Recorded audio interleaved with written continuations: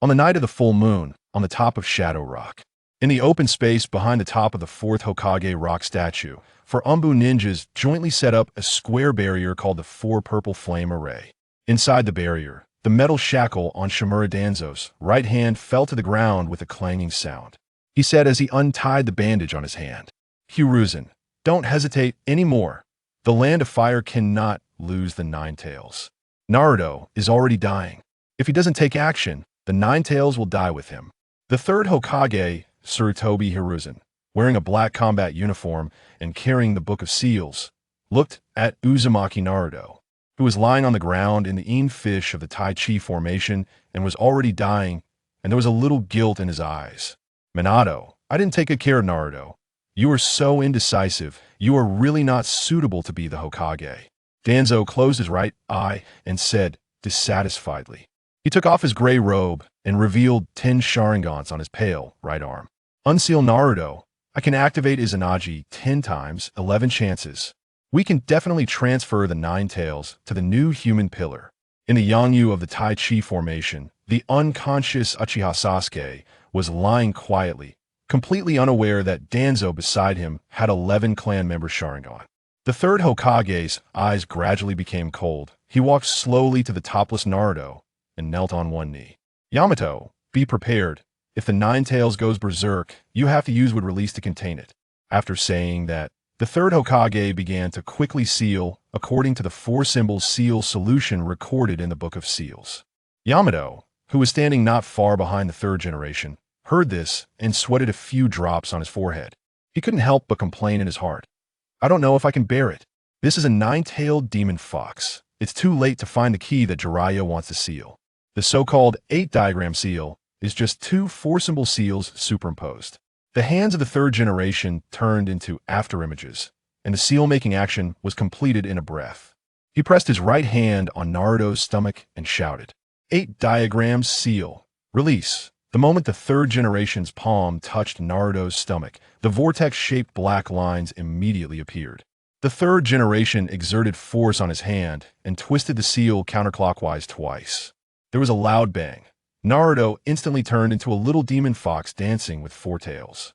The third generation quickly jumped back. Yamato quickly made a seal and launched the wood escape without hesitation. Dozens of wooden pillars broke out of the ground and trapped Naruto, who had already turned into a tailed beast. A series of violent roars echoed in the barrier, causing pain in the eardrums. The black and red chakra on Naruto's body began to move along the Tai Chi formation to the dense runes and towards the Yangyu. A large amount of Nine Tails chakra continued to pour into Sasuke's body, causing him to struggle on the ground in pain. His body was also covered with a layer of red chakra coat with bubbles. Danzo watched this scene, tensed his nerves, and was ready to activate Izanagi at any time after the tailed beast sealing technique failed. Yamato saw that Naruto's 5th tail had grown out, and his would escape was breaking one by one, and hurriedly shouted, "Hokage-sama, I can't hold on any longer." The third generation nodded, and then began to make a seal. With a snap, the third generation's palms merged. Shiki Fujin, Danzo, and would seal half of the Nine Tails chakra again. "The future of Konoha is in your hands." A huge shadow in a white robe quickly took shape behind the third Hokage. The third Hokage turned his head slightly and looked at the Prajna with red horns on his head and a short blade in his fangs. "Is this the god of death?" At this moment, a red light accompanied by lightning fell from the sky, passed through the barrier, and landed on Naruto. Yamato's wood release was completely broken. Naruto began to grow a white exoskeleton, and his body became bigger and bigger. The Nine Tails demon fox was about to reappear in the world. "Hiruzen, don't worry. I will inherit your will of fire," Danzo shouted. Just when the third Hokage was about to launch the Shiki Fujin, something strange happened. Countless golden chains with arrows flew out from the demon fox's belly, binding Naruto, who was constantly transforming into a tailed beast. Everyone present was stunned. This is the Vajra seal of the Uzumaki clan. The third generation stopped the technique of the Shiki Fujin. At the same time, in the sealed space of the nine-tailed demon fox, the residual soul of Minato Namikaze said to Winmingren, who suddenly appeared, "My son is dying, and the chakra that I and Kunishin left in his body is almost exhausted. It turns out that I was completely wrong to seal the nine-tailed in Naruto's body. I don't know how you got here, but after you occupy Naruto's body, take his body and take a good look at this vast world. The nine-tailed demon fox lying behind the sealed cage said sarcastically, "Hee, you two are trying to seal me at the risk of your life. Didn't your son get killed by them in the end? Humans are such stupid and evil creatures. Ha ha." When Mingren looked at the family of three whose souls were gradually transparent and began to recite the mantra of rebirth. The supreme command, transcend your lonely soul. All ghosts for lives are blessed. Kinkuna hugged Naruto's slowly dissipating soul and whispered, "Naruto, don't be afraid. Mom is here." Minato Namikaze hugged his wife and children and sighed, "Alas, it's a pity that most of my soul has been sealed when I used the Shiki Fujin. Now our family will be separated again." Before when Mingren finished reciting the mantra of rebirth, the souls of the three people in the family turned into light particles and completely dissipated. In the real world, the huge figure of the nine-tailed demon fox suddenly disappeared, and Naruto, who was covered in red, fell to the ground with a plop. The Bagua seal on his stomach appeared again and then slowly disappeared. In the dust and smoke raised by the nine-tailed fox, the third-generation Hokage seemed to see the fourth-generation Hokage, Minato Namikaze, who was looking at him with extremely disappointed eyes. Minato? The third generation rubbed his eyes and looked again, but there was no figure of Minato Namikaze in the barrier. The change just now. Could be a backup plan left by Uzumaki Kushina. Danzo was about to go forward to check, but he suddenly stopped. Naruto staggered to his feet, and the skin on his body that was burned by the Nine-Tails chakra was recovering at a speed visible to the naked eye. Is this spiritual energy? After sensing the natural energy around him, Naruto guided the natural energy to slowly infuse his body. Two orange spots appeared on Naruto's upper eyelids, and he actually turned on the Sage mode directly. He slowly opened his eyes, and the pupils of his beautiful blue eyes suddenly split into two, turning into strange purple double pupils. What kind of monster is this? Under the gaze of the double pupils, the figure of the god of death behind the third generation instantly disintegrated. The third generation was shocked. What's going on? Why is the chakra in my body disordered? Is the Shiki Fujin broken just like that?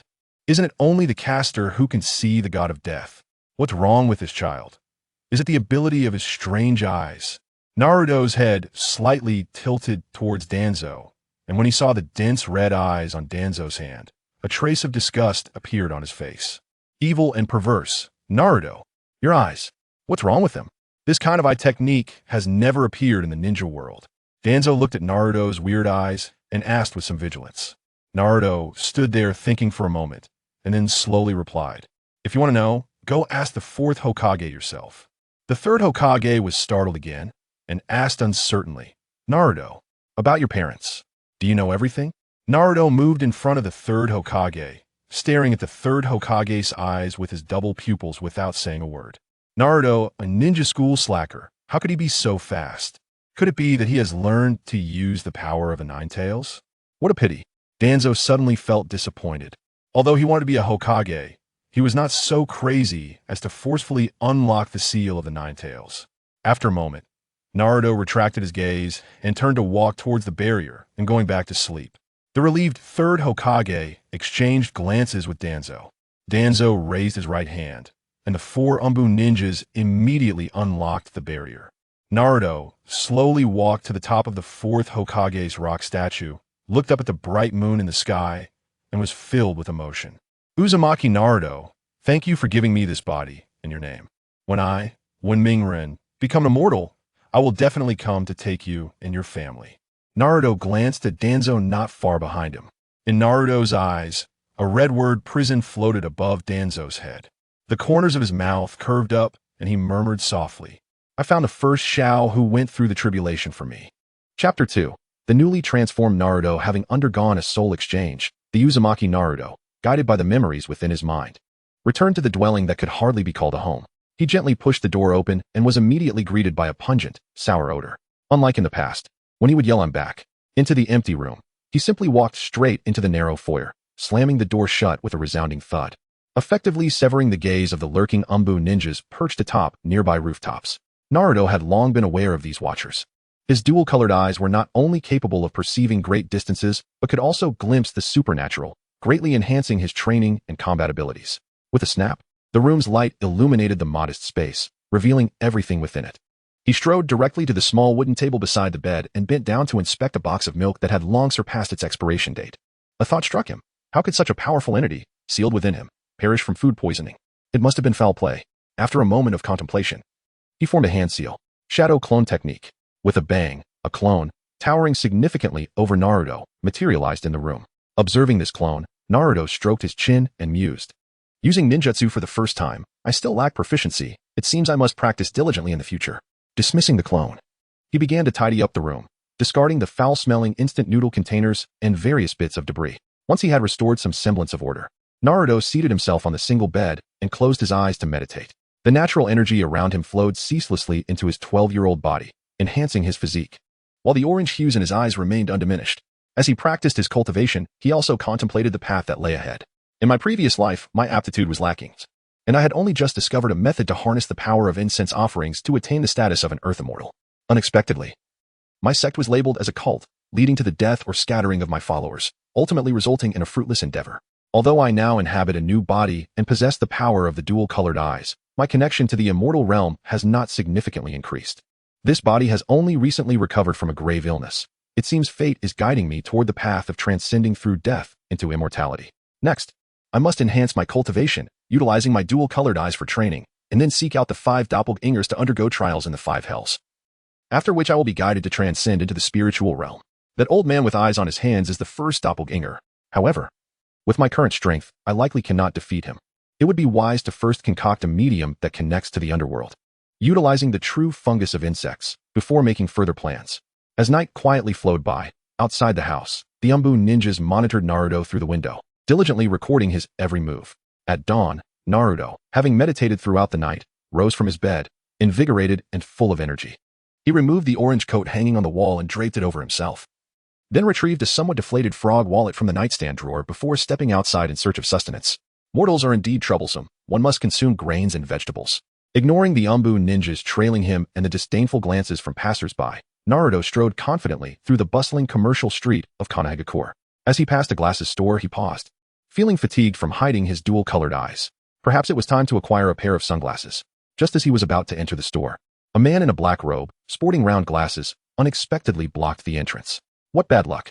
Early in the morning, let not the fox spirit affect my fortune today. Just look at the color of your eyes. They are identical to the fur of a fox spirit. Are you the owner? Naruto inquired playfully as he stroked his chin. I wish to purchase a pair of sunglasses. Do you have any fashionable styles? Do recommend. Get lost. I do not conduct business with fox spirits. The shopkeeper's face contorted with palpable disgust. With a whoosh, Naruto's figure vanished from sight. Where did he go? The shopkeeper exclaimed, hastily glancing around. Just this pair will do. 321 yen. Take it. Suddenly, Naruto's voice echoed from within the shop. The shopkeeper turned around to find Naruto wearing oversized black sunglasses, cheerfully offering 3 bills and a handful of coins. The shopkeeper, however, did not reach for the money. Instead, he attempted to extort Naruto, declaring, this pair costs 1,000 yen. Price just increased. Fine, targeting me, are you? Naruto tilted his palm, allowing the bills and coins to spill onto the floor, creating a cacophony of clinks.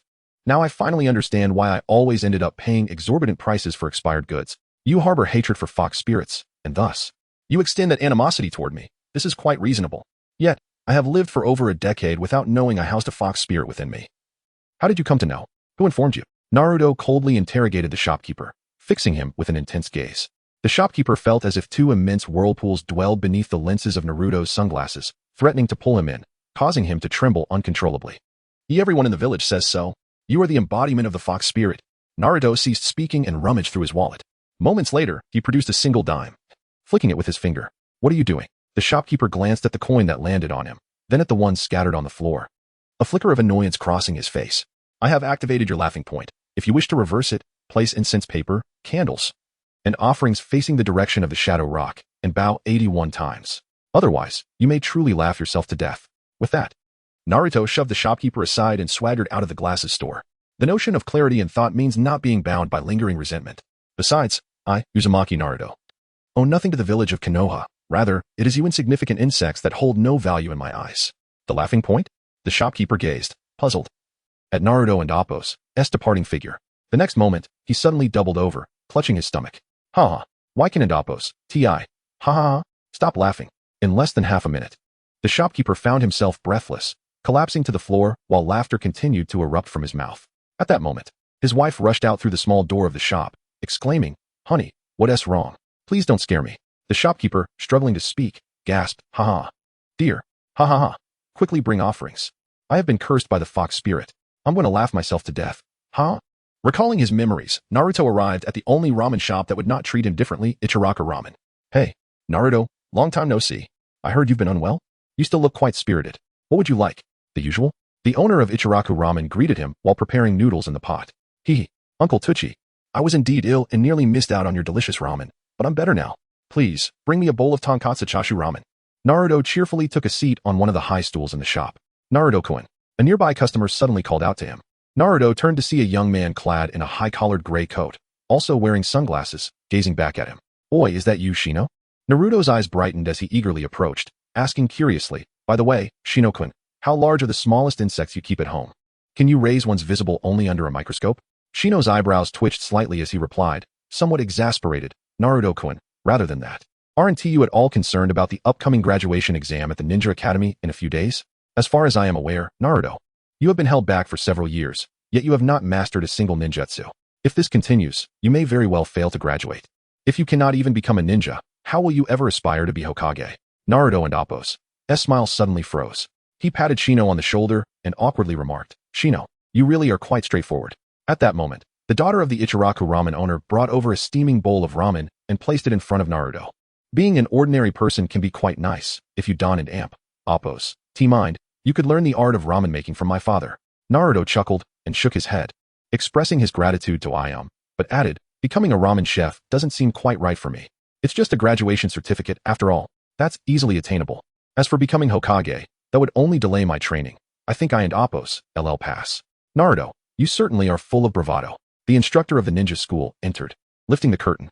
"I'll cover the students' ramen expenses," Mizuki announced as he took a seat, slapping several large bills onto the table. "Thank you, Teacher Mizuki."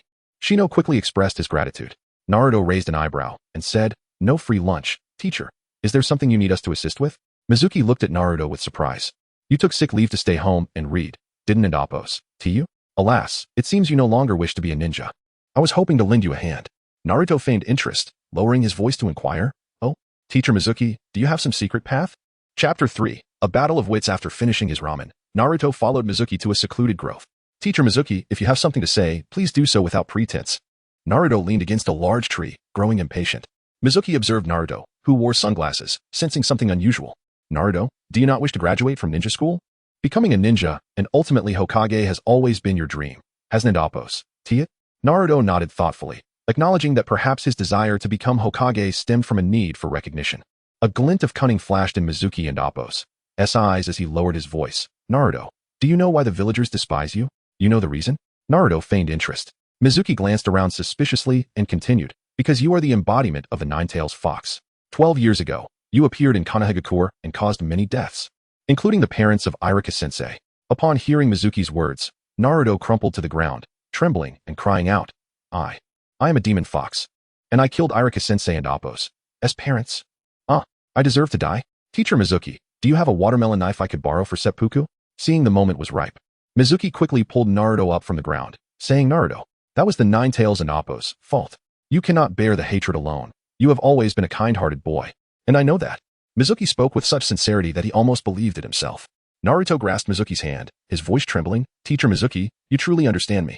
Mizuki quickly replied, "Thus, I do not wish to watch a sensible child like you have your dreams shattered. The third Hokage possesses a scroll of sealing techniques filled with powerful ninjutsu. If you learn just one, you can graduate from ninja school without issue." Naruto dusted off his pants and coldly responded, "I see. You want someone who can't even obtain a graduation certificate to sneak into the Hokage's residence and steal such a powerful item. How did you even pass the teacher qualification exam?" Mizuki struggled to suppress the urge to strike Naruto, his voice hoarse. "The third Hokage is very lenient. He wanted Appo's to easily punish you. Therefore, even if you fail to obtain the scroll, there will be no real loss. A small risk is worth taking for a smooth graduation. Don and Appo's, do you think?" Naruto nodded, considering the rationale. Then you can go steal the scroll for me. What? Mizuki could hardly believe his ears. You Don and Appos, T wish to remain merely a small-time teacher, do you? Naruto enticed. When you are old and reflect on your unremarkable life, will you not feel regret? Wake up, young man. If not now, then when? If the sealing scroll is as powerful as you say, learning just a few techniques from it would allow you to dominate in Konohagakure. Mizuki stared at Naruto in disbelief, finally unable to contain his anger. Damn fox, you must steal the sealing scroll for me, or I will kill you. Mizuki kicked out, and Naruto stepped back slightly, merely catching a whiff of the foot odor without being struck. Mizuki stared in shock. I kicked air? I couldn't even hit a failure like you. This is impossible. Mizuki immediately leaped back a few steps, while Naruto created some distance. He drew 2 shuriken from his waist and hurled them without hesitation towards Naruto. You think a few shurikens can kill me? Naruto stood firm, executing a hand sign, as the approaching shuriken twirled around him like 2 fluttering butterflies, continuously spinning. What ninjutsu is this? Shuriken can be used like this? Who taught you? Not only Mizuki and the hidden Umbu ninja were astonished, but even the 3rd Hokage, who was watching Naruto battle Mizuki through a crystal ball in his office, gaped in surprise. There are no strings attached to the shuriken. Is this the power of the tailed beast? Naruto truly is a qualified Jinchuriki. He must be properly guided to become a cornerstone of the village's protection. Mizuki swiftly formed hand seals and used the shadow clone technique, charging towards Naruto. With such feeble skills, you dare to call yourself a teacher? You are merely leading the next generation astray. No matter how many clones you create, only one possesses a soul. Naruto directed his shuriken forward, and they spun rapidly towards Mizuki and Appos' true form. As Mizuki watched the shuriken approaching, an overwhelming sense of sorrow and resentment surged within him. How tragic. To be recognized by the demon fox. Why do I work so hard yet remain so weak? I refuse to accept this. Mizuki dodged and weaved through the grove, but the 2 shuriken relentlessly followed him closely. The more he sped up, the faster they pursued. Naruto was clearly toying with Mizuki. I will go steal the sealing scroll, Mizuki shouted in despair. With a thud, the shuriken embedded themselves in a tree. Excellent. Teacher Mizuki, if you dare deceive me, you will learn what it means to live a fate worse than death. With that, Naruto turned and left the grove. Gasping for air, Mizuki was filled with humiliation. Laughing maniacally, I was chased by my own shuriken. He peered out from behind the trunk, shooting Naruto's retreating figure a resentful glare. Damn fox. Relying on the power of the tailed beast to humiliate me so. I must obtain the sealing scroll, learn powerful forbidden techniques, and kill you. In the Hokage and Appos' office. The 3rd Hokage ceased watching the crystal ball. He slowly turned his gaze toward the sealing scroll on the office bookshelf, lost in thought. Chapter 4. The Heist Konohagakure Ninja School. After more than half a month, Naruto stepped through the school gates once more. At this moment, it was not yet time for class, and Naruto instinctively made his way to the large tree in the playground. This spot was practically my exclusive seat. As Naruto gazed at the fallen leaves on the swing, he gently waved his hand, summoning a soft breeze that cleared the swing completely. He sat cross-legged on the swing, squinting at the school gate, momentarily lost in thought as he observed the parents dropping off the younger students. Reflecting on his memories, he realized that loneliness had been his constant companion since childhood, like a shadow. If it weren't Appos, T for the chakra left by his parents within him, he might never have had the chance to see them even once. Naruto sighed softly. Alas, a child without a mother is like a blade of grass. Yet, in the end, he had managed to reunite with his parents. Rest assured, the name Uzumaki Naruto will soon resonate throughout the entire ninja world. Suddenly, a faint call interrupted Naruto and Appos' reverie. Naruto. Naruto-kun turning his head. He saw a girl in a grayish-white coat, standing bashfully nearby. It was Hinata, the heiress of the Hyuga clan. Why are you acting like a quail, Hinata? Do you need something from me? Naruto teased. A quail? Hinata paused for a few seconds, then took a deep breath and lowered her head. Naruto-kun, I heard you were sick. I couldn't find you at the hospital. Now that I see you're fine, that's really wonderful. Also, good luck with the graduation exam. I believe you will pass successfully. Without waiting for Naruto to respond, she turned to run away. Don't go. Naruto swiftly appeared in front of her, grabbing Hinata and Appos' hand. I and Appos am a bit curious. What special abilities does your Byakugan possess? Naruto leaned close to Hinata and Appos' round face, examining her peculiar white eyes with great interest. Hinata froze, feeling the warm breath Naruto exhaled brush against her cheek, causing her heart to race and a blush to spread from her fair neck to her entire face. So, close. Then, her legs weakened, and she fainted. Hey, are you just pretending? Naruto caught Hinata's small frame and quickly pinched her acupoint. Could it be heat stroke? But it's not even hot today. What are you doing, Naruto? Lady Hinata. Niji Hyuga suddenly rushed over, forcefully taking Hinata from Naruto's grasp and placing her under the tree. Naruto spread his hands in explanation. The girl just had a bit of an unstable breath. She'll be fine after some rest. Niji and Appos' temples throbbed as he observed Hinata and Appos' chakra flow with his Byakugan. Fortunately, she and Appo's alright, he sighed in relief. Naruto squatted beside them and suddenly said, Neji, you really care for your sister, don't you? Neji's expression turned cold. This is merely my duty. Well, since Hinata is fine, I'll be leaving. Naruto stood up, preparing to depart. Wait. Neji stood up, his tone icy. You, the unworthy outsider without a clan, should stay away from Lady Hinata in the future. Otherwise, I won't hesitate to teach you a lesson. Naruto turned to look at Neji's serious expression, slightly furrowing his brow. I've heard that the Uzumaki clan was once quite powerful, but nearly all its members are gone. When you say I have no clan, isn't that stabbing the heart of Uzumaki Naruto? Neji, taken aback, had never heard of the Uzumaki clan in Konoha. Now, your words have caused me serious harm. You owe me compensation for emotional distress. Naruto said with a smile that held a hint of mockery. Neji burst into laughter. Ha ha ha. Emotional distress? You, who are lacking in ninjutsu and taijutsu, have surprisingly found talent in comedy. If you can in Appos, become a ninja, you might as well become an actor. At least you won in Appos, starve. Neji laughed as he pulled out a bulging gray pouch from his pocket. Emotional distress. If you have the ability, come and take it yourself. Before he could finish, he felt the weight in his hands suddenly lighten. He looked down in disbelief, only to find that the pouch had vanished. How is this possible? My Byakugan has been activated. The pouch Kuden and Appos have disappeared into thin air. Naruto chuckled as he weighed the pouch in his hand and then transformed into a blur. When Neji regained his senses, the pouch was inexplicably back in his possession. He looked at Naruto, bewildered. Didn't and Appos see that coming? Naruto remarked, disappearing once more. Neji hurriedly shoved the pouch into his pocket, but it was too late. All that remained in his hand was air. How could he be so slow that even my Byakugan couldn't catch it? Is this really the so-called outsider? Naruto reappeared at his original spot, still holding Neji's pouch. You had your chance, but you let it slip away. I and Appos, I'll write you a receipt later, so you can claim reimbursement from your clan. Naruto grinned as he tucked the pouch into his pocket and prepared to leave. Naruto. Enraged, Neji charged forward. A Bagua formation instantly unfolding beneath his feet. Huh, a Bagua formation? And why do you all run in such a strange manner? Naruto turned back, watching Neji approach with keen interest. Soft fist. 8 trigrams 64 palms. Neji shouted, his palms enveloped in blue chakra, aiming directly at Naruto and Appos as pressure points. Naruto, with his hands behind his back, began to move as leisurely as an old man taking a stroll, evading Neji and Appos' attacks with an almost supernatural ease. 1 palm, 2 palms, 3 palms, 26 palms. Neji and Appos' blood vessels bulged as he realized that all 26 strikes had missed their target, leaving him questioning his very existence. He halted, breathing heavily, and asked, Naruto, what method did you use to evade my 8 trigrams palm? Naruto shook his head with a smile. I won't take your money for nothing. Today I'll teach you something useful. In the blink of an eye, Naruto dashed forward and pushed Neji back. Neji jumped back to create distance, only to realize that the Bagua formation beneath him was no longer centered on him, but was now following Naruto's movements. Continue attacking me, Naruto said as he slowly repositioned himself. Neji, seeing this, gathered his chakra again, preparing to charge forward, but as soon as he took a step, he stumbled over a stone, nearly twisting his ankle. What is happening? My taijutsu shouldn't be this poor? Neji thought, hesitating to engage closely in combat with the 8 trigrams.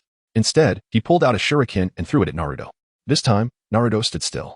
And just as the shuriken was about to hit him, a bird suddenly flew by, intercepting the attack. Their skirmish drew the attention of other students, who gathered to watch. Look, it and Appos, that guy Naruto. He and Appos, causing trouble again. Is Neji going to teach him a lesson? Let us go see the excitement. Naruto, don't start crying. Ignoring the noisy crowd, Naruto said calmly, the Bagua formation contains both life and death gates, as well as the interplay of elements and fortune. I stand in the position of great fortune. How could you possibly hit me? You stand in a position of misfortune. How could you avoid disaster? Neji was somewhat confused, yet he was profoundly shocked. The Bagua formation could be utilized in such a manner? Where did this Naruto learn this from? As the two stopped fighting, the spectators began to stir up excitement. Neji, teach Naruto a good lesson. Naruto, how could a tail-end like you possibly compete with someone from the Hyuga clan? Quickly strike. If Naruto were to remain at this level, he would miss the chance to challenge Neji. Among the crowd, Sasuke Uchiha observed Naruto and Appos' nonchalant demeanor in the face of his classmates and Appos' provocations, and an inexplicable fire ignited within him. Naruto, scanning the familiar and unfamiliar faces around him, smiled as he emptied his pockets of all his money. Hey kids, want to earn some pocket money? Chapter 5. A small windfall. Come. Place your bets.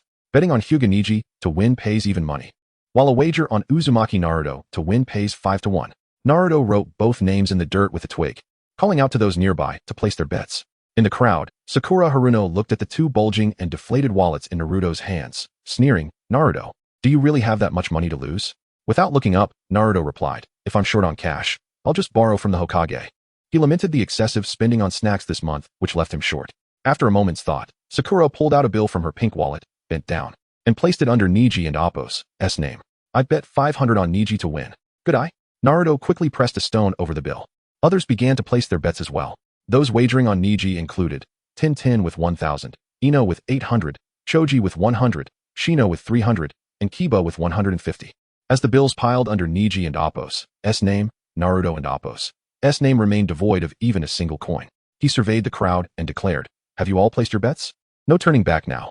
I and Appo's LL wager 1,000 on Niji and 1,000 on Naruto. Hinata, who had awoken at some point, rushed to Naruto and laid down 2 large bills. Naruto and Appo's smile faltered. Ugh, this girl is too shrewd. It and Appo's a sure thing. He shouted to the younger students. The god of wealth has come to our doorstep. Aren't you going to seize the opportunity? The younger students began to stir. I heard Naruto has stayed at this level for 3 years without graduating. He is bound to lose. I bet on Niji for sure. There be a Kugan is formidable. I and Appo's LL wager 2,000 on Niji. I and Appo's LL put down 3,000. Naruto and Appo's smile returned. You young folks have a bright future. Meanwhile, Niji watched the scene from a distance, his expression darkening. I and Appo's LL bet 50 on Naruto. Lee, clad in his white training uniform, tossed a few coins to Naruto. Good eye? Naruto accepted the coins and placed them under his name. I and Appo's LL bet 500 on Naruto. Shikamaru lazily called out. Ino quickly interjected, Shikamaru. How could Naruto possibly defeat Niji? Shikamaru yawned in response. I trust my deductions. Seeing that no one else was betting, Naruto stood and approached Niji. Don't say I'm bullying you. I want team move. If you can touch me, I'll consider it a loss, alright? After he spoke, Naruto stood still, waiting for Niji to make his move. Uzumaki Naruto. This is your own doing.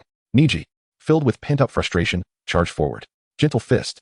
His palm enveloped in blue chakra lunged towards Naruto's face. Does shouting out the name of your technique make it sound impressive? Well, I'll do the same. Tai Chi, cloud hands. With a gentle flick of his right hand, Naruto effortlessly deflected Niji and Appo's attack, ensnaring Niji and Appo's right hand in the process. What kind of ninjutsu is this? Niji found himself unable to touch Naruto, yet an invisible force held his right hand captive, rendering him unable to escape. And he was helplessly led away by Naruto and Appo's hands. Naruto's movements appeared soft, yet they concealed a hidden strength as he murmured, with a heart unperturbed. Like water in its fluidity, changing in myriad ways, gentle yet urgent, swift yet slow, flow like water, my friend. As Naruto stirred his hands gently, Niji felt a powerful force surge from his right hand, causing his entire body to spin uncontrollably. After a dozen spins in midair, Niji crashed to the ground, sending dust flying. Silence enveloped the scene, all eyes wide as they gazed at the motionless figure of Niji Hyuga, followed by whispers. No way. That's the genius of the Hyuga clan. What did Naruto do? They never even touched. Could they be conspiring to deceive us for our money? He lost. Lost. How could the underdog possibly win? It must be a trick. Thank you for the match, Naruto said, swiftly moving to collect the bets. Hinata. Here is your 5,000. Lee, your 250. Shikamaru, your 2,500. Naruto quickly distributed the winnings and prepared to make his exit. Hey, what does Appo's, like water and Appo's, mean? Lee grabbed Naruto and Appo's hand, stopping him. Naruto looked at the young man with thick eyebrows and replied with a smile, you'll understand when you reach my age. In the crowd, Sasuke Uchiha, with his single Tomo Sharingan activated, fixed his gaze on Naruto. How has this guy become so strong? Finally, I found a worthy opponent. Sasuke felt a surge of excitement. Congratulations, Naruto, Hinata exclaimed, taking her money and rushing off to check on Niji. Sakura, her mind reeling, cried out, Irika-sensei, Naruto is gambling. Tenten and Ino wore glum expressions. My 1,000. That was for my ninja tools. Ah, the new cosmetics, gone. Shikamaru, seeing their plight, waved his hand generously, giving Ino and Choji each 500. Ino pleaded, Shikamaru, can you spare a bit more? Choji cheered, yay. Now I have money for snacks. The younger students, feeling cheated, wanted to confront Naruto to reclaim their money, but lacked the courage. Go get your money back from Naruto. Niji couldn't even defeat him. Forget it. Just accept your misfortune. Just then, the school bell rang. Naruto stuffed the money into his pocket, darting toward the classroom. Good morning, Irika-sensei. Naruto, his pockets bulging with cash, rushed inside and found a seat. Irika, busy organizing test papers, glanced up at Naruto with a complex expression. Sasuke entered shortly after. Sitting beside Naruto, he lowered his voice, don't leave after school. Naruto, puzzled, replied, I don't think we have any grudges, do we?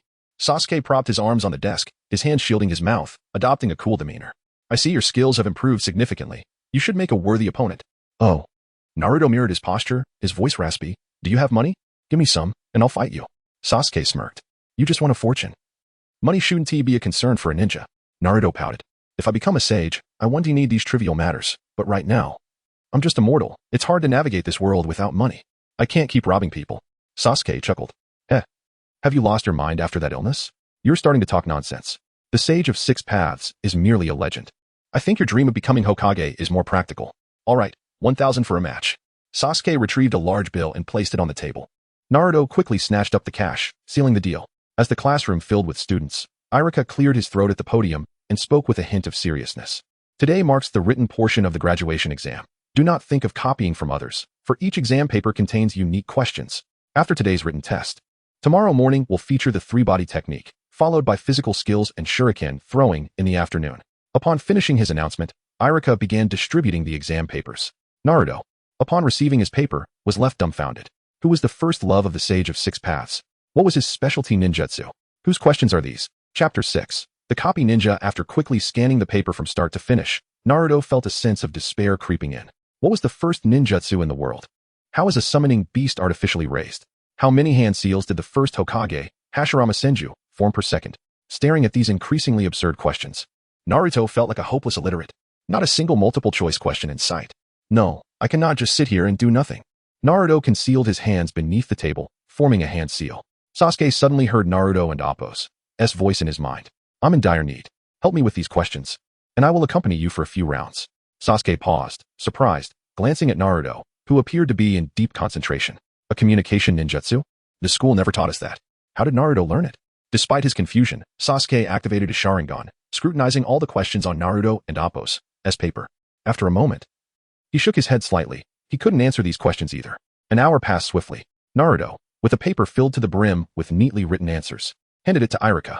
Teacher, look at how neat my handwriting is. Can I get some points for presentation? Iruka stared at Naruto through his sunglasses and replied, This is not a calligraphy contest. Right is right, and wrong is wrong. Even if you write your incorrect answers perfectly, it won't earn you any extra points. Naruto nodded in understanding. That makes sense. I must score full marks on the other exams to graduate smoothly. Iruka remained silent, watching Naruto with a complex expression. As a fellow orphan, Iruka could empathize with Naruto, yet he could never fully dispel the resentment harbored for the Nine Tails, the beast that took his parents' lives. He had tried his utmost to prevent his hatred for the Nine Tails from being projected onto Naruto. While organizing the papers, Iruka said, Naruto, you don't necessarily have to become a ninja. Naruto smiled and replied, but Uzumaki Naruto is determined to be a ninja. Iruka sighed. Well then, good luck. Full marks, 98. Naruto declared before exiting the classroom, intending to treat himself to a good meal. Just as he was about to leave the school, he was suddenly intercepted. Come with me to the lake, Sasuke said coldly. Sakura, standing nearby, shot a disdainful glance at Naruto before turning to Sasuke with a smile. Sasuke, would you like to walk home with me? Don't get too close to that orphan Naruto. Get lost. Sasuke glared fiercely at Sakura. Don't interfere. Naruto sighed helplessly. Sigh? People often say that those with large chests lack brains. But you? He glanced at Sakura's well-endowed figure and continued. In this trio, you're the only one with both parents alive. Realizing her mistake, Sakura quickly grabbed Sasuke's arm, explaining, I didn't mean it like that. I was just talking about Naruto, not you. Sasuke pushed Sakura away and turned to leave. Naruto also prepared to walk away, but was blocked by a tearful Sakura. What do you want? Naruto asked in confusion. It's all your fault that Sasuke treats me so rudely. A hint of resentment crossed Sakura's face as she raised her right hand, aiming a punch at Naruto's head. Do you really think I'm a pushover? Naruto countered with a headbutt, colliding with Sakura's powerful fist. With a loud bang, Sakura was sent flying, but managed to adjust her stance mid-air to land without falling. Feeling the sharp pain in her hand, she dared not approach him again. If you want to fight me, it costs money. Don't bother me if you don't have any. With that, Naruto followed Sasuke's departing figure. Sakura watched Naruto's retreating back, feeling a surge of frustration. I used to be able to knock him on the head with one punch. How did he suddenly become so strong after that illness? Even Neji can't match him now. Naruto trailed behind Sasuke to the edge of a small lake. Let us begin. Sasuke channeled chakra into his feet, walking across the water's surface toward the center of the lake. Is it possible to do this? Naruto, with his keen perception, quickly comprehended Sasuke's chakra manipulation technique after a brief glance. In the next moment, he too stood firmly on the water's surface and made his way to the center. I won't hold back. Sasuke activated his Sharingan, displaying a single tomo. Naruto nodded. Having paid his dues, he was determined to enjoy the sparring session. Fire style. Grand fireball technique. Sasuke executed the hand seals in an instant, unleashing a massive fireball that surged toward Naruto. I'll just copy your ninjutsu. Naruto mirrored Sasuke's hand seals, quickly inflating his chest before expelling a burst of compressed air. The fireball was detonated by the force of the air, scattering like fireworks across the lake and Appo's surface. Why can't I use fire style? Is it due to a difference in physique? While pondering this, a flurry of shuriken flew toward Naruto from various angles. Water style. Love's enchantment. Just as the shuriken were about to strike, Naruto plunged his hands into the lake, forcefully pulling upward. A powerful current began swirling around him, swiftly forming a massive water sphere. The shuriken vanished upon entering the water sphere. Sasuke utilized the shadow clone technique, circling the water sphere in an attempt to find Naruto's weakness. Suddenly, an octagonal array unfolded beneath the water sphere, standing atop the hexagram. Naruto began forming hand seals once more. Fire style. Dream of burning Paris. A brilliant flame erupted from the water. Sasuke gasped in shock. How could he possibly know the grand fireball technique? With a resounding crash, Sasuke had no time to evade as both his clone and real body were struck by the enormous fireball. Is it over? Naruto dismissed the water shield surrounding him and peered through the rising mist above the lake. You are powerful. Stronger than I anticipated. Sasuke exclaimed excitedly as the mist began to clear, revealing a crimson glow on the lake's surface. Sasuke was enveloped in red chakra, with a tail swaying behind him. Naruto recognized the familiar chakra and recalled the events from that night on the cliff, realizing, oh, so those two old men intended to transfer the Nine Tails to you. Sasuke felt an unprecedented surge of strength. The overwhelming chakra coursing through him made his body tremble. In an instant, he transformed into a blur, charging toward Naruto. Chapter 7. The joyful moments after school. As Sasuke surged forward, he unleashed the grand fireball technique once more, its power significantly amplified compared to before. Still coming? Feeling the scorching heat approaching, Naruto quickly dodged, barely evading the massive fireball. Sasuke and Appo's Sharingan had reached its utmost limit, successfully capturing every subtle movement of Naruto and beginning to predict the forthcoming attacks and trajectories of his movements. At that moment, a tremendous roar erupted as a colossal fireball exploded like fireworks. Naruto evaded continuously, but the barrage of flames was overwhelming, resulting in a small tear in his clothing. Gazing at the hole in his attire, he lamented, "It and Appo's. That's my only outfit. I and Appo's. Found your weakness." Sasuke observed as Naruto paused on the surface of the lake, leaping forward with great force, sending up a massive splash of water, his body propelled like a cannonball. The crimson chakra enveloping Sasuke's right hand morphed into the shape of claws. Seeing Sasuke charge at him with fierce intent, Naruto ceased his evasions, standing firm with his feet shoulder-width apart, inhaling the scorching air deeply before slowly raising his right hand. Ninja art. Serious punch. He struck forward. I've already discerned your trajectory. Sasuke slightly tilted his head, expertly dodging Naruto's punch. Just as his chakra claws were about to make contact with Naruto's body, Sasuke's left cheek suddenly caved in, and he tumbled across the lake's surface like a flat stone. With a series of splashes, he ricocheted off the water several times before crashing into the bushes by the shore, startling a flock of birds into flight. The Umbu ninjas covertly observing Naruto were drenched in cold sweat as they reflected on the battle between these two students. Is the last scion of the Uchiha clan truly defeated like this? Even before officially becoming a ninja, he possesses such strength. The youth of today are relentless. I wonder if the Umbu ninjas can retire. These two youngsters are formidable, yet at their age, Kakashi-senpai was already a jonin. A rustling sound emerged from the bushes as Sasuke emerged, clutching his nearly broken right arm and limping. The crimson chakra had dissipated. His clothes were muddied and covered in burrs, presenting a rather disheveled appearance. Naruto approached the lake's edge, creating ripples with each step. I hope nothing is broken. I held back. Upon hearing Naruto's words, Sasuke collapsed to the ground, pounding the earth in frustration. Why? Why am I still so weak? I can't end Appo's to even defeat the notorious underachiever. Seeing this, Naruto scratched his head in mild exasperation. It and Appo's just a fight. Is it really that serious? Sasuke lifted his gaze, his eyes reflecting a tinge of jealousy. You Don and Appo's, understand. I must become stronger. I must kill that person. All right. I and Appo's am not interested in your personal vendettas. Naruto turned and walked away, hands tucked into his pockets. Sasuke hurried after him. Naruto, Uzumaki, how have you trained to become so strong? You must possess some special method. And how can you use the fireball jutsu? Who taught you? Naruto, overwhelmed by the inquiries, quickly formed a hand seal and muttered, constantly clear, constantly tranquil, constantly serene. Suddenly, Sasuke felt as though his mouth had been glued shut, unable to separate his lips even with his hands. MMM. He gestured frantically at his mouth. Patting Sasuke on the shoulder, Naruto reassured him. Don and Appos. T worry. It and Appos. I'll untie itself soon. Just as Sasuke was about to say more, he heard a whoosh, and Naruto's figure vanished. He looked around, but could not find Naruto anywhere. At that moment, Sasuke discovered he could move his mouth again. Naruto, Uzumaki. Next time, I will definitely defeat you. His discontented voice was carried away by the gentle breeze by the lake. Naruto strolled leisurely through the commercial streets of Konoha, resembling a stone at the bottom of a river, as the crowd parted effortlessly before him. The villagers and returning ninjas alike made way around him. Naruto remained unfazed, ignoring the indifferent or hostile gazes, his thoughts solely on what to eat next. Having consumed several bowls of ramen, he felt somewhat satiated. Though he believed that savoring culinary delights was one of the few pleasures remaining for mortals, suddenly, the aroma of grilled meat wafted into Naruto's nostrils, prompting him to naturally wander into a nearby barbecue restaurant. The once smiling server's expression fell upon seeing Naruto enter. Get out, you troublemaking fox. It's mealtime, don't disturb our business. Naruto chuckled at the absurdity. If I were truly the Nine Tails, I and Appos, to use you as a side dish. Naruto, Shikamaru called from a booth, peering around the corner. Come join us for barbecue. Naruto brushed past the server, casually replying, consider yourself lucky that Naruto Uzumaki harbors no hatred, otherwise. The server suddenly felt an inexplicable chill, wishing to stop Naruto, but finding himself unable to utter a word. Naruto made his way straight to Shikamaru's booth.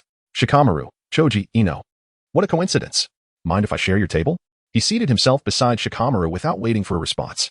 You rascal, you've taken all my pocket money. You have to treat us. Ino huffed, crossing her arms and puffing her cheeks. Choji, still indulging in barbecue, mumbled in agreement, yeah, treat us. Naruto smiled, fine. Since Shikamaru bet on my victory, this meal is on me.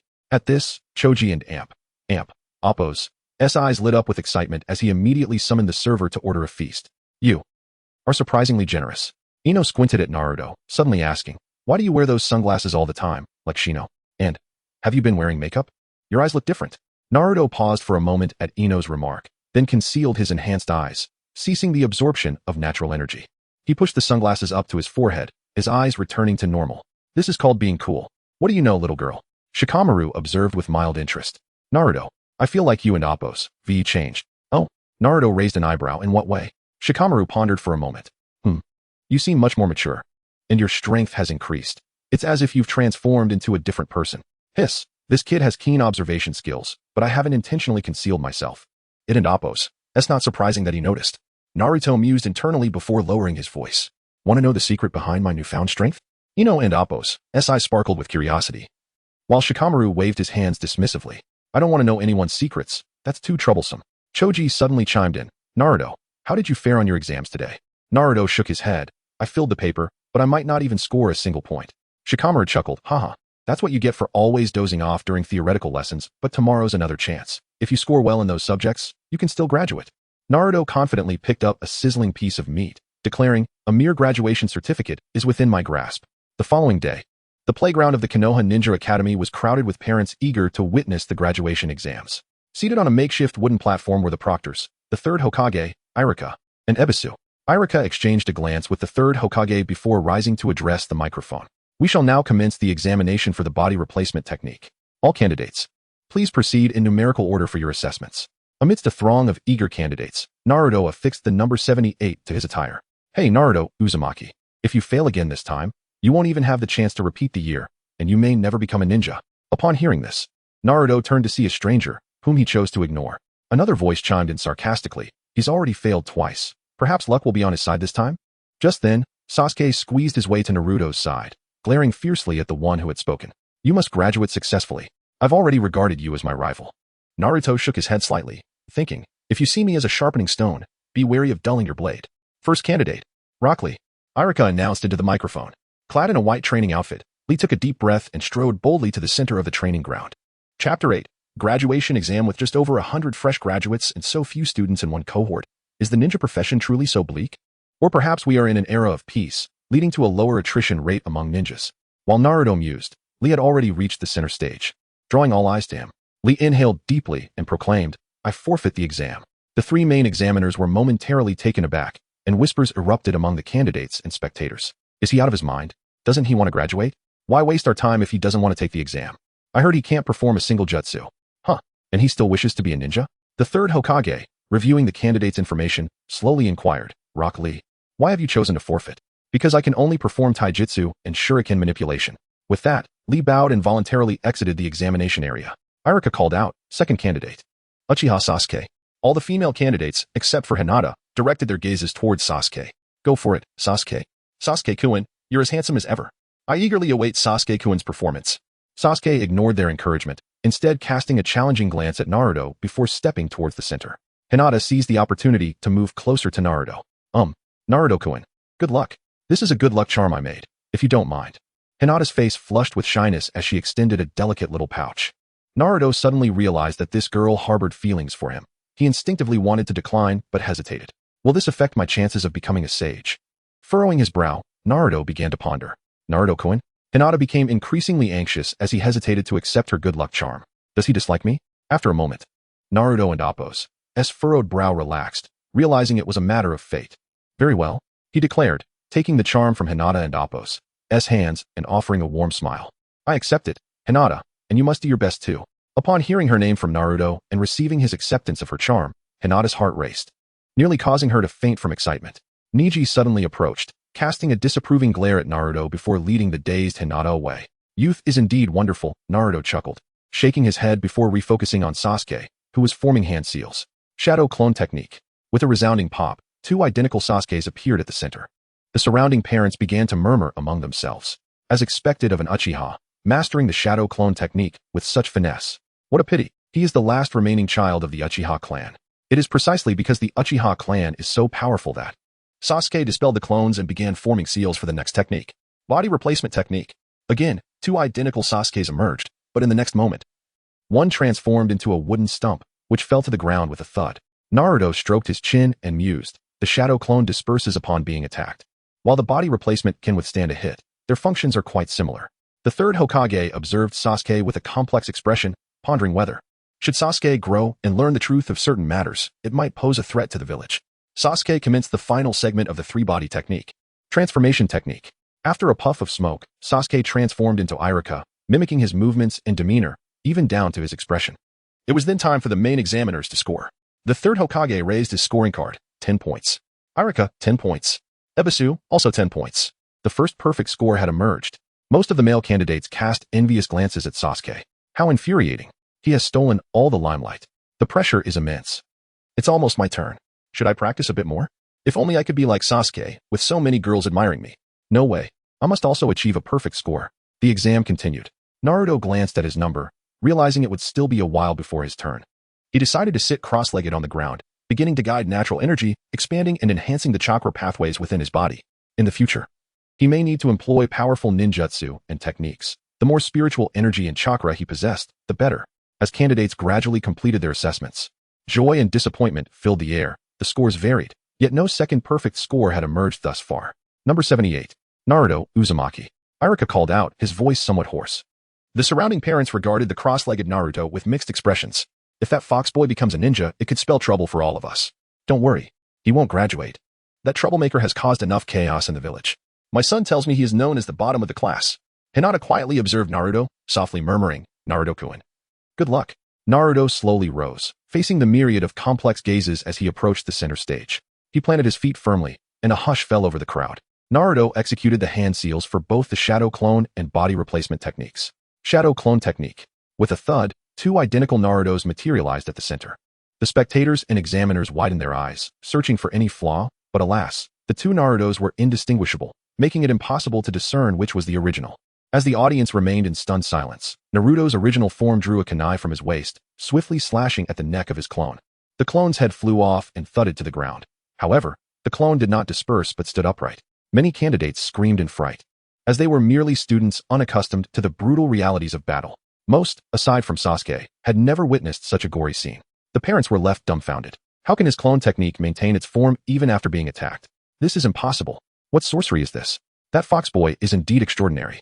Look, even the wounds and blood appeared remarkably lifelike. The third Hokage, seasoned and knowledgeable, sprang to his feet, pointing at the headless body on the ground. Is this what you call the shadow clone technique? Naruto replied nonchalantly, I believe there is some overlap in functionality between the shadow clone technique and the body replacement technique. So I made some modifications.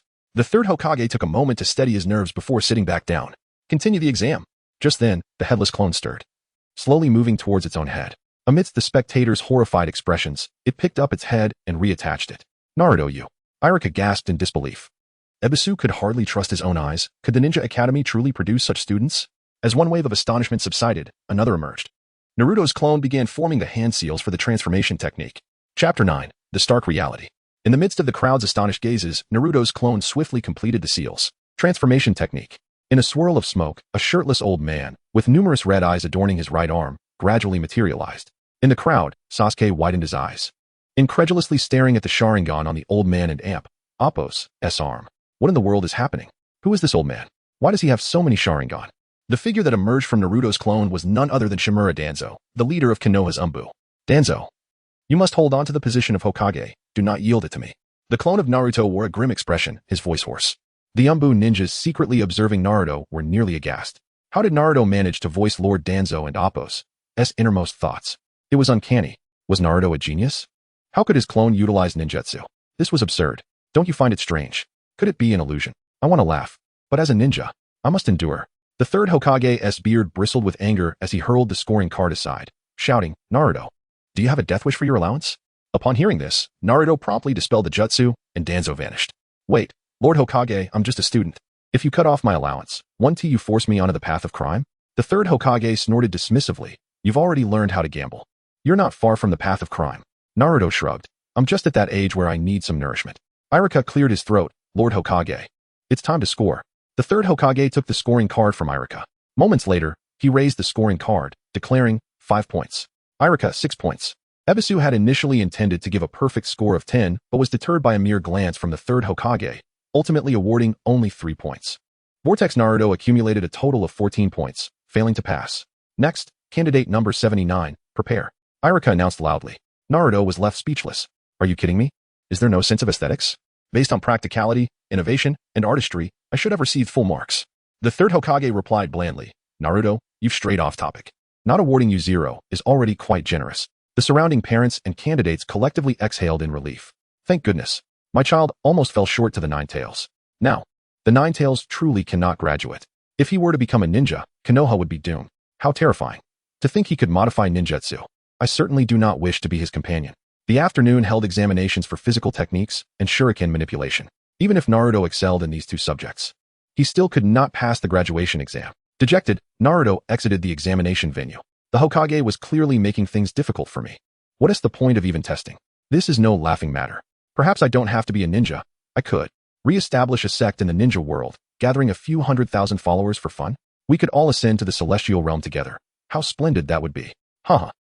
Just a jest. The notion that one could ascend to divinity through a sect in the next life is merely a myth. Just as Naruto sat on the swing, lost in thought, Hinata suddenly approached. Naruto-kun, your ninjutsu, though somewhat frightening, is truly remarkable. This was Hinata's first complete sentence directed at Naruto. You have good taste. Those fellows simply lack appreciation. Naruto found himself increasingly fond of Hinata, unable to resist ruffling her soft hair. Hinata, clutching her clothing, breathlessly blushed a vibrant red, resembling an apple. Nearby, Niji observed this scene and struck the nearby tree with a gentle fist, causing leaves to rain down. Sigh, could it be that Naruto has cast some forbidden technique on Lady Hinata? Yes, it must be that. The morning exams finally concluded. Many students were gathered with their parents, enjoying lunch on the school grounds. Naruto, Sasuke, and Lee, 3 orphans, purchased military rations from the school store, intending to make do. Hey, bushy brows, you've already skipped one exam. Is there any point in taking the afternoon tests? Naruto asked while chewing on the tasteless military rations. Lee swallowed his rations and began doing push-ups. I should perform well on the written exam. As long as I score high in physical techniques and shuriken manipulation, I should pass the graduation exam. Hearing this, Naruto felt a surge of frustration. Was it truly so difficult to change his fate as the perennial underdog? Suddenly, Sasuke inquired, Naruto, who was that person you transformed into earlier? Naruto stuffed the remaining military rations into his mouth, recalling, what was his name? Shimura Danzo. I learned about him from several elders. Why do you ask? Shimura Danzo. Sasuke repeated the name in his mind before responding, it's nothing. I was merely curious. As for the afternoon exams, I see no need to participate again. Even if I score perfectly, I still can't graduate. Just as Naruto rose to leave, he caught sight of a figure out of the corner of his eye. Outside the Ninja Academy's wall, Mizuki was gently waving at Naruto. Chapter 10, The Book of Seals. After the lunch break, the afternoon exams commenced as scheduled. Iruka stood on the platform, scanning the candidates on the field, yet did not spot Naruto. Has that guy abandoned the exam? Suddenly, a ninja clad in a green vest appeared behind the third Hokage, whispering a few words in his ear. What? The third Hokage leaped to his feet. Beside him, Ebisu promptly inquired, Lord Hokage, what has happened? The candidates engaged in the exam turned their attention toward the Hokage. Given the Hokage's expression, was there an enemy attack? Surely, something terrible had transpired. Would the exam be interrupted? The third Hokage turned and walked toward the platform. Ebisu, you continue overseeing the exam. Irika, come with me. Ebisu quickly shouted into the microphone. Lord Hokage has urgent matters to attend to. The exam will proceed. Irika followed the Hokage to the school's backyard, where dozens of vigilant Chunin awaited. Irika dutifully joined the line and stood at attention. The third Hokage glanced over his subordinates before fixing his serious gaze on Irika. The important treasure of Konoha village, the Book of Seals, has been stolen by Vortex Naruto. How could this be? Irika gasped in disbelief, never imagining Naruto would possess such audacity. The third Hokage continued. If the Book of Seals falls into the hands of enemy nations, it will lead to endless troubles. Therefore, you must retrieve the Book of Seals.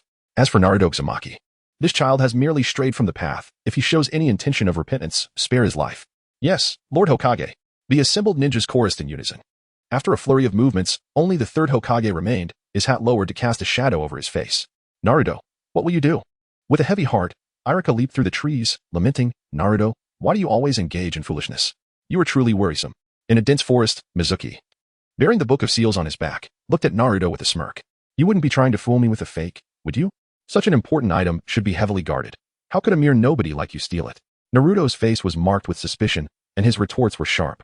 A nobody, you say? Mizuki's forehead bulged with anger as he gritted his teeth. I initially intended to take the Book of Seals and trade it for some benefits in another country. But seeing that you couldn't even pass your graduation exam, it's truly pathetic. Everyone here despises you. Why not leave with me? The outside world wants to know you are the embodiment of the Nine-Tails Fox and will no longer look at you with disdain. What do you think? Isn't this proposal splendid? Mizuki's excitement grew as he painted a picture of a new life awaiting him outside the village. Sigh. Naruto sighed, realizing that he had acquired the Book of Seals, but instead of practicing, he was to deliver it to another. The only possibility is that you lack the talent to learn the ninjutsu within it. Furthermore, you intend to abduct me and sell me to other nations, don't you? The Nine-Tails within me should fetch a pretty penny. Mizuki, furious that Naruto had seen through his intentions, snapped, what do you know, you brat? Do you have any idea how difficult it is for a common ninja like me, without a background or bloodline limit, to stand out in Konoha? I lack talent? You wretched fox. I have already mastered a high-level ninjutsu from the Book of Seals. If you won't come with me, then I will force you. With fingers intertwined, Mizuki began to weave hand signs. Shadow clone technique. With a series of explosive sounds, Naruto found himself surrounded by dozens of clones. This ninjutsu is quite intriguing. To create so many clones at once, Naruto, hidden behind his sunglasses, observed Mizuki and Appo's hand signs and the flow of chakra within him with clarity. So, come with me directly, it will spare you some suffering. Dozens of voices echoed in unison. How can a practitioner advance without hardship? Let us see the power of this technique. Naruto exclaimed, excitement bubbling within him.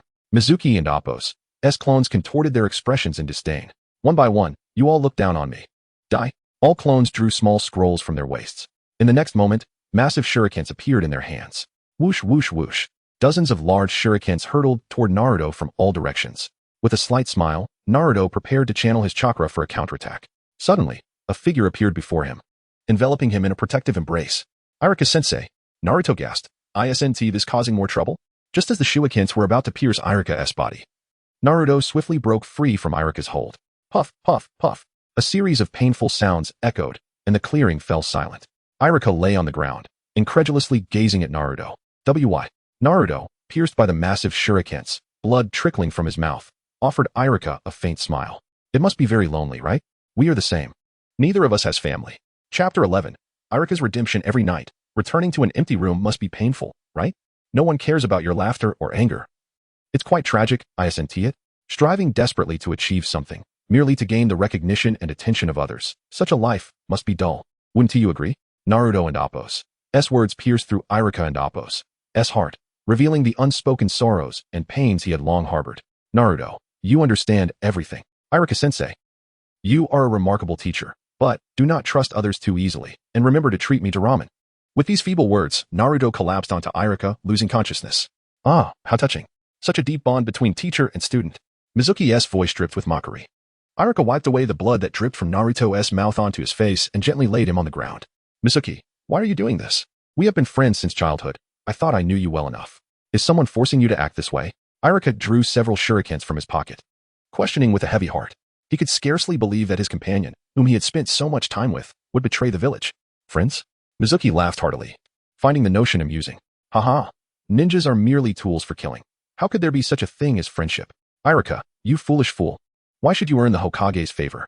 I am 1,000 times stronger than you. Why does he not even glance at me? Suddenly, Irika threw several shurikens, piercing through several of Mizuki's clones.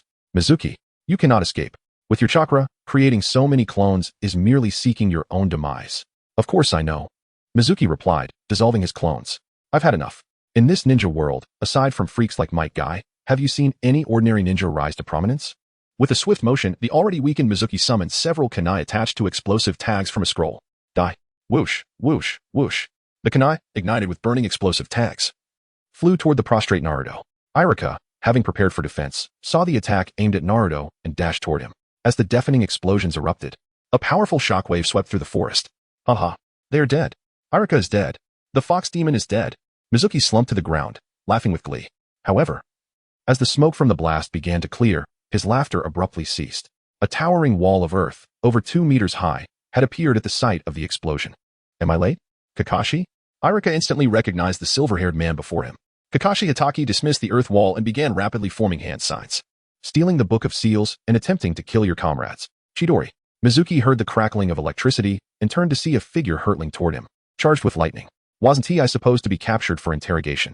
Before Mizuki could finish his sentence, Kakashi's Chidori pierced through his chest. PFF. Kakashi withdrew his bloodstained right hand, straightened up, and cast a cold glance at the fallen Mizuki. You fail to comprehend the significance of the human pillar to the land of fire. Irika, with no time to spare on the lifeless Mizuki, hastily removed the shuriken embedded in Naruto and hoisted him onto his back, hastening towards the hospital in Konoha. You must be all right, Naruto. Haven't you always aspired to become a ninja? This time, as your teacher, I assure you that you will receive your graduation certificate from the Ninja Academy. Lying on Irika's back, feigning unconsciousness, Naruto smirked slightly. This act of self-inflicted suffering has proven invaluable. I initially intended merely to alleviate the Hokage's suspicions, but unexpectedly, I also secured a graduation certificate. Minutes later, Irika finally delivered Naruto to the operating room of Konoha Hospital. As he anxiously awaited outside, the third Hokage hurriedly arrived. How is Naruto's condition? Irika rose, his heart still racing. The doctor said fortunately there were no critical injuries. He merely lost too much blood and fainted. Once his wounds are stitched up and he receives a blood transfusion, he should be out of danger. The third Hokage sighed in relief, slowly taking a seat outside the operating room. That boy Naruto, alas, it was my oversight. I failed to care for him properly. Observing the third Hokage's self-reproachful demeanor, Irika quickly offered words of comfort. Lord Hokage, you have so many duties to attend to daily. How could you possibly find the extra energy to look after Naruto? It is I, his teacher, who should have known better. I failed to guide him appropriately. I have unwittingly transferred my hatred for the Nine Tails onto Naruto. I am unworthy to be his teacher. Tears streamed down Irika's cheeks. There is no need for self-blame. The third Hokage spoke wearily. Naruto is not the demon fox. He is a kind child, merely a bit mischievous. He is willing to risk his safety for you, and in the future, he will undoubtedly rise to protect the village in times of crisis. Irika wiped away his tears and nodded firmly. I believe Naruto will become an exceptional ninja. If he hears your words of recognition, he will undoubtedly be overjoyed. Well, I have matters to attend to. Please keep an eye on Naruto for the next few days. The third Hokage stated hurriedly and departed after confirming that Naruto was out of danger. An hour later, Irika quietly entered a hospital room. Naruto, his body wrapped in bandages, lay quietly on the bed. Irika approached the bedside, gazing at Naruto with deep concern. He then removed the forehead protector adorned with the Konoha symbol and placed it beside Naruto's hand. Naruto, from this moment on, you are qualified to become a genin of Konoha. Chapter 12. Visiting the sick, a gentle breeze stirred the white curtains of the hospital room. Naruto lay on his bed, staring blankly at the ceiling. Thanks to the power of the Nine Tails and natural energy, all his wounds had healed. Yet he remained in the hospital for an additional 2 days. He had heard that after graduation, he would need to submit his ninja registration form and be assigned to a team of rookies. He must be placed in the same team as Shino, and find a way to have him assist in crafting the insect-based fungus, without the connection to the underworld that the insect-based fungus provided. Even killing Danzo 100 times would be futile. As Naruto plotted in his mind, a pair of pure white eyes suddenly appeared at the door. He had already sensed Hinata lurking outside. Come in, I see you. Upon hearing Naruto and Appo's words, Hinata timidly stepped through the door, looking down. Noticing the watermelon she carried, Naruto teased, as expected of the Hyuga heiress. You must have a generous allowance. Hinata placed the watermelon on the small table by the bed and hesitantly said, Naruto-kun, I asked Irika-sensei and learned that you were injured. How's your recovery? Naruto, observing the shy girl, felt a twinge of helplessness. He propped himself up in bed and gestured to the chair beside him. Sit down. Thank you for coming to see me. Also, please don't keep your head down while speaking. That doesn't suit a young lady. Hinata obediently sat down and tilted her head, asking, Then what do I look like? Like the maid of a young lady, Naruto replied earnestly. Maid? Hinata blinked, momentarily taken aback. Then, realizing the meaning of the term, her cheeks flushed, and she turned away in a huff, refusing to look at Naruto. Her adorable reaction amused Naruto. I'm not mocking you. I mean, a beautiful girl like you should be more confident and gracious. Hinata suddenly turned her head. What did you say? Naruto replied. I'm not mocking you. Hinata pressed, not that. Naruto continued. You should be more confident and gracious? Hinata, visibly flustered, exclaimed, not that either. Oh. Naruto understood what Hinata wanted to hear and replied slowly, Hinata, you are very beautiful. These simple words undoubtedly detonated a bomb in Hinata's heart. In an instant, the pangs of unrequited love and the feelings she had kept hidden surged forth. The gentle breeze tousled Hinata's hair, and a radiant smile spread across her face. In the corridor outside the room, Neji leaned against the wall, overhearing their conversation, his Byakugan flaring up in anger, his teeth grinding in frustration. When did that rascal Naruto become so wicked? My foolish sister is going to be completely deceived by him. How infuriating.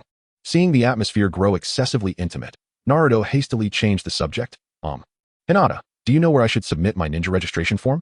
Hinata, suppressing her rising smile, quickly replied. In the office on the first floor of the Hokage's building. Today is the last day for registration. What? Naruto sprang upright from the bed. Irika is so unreliable. How could he not tell me about this? Hinata-kun, I heard from Irika-sensei that you passed the graduation exam. Haven't you submitted your ninja registration form? Would you like me to accompany you? And no. As Naruto began to refuse, he suddenly realized his memory was foggy and he couldn't recall the exact location of the Hokage's office building. Noticing the wall clock reading 5:18 in the afternoon, he realized the Hokage's office staff would be leaving at 5:30. Quickly, he jumped out of bed, slipped on his slippers, and crouched down.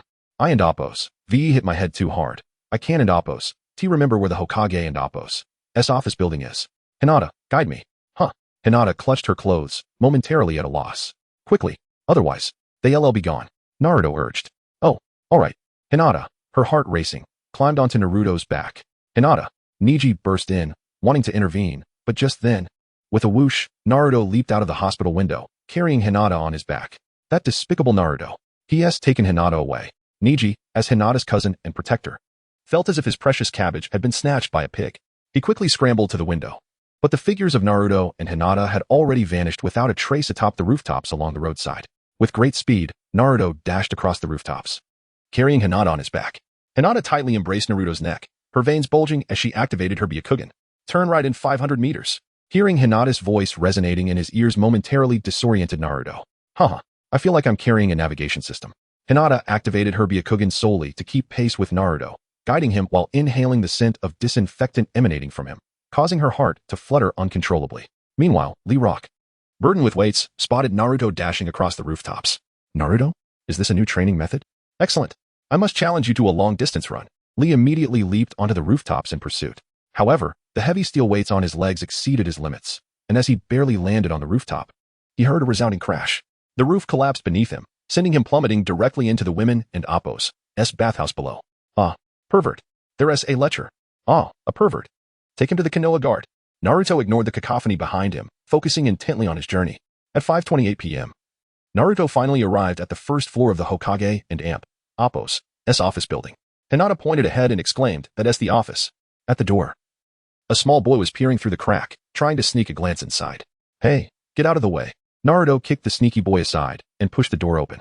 Inside, the clerical staff and the third Hokage, who was smoking, turned abruptly to face the two standing at the entrance. Feeling the gaze of others upon her, Hinata shyly covered her flushed cheeks. Naruto strode directly into the office and declared loudly, Ninja registration form.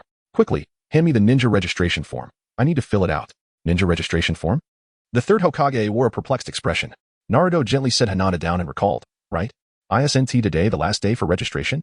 The third Hokage nodded, affirming, indeed, however. Naruto, Irika has already submitted your registration form. Naruto felt embarrassed, fiddling with the tattered flip-flops on his feet. Just then, the boy he had kicked was charging in, holding his nose. Who the heck are you? How dare you ambush me? Are you trying to steal my Hokage position? Konohamaru Sarutobi, he shouted at Naruto. Whose kid is this? Naruto turned to the third Hokage. The third Hokage rubbed his temples. This is my grandson, Konohamaru Sarutobi. Naruto nodded, understanding that at this age, children can be rather troublesome. Ebisu entered from outside, instantly noticing the blood on the floor. Konohamaru, what happened to you? Konohamaru stuffed paper into his nose and shrugged nonchalantly. I was careless and got ambushed by this blonde idiot. Ebisu glanced at Naruto, standing before Hinata, and warned, Konohamaru, I advise you not to associate with that troublemaker. It will lead you down a wrong path. Naruto chuckled. People are often jealous. If I had a servant to take care of me, perhaps I wouldn't have nearly died from food poisoning at home. A servant? I'm Konohamaru's tutor. Ebisu adjusted his round sunglasses, speaking earnestly. Naruto dismissed him. Hinata, let us go. Okay, Naruto-kun. Hinata replied softly, obediently following behind him. The third Hokage exhaled smoke and called out, remember to go to school tomorrow for class placement. Got it. Naruto waved as he left the office. Lord Hokage, are you really going to let Naruto become a ninja? While he does possess some talent in ninjutsu, I find his character rather questionable. Ebisu expressed his concerns. Enough. The third Hokage pointed to the wall clock. You may leave for the day. Seizing the opportunity, Konohamaru hurriedly dashed outside. Hey, duel me. The winner gets to be Hokage. As Naruto strolled down the street with Hinata, he turned to see Konohamaru, missing 2 teeth, brandishing a kunai in an attack stance. I concede. You can have the Hokage position. Go home and have your grandfather step down. Prepare for your reign. Just as Naruto was about to turn away, he heard Ebisu's voice. Konohamaru, do not associate with someone of such questionable character. It will only lead you further from the Hokage position. Naruto halted in his tracks. Hinata turned, glaring at Ebisu. Naruto is not of questionable character. Naruto grinned. Wasn't I just doodling on the Hokage rock? Am I to bear the blame for the Nine-Tails' destruction of the village for a lifetime? If I ever feel displeased, I could unleash the fox and let you all deal with it. Questionable character? Don't be naive. If every ninja were virtuous, who would handle the dirty work? Without waiting for Ebisu's retort, Naruto turned to leave. Wait. Ebisu performed a body flicker technique, appearing in front of Naruto. Do you have any objections to my teaching philosophy as a special genin? Oh, you wish to challenge me, a newly minted genin of Konoha? Naruto raised an eyebrow.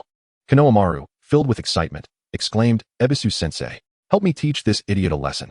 I'll pass the Hokage position to you. Ebisu, unwilling to have his authority challenged in front of his student, felt compelled to teach Naruto a lesson right then and there. Hinata, stand back. Naruto-kun.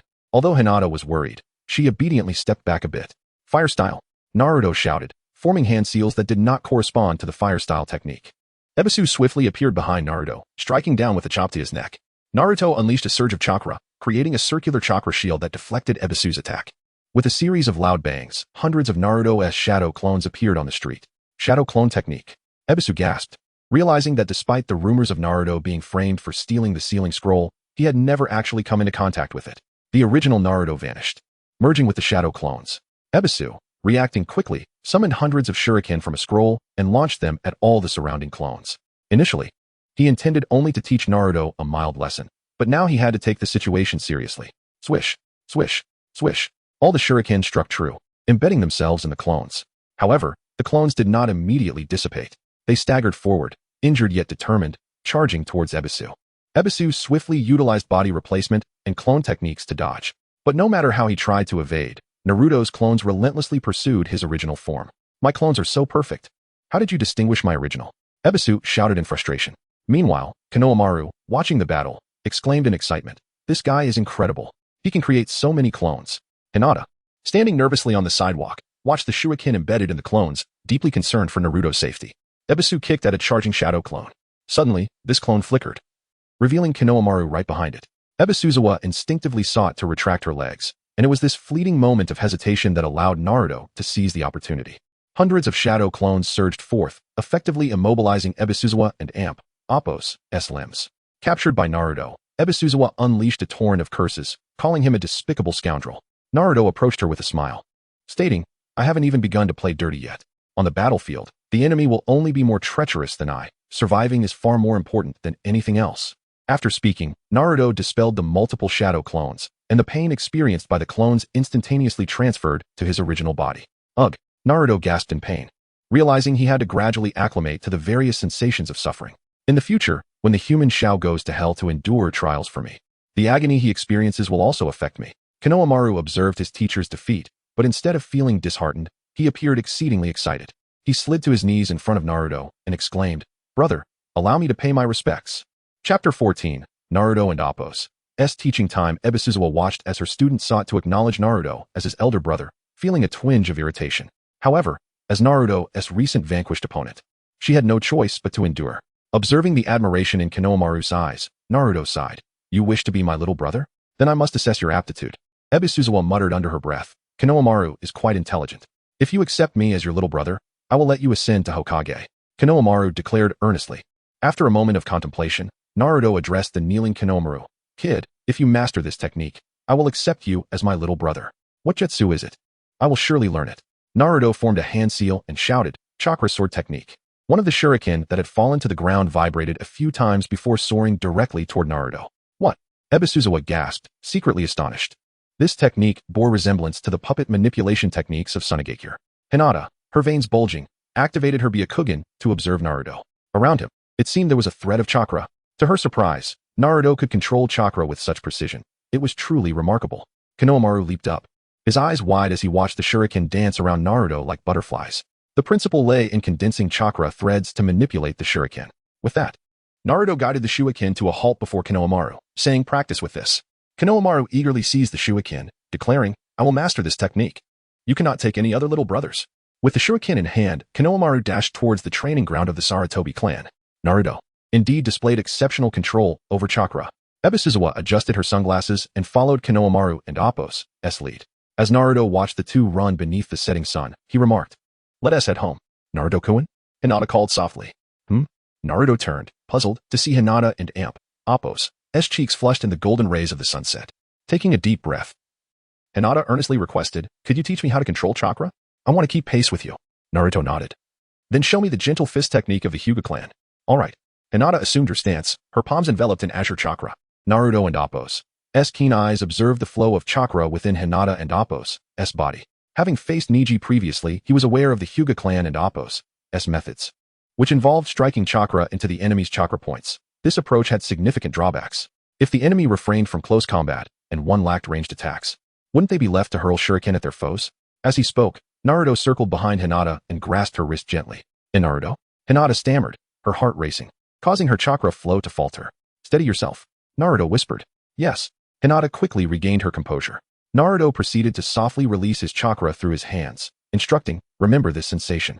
Hinata felt a surge of immense chakra flowing into her from her inner points. This chakra traveled along her wrist and palm, converging toward her fingertips. Condense the chakra. Make it finer.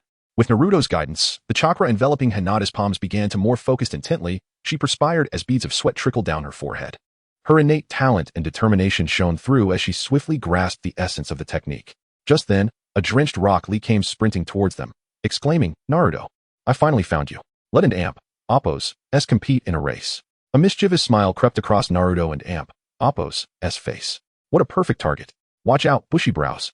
Naruto shouted, shaking Hinata and Appo's right hand. The chakra gathered in Hinata's right hand shot forth like a thread toward Lee, who, having anticipated the attack, performed a 360-degree somersault and landed gracefully. If you want to ambush me, Naruto, you'll need to try harder. Before Lee could finish, Naruto covered Hinata's eyes, declaring, do not look. In the next instant, Lee's black training belt snapped, causing his pants to tumble down. TSK. If only I had a camera.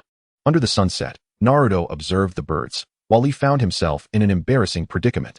This scene was meticulously recorded by the covert Umbu ninjas who had been watching closely, destined to be archived in Konoha's records. Naruto-kun? What just happened? Hinata inquired, bewildered.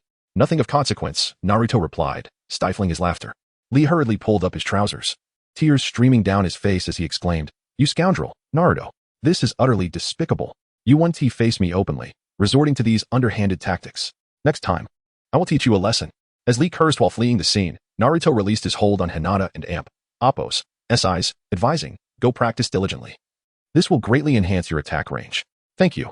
Hinata expressed her gratitude, reluctantly departing. At that moment, Naruto recalled that he had yet to eat the watermelon Hinata had given him, so he turned and headed towards the hospital.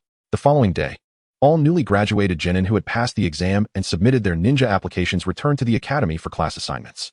Now wearing his forehead protector, Naruto entered the classroom and took a seat next to Shino Aburame. Hey Shino, how about we form a class together? Shino turned to Naruto and replied, your sunglasses are not as stylish as mine.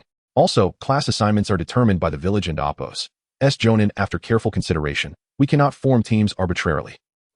Naruto's disappointment was palpable. Then could you teach me how to raise insects? You like insects? Shino perked up at the mention of insects. Extending his fingertip towards Naruto, Naruto leaned in to see a tiny black insect the size of a grain of rice. Not that kind of insect. I want to cultivate a specific type of mites? Shino lost interest immediately, deeming them unworthy of his aesthetic standards. A relative of mine enjoys raising those tiny creatures. Oh, could you introduce me? Naruto inquired eagerly. Shino shook his head decisively. I cannot. Come on, we and Imp, Oppos, comrades. Why so stingy?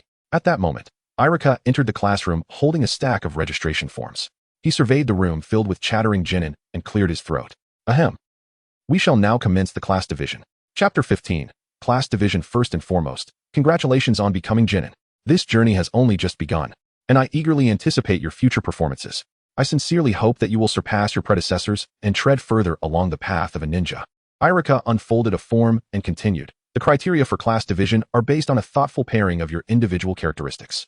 The genin below were buzzing with impatience, eager to discover who their teammates would be, for in the world of ninja missions, where lives are at stake, the reliability of one's companions greatly enhances the odds of survival. Iruka announced the members of Class 3, Rock Lee, Niji Hyuga, and Tenten, under the guidance of Jonin Might Guy. Hey, from now on, we are both comrades and rivals, Lee exclaimed, giving Niji a thumbs up, his dazzling white teeth gleaming. Tenten muttered under her breath, Niji, well, seems alright, quiet and composed, but that Lee is a bit peculiar. Niji paid little attention to Lee's banter, occasionally casting glances at Hinata and Naruto. Iruka continued, Class 8 members, Hinata Hyuga, Shino Aburame, and Kiba Inuzuka, with their Jonin instructor, Kurenai Yuhi. Upon hearing her name, Hinata displayed a fleeting look of disappointment, having not been placed in the same class as Naruto. Naruto too felt a hint of sadness, pondering how he might build a rapport with Shino. Kiba and his companion Akamaru shivered at the scent of insects emanating from Shino. After announcing several other groupings, Iruka stated, Class 10 members, Ino Yamanaka, Shikamaru Nara, and Shoji Akimichi, guided by Jonin Asuma Sarutobi. Ino's expression fell, having not been placed with Sasuke. Shikamaru lethargically remarked, Use your brain. How could they possibly separate the Ino Shikacho trio? Shoji remained silent, engrossed in his chips. And now, Class 7. Iruka glanced at Naruto. Members, Naruto Uzumaki, Sasuke Uchiha, and Sakura Haruno, with Jonin Kakashi Hitaki as your mentor. Hooray! Sakura exclaimed, jumping from her seat in delight. Sasuke, with his hands clasped before his mouth, coldly remarked, This makes it much easier to provoke Naruto into a fight. After completing the class assignments for all genin, Iruka instructed, Proceed to your designated classrooms to meet your Jonin instructors. Naruto rose and headed toward the door, while Sakura shyly trailed behind Sasuke. The trio arrived at an empty classroom in succession. Before our instructor arrives, shall we engage in a spar? Sasuke suggested, rubbing his hands in anticipation. Are you annoying me? Naruto replied, seated with an expression of impatience. What's with that attitude? Sakura shot Naruto a glare, then cheerfully directed her words to Sasuke. Don't mind this annoying guy. Ignoring Sakura, Sasuke produced a 1,000-yen bill, slapping it on the podium with a commanding air. Join me in a match. In a swift motion, the bill flew into Naruto's hands. He retrieved his bulging frog wallet and stuffed the freshly acquired money inside. After tucking his wallet away, Naruto feigned weakness, saying, I'm still recovering from my injuries. Let us change up the game today. Sasuke nodded. You lead. Naruto kicked off his issued sandals and declared, Dodge my thrown sandals. If you manage to evade, I'll consider it a win. Sakura yelled, Naruto, you're insulting Sasuke. Naruto smirked, you should dodge too. Or I'll hit you with the sauce. In an instant, Naruto's sandals soared through the air, heading straight for Sasuke. Sasuke activated his Sharingan, deftly maneuvering through the cramped space of the classroom, barely evading the relentless projectile. Just when Sakura thought Naruto was merely jesting, the sandal abruptly veered and aimed straight for her backside. With a sharp crack, Sakura screamed, but I'm a girl. Naruto struggled to contain his laughter. Sakura Haruno, out. The sandal continued to pursue Sasuke, who found himself cornered against the door. Damn, I can't escape, he thought, leaning against the door for support. A wicked smile crept across Naruto's face as he whispered, Naruto, Uzumaki wins. The sandal hurtled toward Sasuke's face. At that moment, the door creaked open slightly. Sasuke ducked, shielding his face with his arm. Kakashi's face peeked through the gap. Oh, did I arrive late?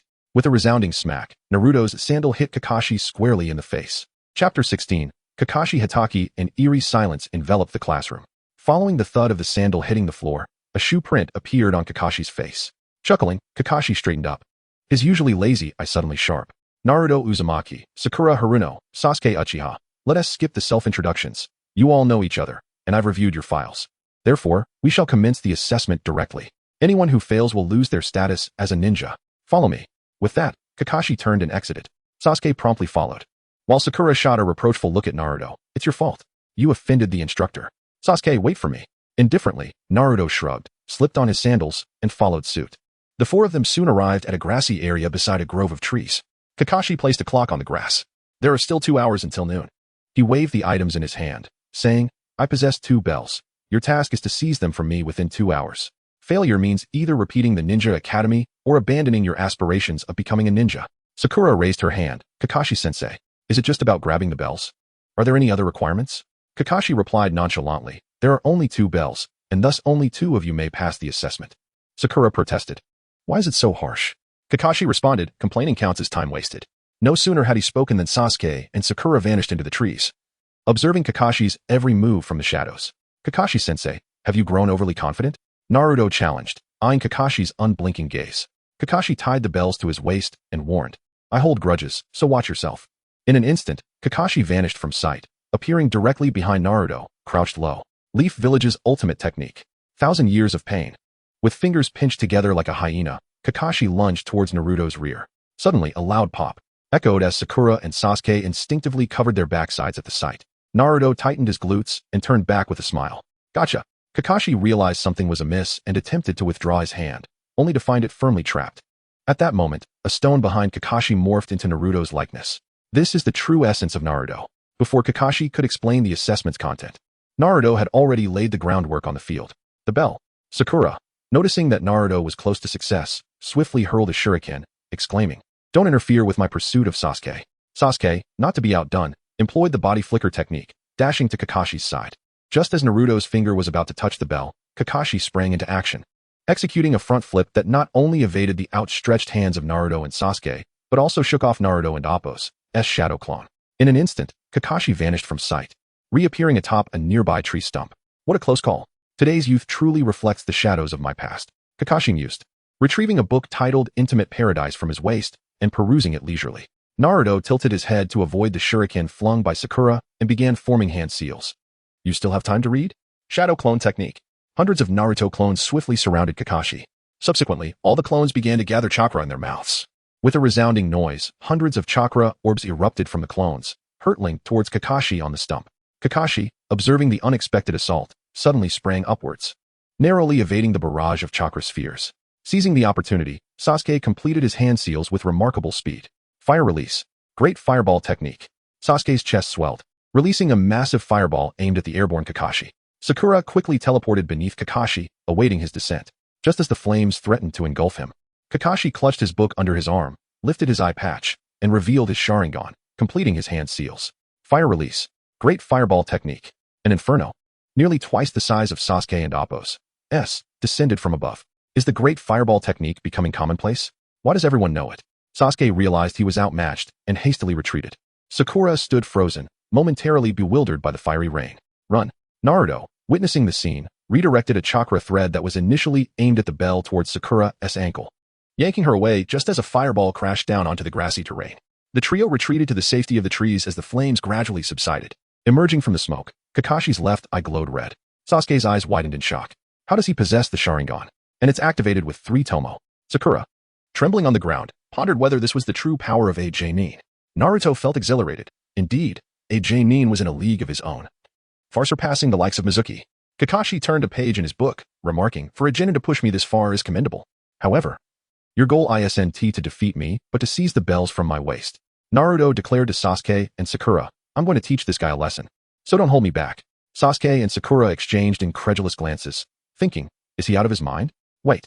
Sakura grasped Naruto's arm. There are only 2 bells, meaning one of us will lose our chance to become a ninja. Sasuke's expression turned serious. Sakura, you're the weakest here. You should voluntarily forfeit. Sasuke, do you really hate me that much? Sakura's eyes glistened with unshed tears. Naruto sighed.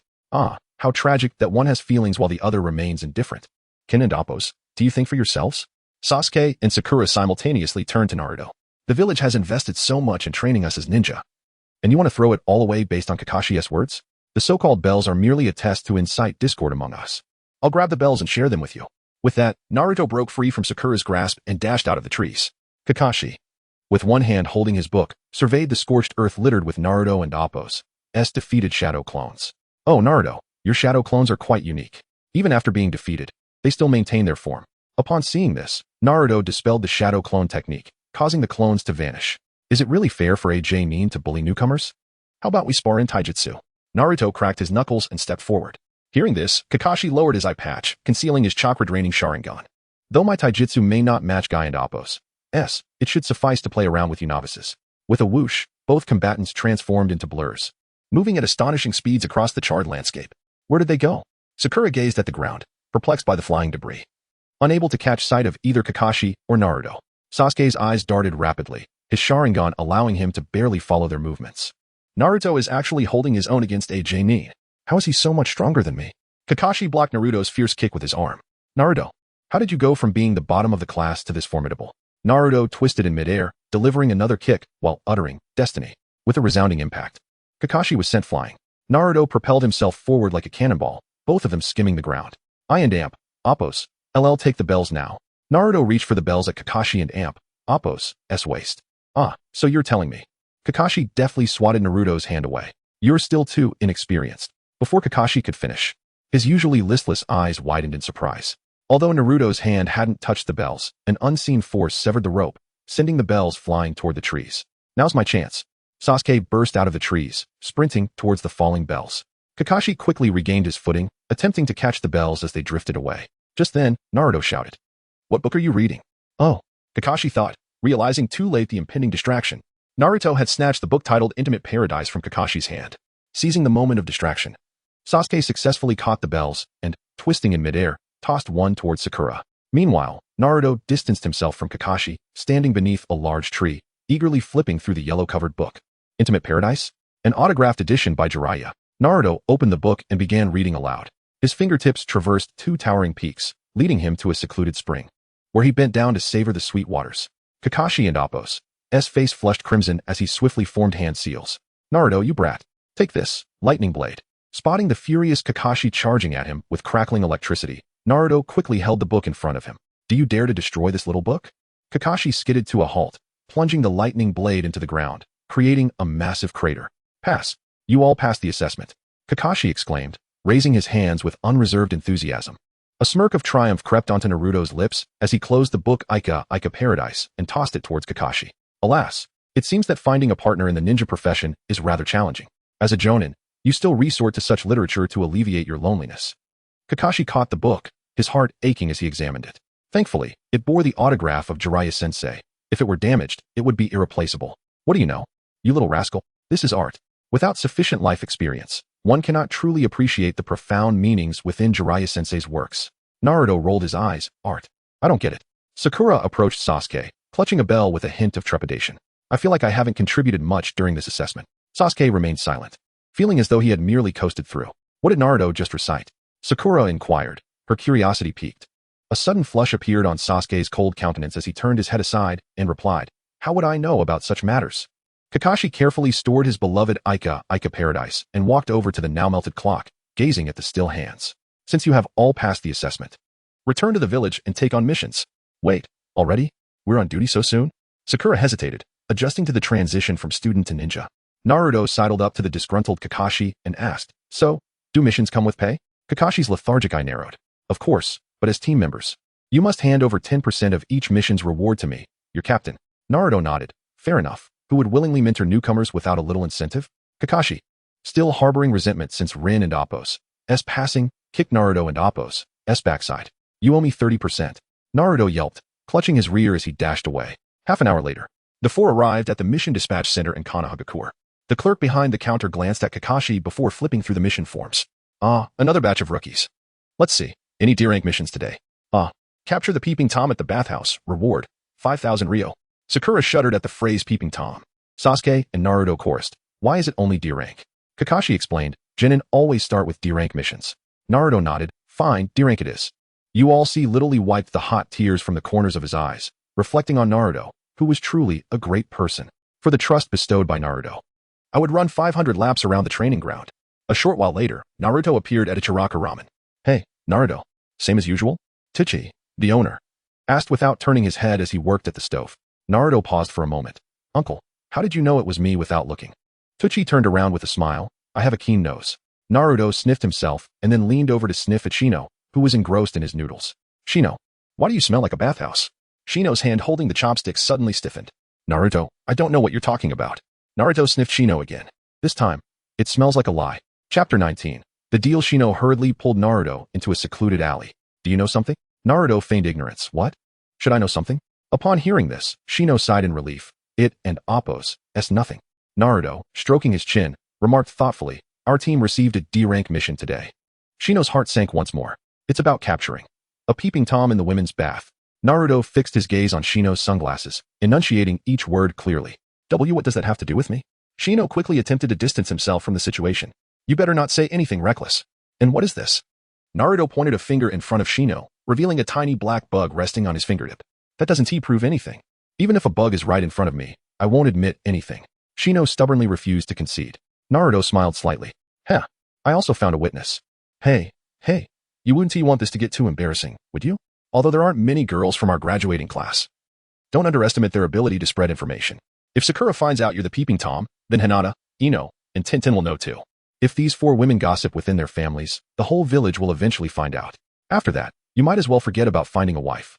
The village girls will avoid you, the adults will look at you with disdain, and the little kids will chase you shouting big pervert. As Naruto vividly described the consequences, Shino felt as if he could truly sense the disdainful gazes of others. Cold sweat trickled down his forehead. Naruto, save me. Shino clutched Naruto's arm, speaking with urgency. I just wanted to verify if what Paradise of Affection says about girls' chests being as soft as clouds is true. I'm not some big pervert. Naruto couldn't help but think to himself. This Paradise of Affection is truly a blight on Konoha, corrupting generations. I must confront Jiraiya about his creative insights next time I see him. Naruto patted Shino and Appos' shoulder, offering comfort. Adolescence is a time of restlessness, and mistakes are inevitable. But we cannot let hormones dictate our actions. Shino's head lowered further, burying his face in the collar of his high-necked jacket. Suddenly, Naruto shifted the conversation. Well, there are ways to resolve this situation. Shino lifted his head abruptly. Help me, Naruto. I don't want to be labeled a pervert. Naruto hesitated. I can help you. But Shino's sunglasses glimmered. What are your conditions? Just say it. You only need to help me cultivate some mites. And I will help you smooth over this mess. Naruto said with a serious expression. Now it was Shino's turn to hesitate. That might be a bit unreasonable. Only one elder in my clan has the means to cultivate mites. Oh, I see. Naruto shook his head regretfully. Then let us return and confess. If the bathhouse owner writes a letter of understanding, you might avoid punishment, but your oil woman clan and Appos' family crest will bear a stain. Shino grasped Naruto and Appos' arm tightly, exclaiming, that elder has been trying to collect a certain type of beetle. If I can get it, he might teach me how to cultivate mites. Naruto pressed for details. A beetle? Where can it be found? Is it rare? The frosthorn beetle. It's a unique species from the Land of Waves, and very few people can catch it. The Land of Waves. Naruto mused, contemplating, sending Shino to catch bugs. This kid is not very skilled. It seems I will have to catch this frosthorn beetle myself. Can ninjas travel abroad? Naruto inquired. No. But there is a C-rank mission at the task issuance office, which just happens to be to the Land of Waves. All right. Naruto patted Shino and Appos' hand. Tomorrow, bring me a picture of the frosthorn beetle, and I'll take care of your issue. Naruto. Shino exclaimed excitedly, grasping Naruto's hand. You're such a great person. Naruto smiled, saying, as they say, you rely on your parents at home, and on friends when you're out. I have no parents. But I can still rely on friends. At dusk, Sasuke and Sakura returned to the bathhouse, dragging their exhausted bodies. They happened to see Naruto chatting merrily with the bathhouse owner. Naruto, you should come more often. Every time you visit, I'll give you a 50 discount. The bathhouse owner said with a beaming smile, entirely different from the grim expression he had in the afternoon. Naruto waved his hand. You're too kind, boss. I'll be sure to bring friends to support your business. Of course. The bathhouse owner nodded repeatedly, shoving a discount card into Naruto's hand before cheerfully returning inside. Sakura rushed forward, asking, did you catch the peeping Tom? Naruto shook his head. Sasuke looked puzzled. Then why is the bathhouse owner so happy? Just then, Kakashi appeared. He bent down to look at Naruto's sunglasses and asked, how did you convince the bathhouse owner to drop the case? Naruto replied mysteriously, I gave him an offer he couldn't refuse. Sakura sighed with relief, but was also a bit annoyed. So this mission was all for nothing. Sasuke shot Naruto a glare.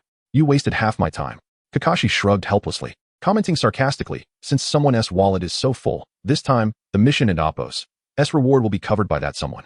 Naruto sighed, I'm out of money. I'll just owe it for now. Once I take on a higher level mission and receive the reward, I'll settle it. Kakashi nodded. Since it's your first mission, even if you succeed, there is now a C-rank mission available that is not too dangerous, which is quite suitable for you.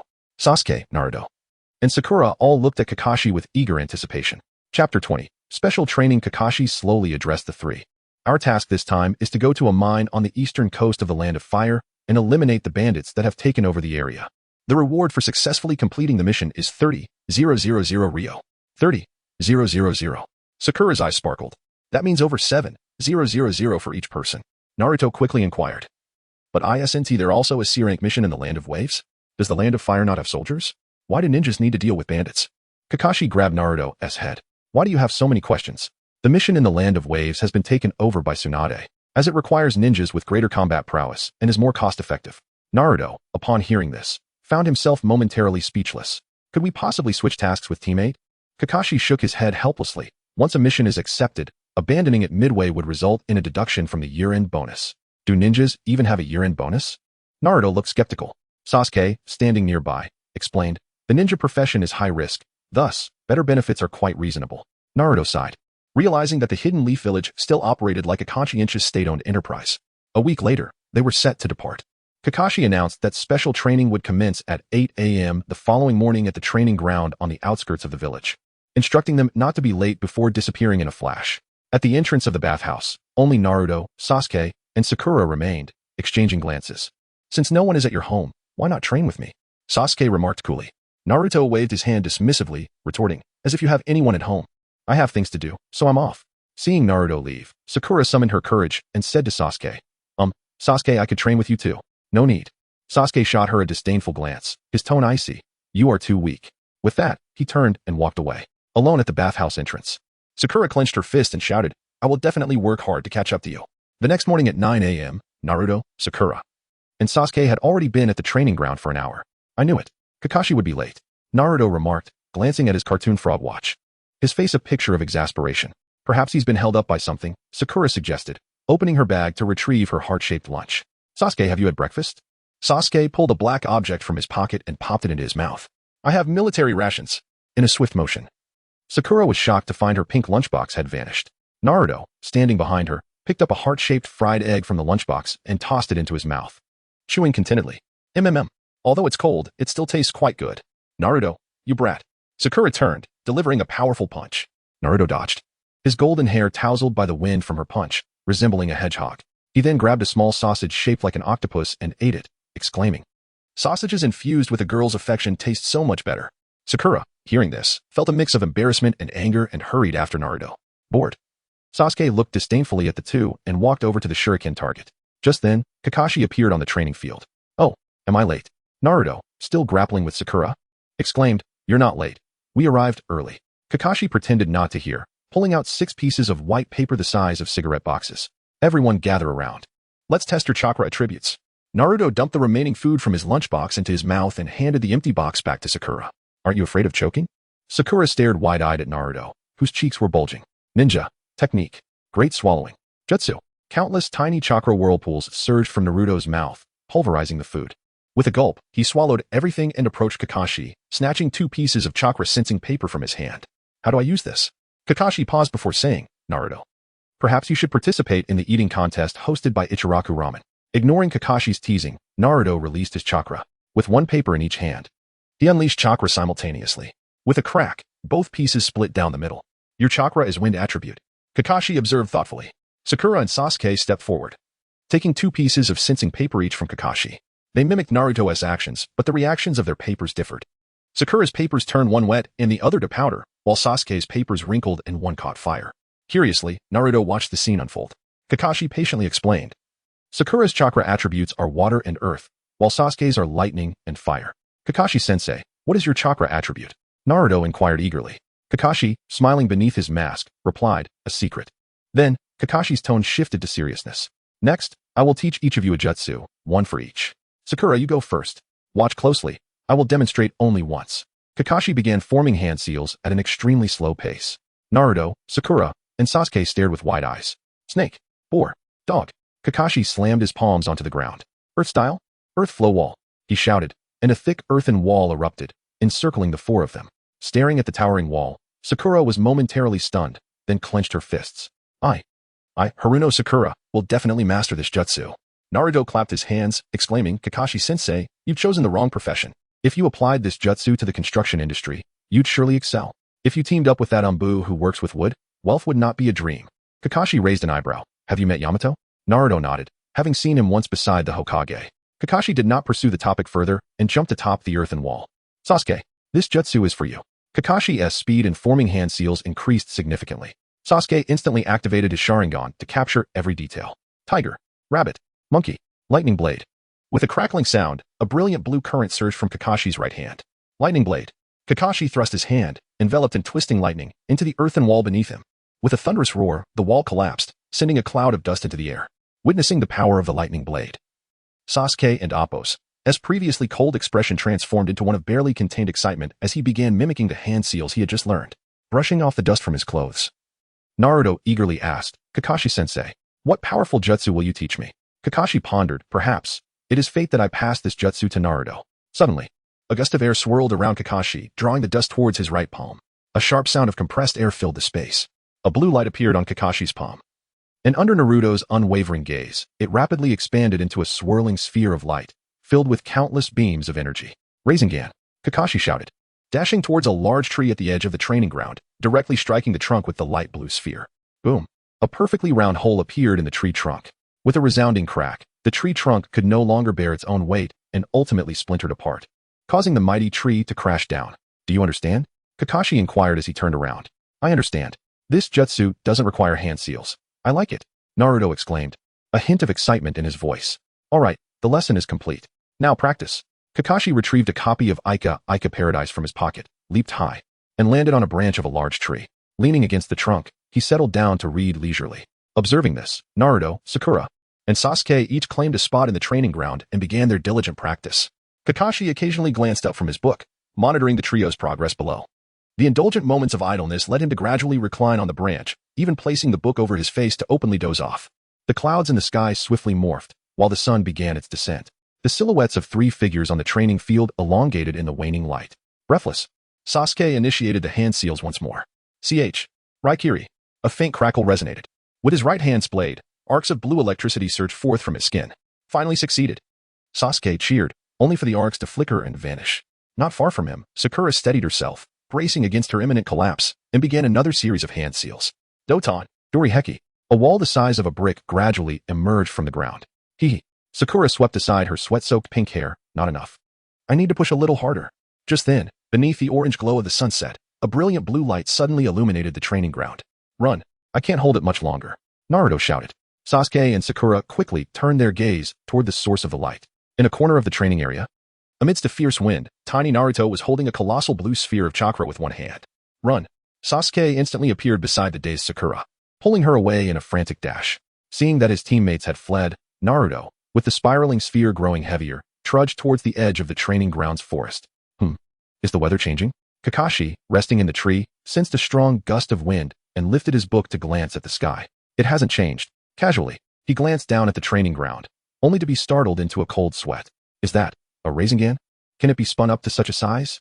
This Naruto is truly dangerous. Kakashi immediately employed the body flicker technique, vanishing from the branch. With a sudden surge of strength, Naruto hurled the immense Rasengan toward the nearby woods. However, at the instant of release, it disintegrated, unleashing a tempestuous wind. Naruto and Appo's body was swept up like a plastic bag. Kakashi reappeared behind Naruto, grasping him tightly and swiftly retreating. Moments later, the members of Team 7 stood, hearts racing, over 1,000 meters away on an open field, watching as the swirling black tornado, laden with soil and branches, gradually dissipated into the depths of the forest. Naruto is truly terrifyingly powerful. I wonder if he could defeat Itachi. Sasuke and Appo's gaze toward Naruto was tinged with jealousy and fear. Sakura, feeling weak, slumped to the ground. Could Naruto be a genius? It seems I and Appo's am merely trailing behind. Kakashi looked down at the bewildered Naruto and hesitantly asked, Naruto, did you overextend your chakra with such a high-level jutsu? Naruto withdrew his gaze from the fading tornado, contemplating for a moment before replying. I didn't use my chakra, I utilized a different kind of energy. Sasuke's pupils constricted. Could Naruto be harboring a secret? Kakashi pondered as well. Could it be the power of the Nine Tails? Let's call it a day. Kakashi crouched down and lifted the exhausted Sakura onto his back, heading toward the town. Naruto and Sasuke followed closely behind. The 7-day intensive training period swiftly passed. Naruto, Sakura, and Sasuke had all, to varying degrees, mastered the jutsu Kakashi had imparted. On a bright morning, Team 7 stood at the entrance of the Hidden Leaf Village, burdened with their gear, filling out the village registration forms. The gatekeeper, Kimizuki Izumo, sat in the guardhouse, observing the young ninjas behind Kakashi, and couldn't help but sigh. A new generation of ninjas has emerged. Beside him, Kotetsu jokingly remarked, "Indeed. We have grown old." Kakashi handed in the completed forms, saying, "You two seem too idle. When I return, I shall propose to Lord Hokage that you both be assigned to the Umbu for training." "No way, Kakashi. The Umbu is not a place for just anyone. I see you're envious of us." Just as Kakashi jested with the gatekeepers, Asuma Saratobi and Kurenai Yuhi approached, similarly laden with their own gear.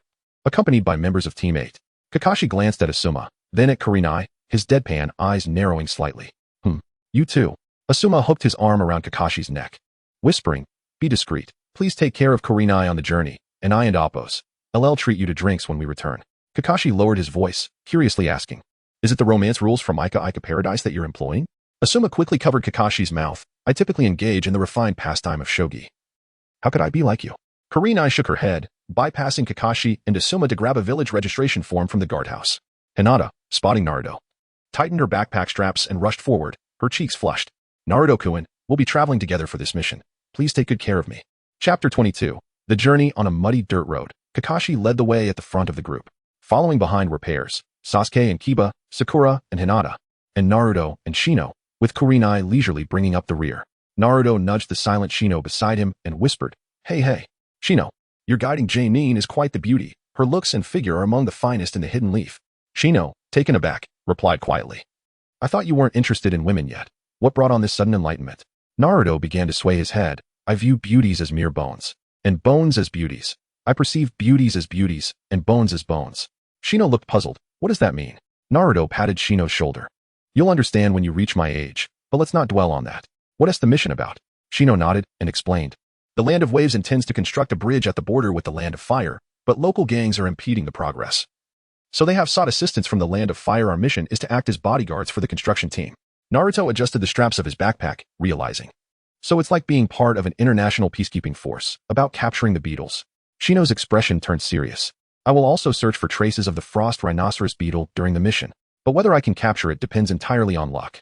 Naruto rummaged through the side pocket of his backpack and pulled out a map to examine. "Our destination for Class 7 and Appos' mission is not too distant from the Land of Waves." Just then, a sudden exclamation rang out ahead. "Hinata, what happened?" Sakura inquired, supporting Hinata. Hinata stammered in response, I seem to have twisted my ankle." Naruto, "Hinata has twisted her ankle. Hand your backpack to Shino. Carry her." Sakura exclaimed as she removed Hinata's backpack and slung it over her own shoulders, winking at Hinata. The team leader, Kakashi, did not halt his pace despite the commotion behind him. In the rear, Kurenai hurried forward, squinting at Hinata, who was crouched on the ground, cradling her ankle. Hinata, your average score in taijutsu during the graduation exam was 8. Hinata quickly bowed her head, unable to meet Kurenai's beautiful red gaze. Shino, suddenly enlightened, hastily took Naruto and Appos' backpack, assuring, "Don and Appos, T worry. I won and Appos, T tell Niji." Kurenai glanced at Naruto, a sly smile gracing her lips. The youth of today. "Just Don and Appos, T slowed down our pace." Naruto had already seen through Sakura and Hinata and Appos' act. Nevertheless, he approached Hinata, crouched down, and said, "Come on, Lady Hinata." With a forced smile, Hinata leapt onto Naruto and Appos' back. "You and Appos, much heavier than the backpack." As soon as Naruto spoke, he felt a tightness in his throat. Perfect timing for some physical training. Naruto began sprinting down the slick path with Hinata on his back. The others followed suit, shifting from walking to running. Sakura watched Naruto and Hinata's figures with envy.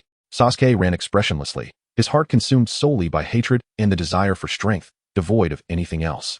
Kiba placed Akamaru atop his head and rushed forward. "Naruto, I won't lose to you in speed." After several hours of rapid marching, Naruto, who was in the lead, suddenly came to a halt. "What's wrong, Naruto-kun?" Naruto gently set Hinata down. "There are suspicious individuals 3 kilometers ahead." 3 kilometers. Hinata's eyes widened in disbelief. My Byakugan can only see up to a kilometer. Kakashi and Kurenai stopped beside Naruto, asking in unison, "Why did you stop? Did you notice something?" Naruto fixed his gaze ahead, spotting someone hiding in the trees 3 kilometers away. Kurenai's face displayed a hint of shock. "Naruto, what kind of high-tech sunglasses do you have? You can see so far. Can I borrow them?" Naruto concealed his enhanced vision, deactivating Sage Mode, and handed the sunglasses to Kurenai. She put them on, exclaiming, "These are just ordinary sunglasses." Kakashi pondered for a moment before addressing everyone. "Let and Appos' proceed a bit further. If what Naruto says is true, we can ambush that person." Kurenai added, "Once we are a kilometer away from the suspicious individual, Hinata can confirm with her Byakugan. Alright. Hinata nodded vigorously. Suddenly, Naruto posed a chilling question that made the other Jonin shudder. Can we kill? Kakashi nodded seriously. During a mission, we must eliminate any existing threats. Then, Kakashi and Kurenai, both Jonin, sprinted ahead while the other 6 Jonin followed closely behind. Minutes later, they halted once more. Hinata stood in the center of the path, her veins visibly bulging. Byakugan, her sensing range rapidly expanded to 1 kilometer. Naruto was indeed correct. There was someone hiding in the trees along the path. Kurenai looked at Naruto with admiration. Kakashi, you have truly trained an exceptional subordinate. Kiba sniffed the air. Feeling somewhat dejected, I can and Appos. Smell anything unusual. Sasuke and Appos. Gaze toward Naruto grew increasingly envious. Sakura swallowed nervously. Kakashi stroked his chin, saying, then let and Appos. Surround that person. Kurenai can use Genjutsu to immobilize him, and I will take him down. Kurenai nodded. Agreed. Naruto suddenly suggested, how about we snipe him from a distance? Sakura, concerned, replied. What if he turns out to be a good person? Sasuke coldly retorted. In this desolate wilderness, who would be lurking by the roadside, if not a villain? That person is wearing a black coat with a red cloud pattern. Red cloud pattern? Kurenai's expression grew serious. Could it be the Akatsuki, who have been causing trouble across the borders? We must capture him and interrogate him about the Akatsuki's intentions in the Land of Fire. Kakashi inquired. Looking at Naruto, what do you mean by and Appos, from a distance and Appos? Naruto pointed to the ground, 1 kilometer. Kurenai produced a shuriken, saying, at 1 kilometer. A shuriken won't have much lethality. Naruto smiled. I've developed a new ninjutsu, perfect for testing it on that individual. The others shivered at the radiant smile on Naruto and Appos' face. Kakashi wondered, why does it seem like Naruto is even darker than the Umbu? Chapter 23, The Masked Man New Ninjutsu? Kakashi's usually lethargic eyes widened in disbelief. The others regarded Naruto with incredulity. Actually, it's not entirely new. It's a modified version of the Rasengan that Kakashi-sensei taught me. Naruto's words astonished Kakashi once more. In just 7 days, not only had he mastered the highly challenging A-rank ninjutsu, but he had also modified it. What an astonishing talent. I finally comprehend the significance of a Jinchuriki to a nation, it and Appos. It's unfortunate that Rin was forced to become one, otherwise. Rasengan. The technique developed by the 4th Hokage? Kurenai cast a questioning glance at Kakashi. Kakashi snapped back to reality and nodded. Sasuke gritted his teeth in frustration. Why? I barely grasped the Chidori, and this guy has already modified the Rasengan. If I'm this inept, how can I ever defeat Itachi? Kakashi urged Naruto. Go ahead and try your new ninjutsu.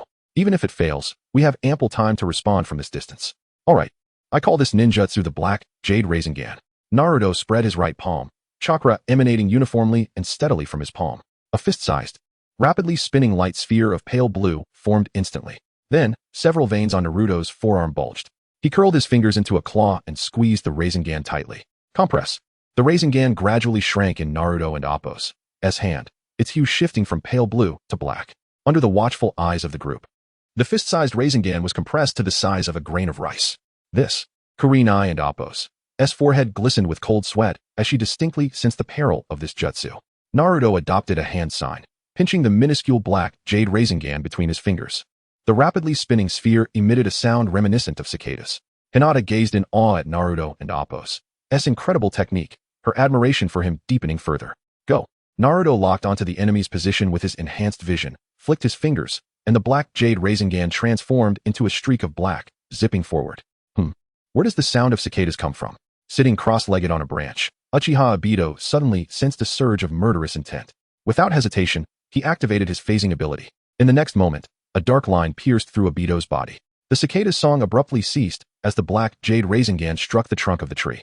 Leaping down from the tree, Obito swiftly distanced himself from his previous hiding spot. An invisible vortex suddenly manifested at the top of the tree. The space around the vortex appeared to twist unnaturally. In an instant, the tree was uprooted and sucked into the vortex, reduced to powder. What kind of ninjutsu is this? A flicker of fear crossed Obito and Appos' face beneath his tiger-striped mask. Had he not activated phasing in time, he would have been reduced to mere pulp. The creator of such a ninjutsu is truly malevolent. Magnificent. Tree-binding death. The silhouette of Yuhi Kurenai suddenly appeared before Obito. The moment he caught sight of her, her body began to dissipate like smoke from the waist down. Ah, an illusion. As he watched the trees rapidly sprouting around him, Obito and Appos' Sharingan widened in astonishment. The portion of Kurenai and Appos' body that had vanished reappeared intact. My Genjutsu has been broken. Kurenai quickly retreated. Obito's hands became mere afterimages as he completed the hand seals in an instant. Would release. Hell's turmoil. Just as numerous sharp wooden spikes erupted from the ground, Naruto appeared at Obito and Appo's side, using the power of the heavy eyes to disrupt the flow of chakra within Obito and Appo's body directly. What? My would release has been neutralized. My chakra is also in disarray. Obito reacted swiftly, kicking towards Naruto. At that moment, a hand crackling with lightning suddenly emerged from Obito's chest. Following this, Kakashi's body passed straight through Obito. Naruto, witnessing this scene, confirmed his earlier suspicion. Indeed, the black jade Rasengan had passed through Obito's body. Obito leaped back a few steps, distancing himself from Naruto and Kakashi, and began to form seals once more. Naruto's heavy eyes remained locked onto Obito, preventing him from properly gathering chakra. Damn, what trickery is that fox boy employing? Unable to activate ninjutsu, Obito planned to send Kakashi, who was once again attacking him, into the Kamui dimension. Before he could even utter the word Kamui, Naruto and Appo's shuriken shot forth. Cursed, Obito hastily activated phasing. However, the shuriken, upon entering Obito and Appo's body, did not emerge from it. I refuse to believe you can remain phased indefinitely. Naruto formed a hand seal, controlling the shuriken to linger within the enemy's body. Kakashi passed through Obito once more, narrowly avoiding Naruto's shuriken. A perfect opportunity. Sasuke, hidden in the shadows, unleashed a fireball jutsu at Obito, but alas, it still missed its mark. Just then, Kurenai, who was assessing the battlefield, shouted loudly, Shino, seal the enemy and Appo's movements. Understood. Hiding within the trees, Shino promptly directed thousands of parasitic insects towards Obito. The dark swarm spread around Obito. No matter how he dodged, he would collide with the hovering insects. Huh, do you think this can restrain my movements? Obito scoffed, slowly descending towards the ground.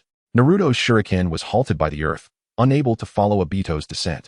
Just as Obito's body was about to disappear entirely, Kakashi suddenly shouted, Earth release. Earth flow wall. The ground beneath Obito suddenly rose several meters. Don't think you can escape. Kurenai instantly appeared in front of that wall, her bandaged fist crashing down powerfully. She then kicked the earth block where Obito was hiding into the air.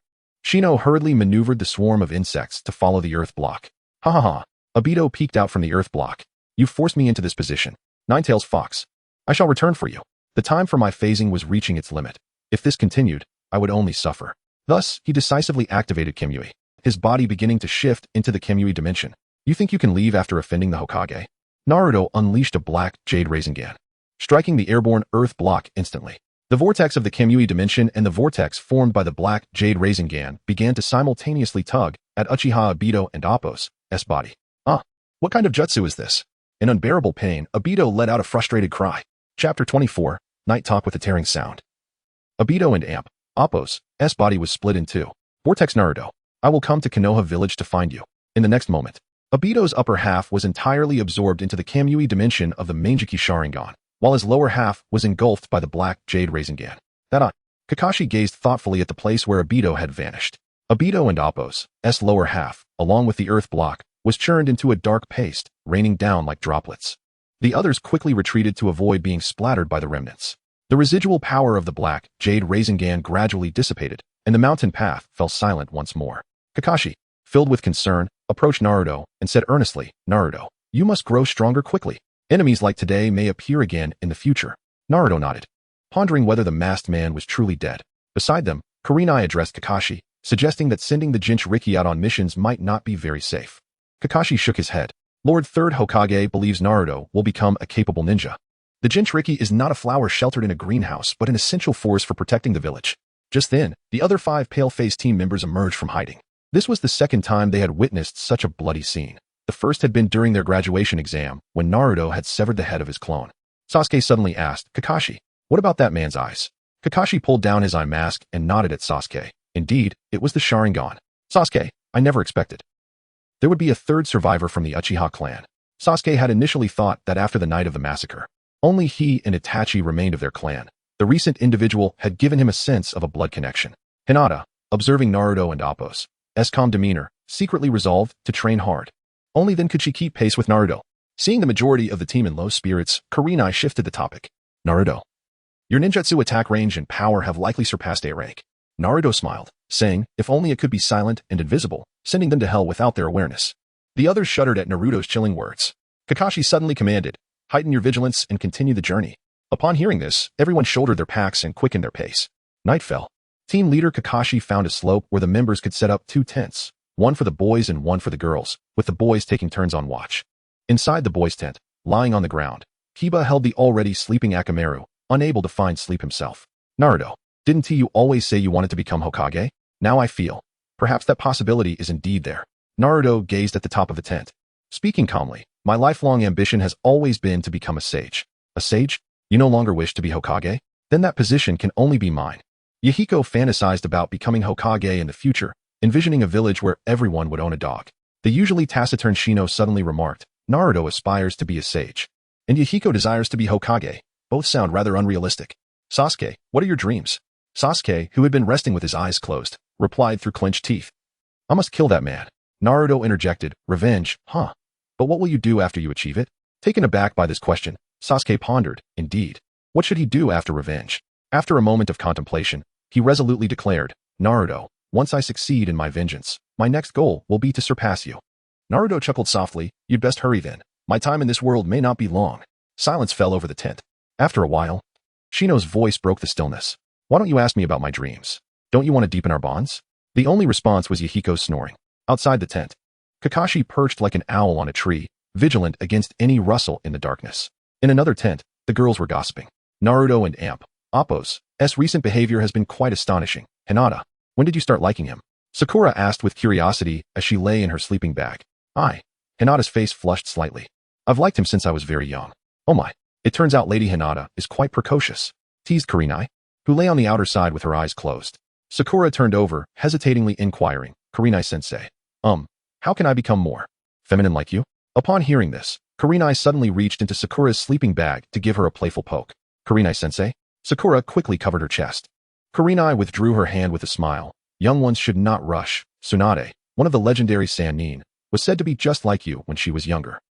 Yet she later became the strongest in the village, unmatched to this day. What are you talking about? Hinata asked. Sakura then reached into Hinata's sleeping bag, giving her a gentle squeeze. Why? At the same age, Hinata, how do you already have such a figure? Hinata, blushing, quickly turned away. I usually don't even dare to sit up straight. Sakura felt despair, lamenting, even Ino's development surpasses mine. No wonder Sasuke won't even glance my way. The night flowed quietly into its latter half. Naruto and Kakashi switched shifts for the night watch. In the darkness, Naruto suddenly performed the shadow clone technique, creating a clone. He placed his hand on the back of the clone. The immense natural energy first entered Naruto and Appo's body, and then, through his palm, it was transmitted into the clone and Appo's form. 3 days later, in the afternoon at a dock along the border of the Land of Fire, Naruto handed his sunglasses to Hinata, saying, be careful on your way. Hinata carefully wrapped the sunglasses in a handkerchief. Naruto-kun, I will treasure the gift you gave me. Wear them. Naruto took the sunglasses and placed them on Hinata's forehead like a headband. Hinata suddenly leaned forward, their cheeks brushing lightly. A cool sea breeze danced through their hair, freezing that moment in time. Then, Hinata quickly turned and boarded the ferry to the Land of Waves. Naruto was momentarily stunned, then contemplatively watched the ferry slowly depart from the dock. Naruto-kun, goodbye. Hinata waved her right hand vigorously from the deck. Team 7 and Team 8 parted ways at the dock, each heading to different destinations. Chapter 25. Entering the Land of Waves, I will keep my promise. That is my ninja way. Wearing the sunglasses, Hinata struck what she believed to be a cool pose in front of the cabin's glass. Yahiko, sitting beside her, observed this amusing scene and remarked, that guy Naruto even sleeps in those sunglasses, yet he willingly gifted them to you. It seems your bond is quite deep. Hearing this, Hinata's face quickly turned a shade of red. She carefully removed the sunglasses, wrapped them in a handkerchief, and tucked them safely into her pocket against her chest. I mustn't let them get damaged.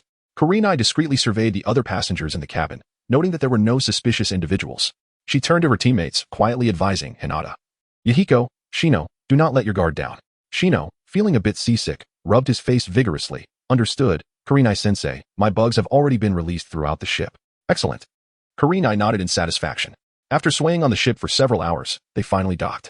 Team 8 followed the crowd onto the Land of Waves. A thick fog enveloped the dock, and suddenly, someone blocked Team 8 and Appo's path. You are the Leaf Ninja from the Land of Fire, Arin and Appo's, to you? Kurenai looked at the middle-aged man holding a lantern and wearing glasses. You must be the client, Tazuna? Yes, that's me. Tazuna handed over his commission letter for Kurenai to verify.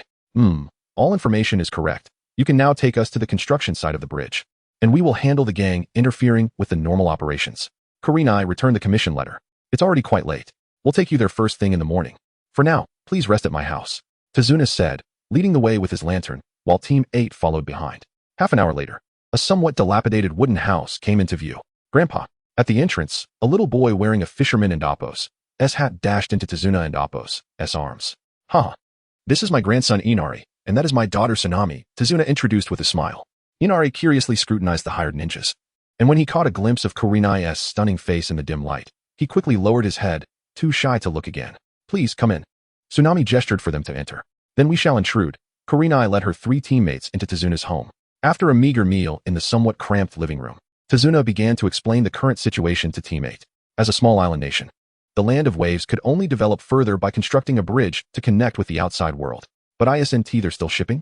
Yahiko questioned, perplexed. Tazuna sighed. The Kato Shipping Company monopolizes all maritime traffic to the land of waves. The reason we are so impoverished is largely due to the exorbitant shipping costs for importing and exporting goods, leaving the people with little to earn. Moreover, domestic prices are shockingly high, making life unbearable for ordinary citizens. So, Kurenai mused, stroking her chin. It's this Kato Shipping Company that is behind the scenes sabotaging the bridge's construction progress. Tazuna slammed his fist on the low table. As long as the bridge is successfully built, that vile Kato can no longer use shipping to threaten the land of waves. The people can finally live better lives. Kurenai nodded. You are the chief architect of the bridge. We will not only ensure that construction proceeds smoothly, but we will also protect your safety. Tazuna, kneeling on the ground, bowed deeply. Then I entrust this to you. After the mission is completed, our craftsmen will help the land of fire construct the bridge. After assigning rooms, Hinata neatly folded her outerwear and placed it on the tatami, hiding the sunglasses beneath it. Continuing, Hinata, Yuhi Kurenai, and Tsunade squeezed into a single blanket and drifted off to sleep. In the dead of night, a silhouette suddenly appeared in the room, only to vanish without a trace. The 3 within remained blissfully unaware. As dawn broke, Hinata awoke to find the clothes she had neatly folded before sleeping were now in disarray. She hurriedly opened them to inspect, feeling a wave of relief wash over her when she saw her sunglasses still intact. Meanwhile, Naruto, having transformed his appearance into that of a handsome youth with dark hair, appeared in a town in the land of waves. He was on a quest to find the frost stag beetle and needed to gather supplies for his time in the wild. Surveying the somewhat desolate town, he noticed the uneven streets were sparsely populated by weary-looking pedestrians. One young man clutched a wooden sign that read, willing to do any work. The old man who repaired bridges had been correct. This country was indeed impoverished. With a sigh, Naruto headed towards a nearby shop. Welcome. What can I get for you, young man? Greeted the plump shopkeeper. Boss, I'd like some chocolate bars, cookies, and bottled water. If you have military rations, that would be even better. Naruto pulled out his bulging frog wallet. Will fire country currency work? The shopkeeper squinted his eyes at the dashing youth in the black cloak. Of course. But there will be an additional service charge. Naruto nodded. That seems reasonable. The shopkeeper busied himself, and soon the counter was piled high with goods. That'll be 50,000 ryo, he declared. There are no ninjas in the land of waves, so we don't sell military rations. What? Naruto exclaimed in disbelief. Are these chocolate bars made of gold? Or are the cookies crafted from gold? The shopkeeper shrugged. Imported goods are naturally expensive, and with the service fee, this is the price in the land of waves. Naruto waved his hand dismissively. I can't afford that. I'm leaving. Just as he turned to exit, 2 burly men in kimonos and wooden sandals blocked the doorway. The shopkeeper ominously remarked, Young guest, I've served you, and you leave without purchasing anything. That hardly seems appropriate. Naruto let out a cold laugh. I'm not accumulating merit now, nor do I fear karma. Your lives are already mine. Just step aside, and I shall return your lives. The shopkeeper burst into laughter. Huh? What grandiose words. No one dares speak like that in the land of waves, except Lord Cardo. One of the hulking men growled. Listen, foreigner, we want to make this difficult for you. Just leave the money and get lost. With calm composure, Naruto extended his frog wallet, coldly eyeing the 2 men before him. Take it. Chapter 26. An unexpected encounter. Didn't he expect you to be so compliant? One of the thugs reached for Naruto's wallet. Back to the cycle in that instant, as the thug touched the wallet. Naruto infused a massive amount of chakra into the man's body. With a loud bang, a burst of blood erupted at the shop's entrance. Only one thug remained, bloodied and standing at the doorway. He was momentarily stunned before drawing a short blade and swinging it at Naruto. Die. Not very bright, are you? Your companion just turned into mush, and you're still here? Naruto shook his head in exasperation, then tossed the wallet upwards. Just as the thug's blade was mere centimeters from Naruto's forehead, Naruto struck. Alas, the expedition has commenced under less than favorable circumstances. If I cannot even concoct the insect-borne fungi, then the aspiration of transcending to immortality will remain but a fanciful dream. Weary and exhausted, Naruto reclined on the verdant grass beside a babbling brook, succumbing to a deep slumber. Time slipped away unnoticed. Suddenly, he felt a gentle shaking of his body, prompting him to abruptly open his eyes. Before him stood a breathtaking young woman adorned with a black choker, her expression a portrait of concern. Are you injured? Why are you lying out here in the wild? It's perilous. Naruto sat up, taking in the sight of this enchanting figure. She wore a pale pink short-sleeved kimono embellished with a whirlpool pattern, wooden sandals upon her feet, and her delicate face framed by long black hair, accentuated by a slight Adam and Appo's apple. It turned out to be a beautiful youth. This visage was far more endearing than Sakura. What brings you to this remote wilderness? Naruto inquired in return. The youth shook a basket in his hands and replied, I have come to gather herbs. Gathering herbs? You say? Naruto suddenly retrieved a hand-drawn illustration from his backpack, depicting the frost beetle as described in the compendium of unicorn beetles. Marvelous. Young brother, have you ever encountered such a beetle? The youth examined the drawing for a moment before responding. I believe I have. But where? Naruto sprang to his feet, excitement coursing through him. The youth shook the basket once more. If you assist me in gathering herbs, I shall help you catch this beetle. Naruto eagerly took the bamboo basket from the youth, exclaiming, Deal. By the way, forgive my blunder, beautiful one. What is your name? With a smile, Naruto introduced himself. I am Uzumaki Naruto. The youth, whose beauty rivaled that of a woman, chuckled softly, responding, I am Bai. Under Bai's guidance, the two ventured to a precipice. Bai pointed towards a nest perched upon a protruding rock, indicating, there is a herb growing beside that nest, but it is too high, and the eagle will attack anyone who approaches. Naruto squinted and indeed spotted a small plant bearing several red fruits beside the nest. That is simple enough. We can just eliminate the eagle. Bai shook his head. I merely wish to obtain the herb. I do not wish to harm the eagle. Oh, so he refrains from taking life. Naruto mused, stroking his chin. Given the chakra you possess and the calluses on your hands. Bai, you must be a ninja, correct? If you cannot bear to take life, how do you survive in this ruthless world? A hint of a bitter smile crossed Bai's face as he replied, Indeed, I am a person of such contradictions, wholly unsuited to be a ninja.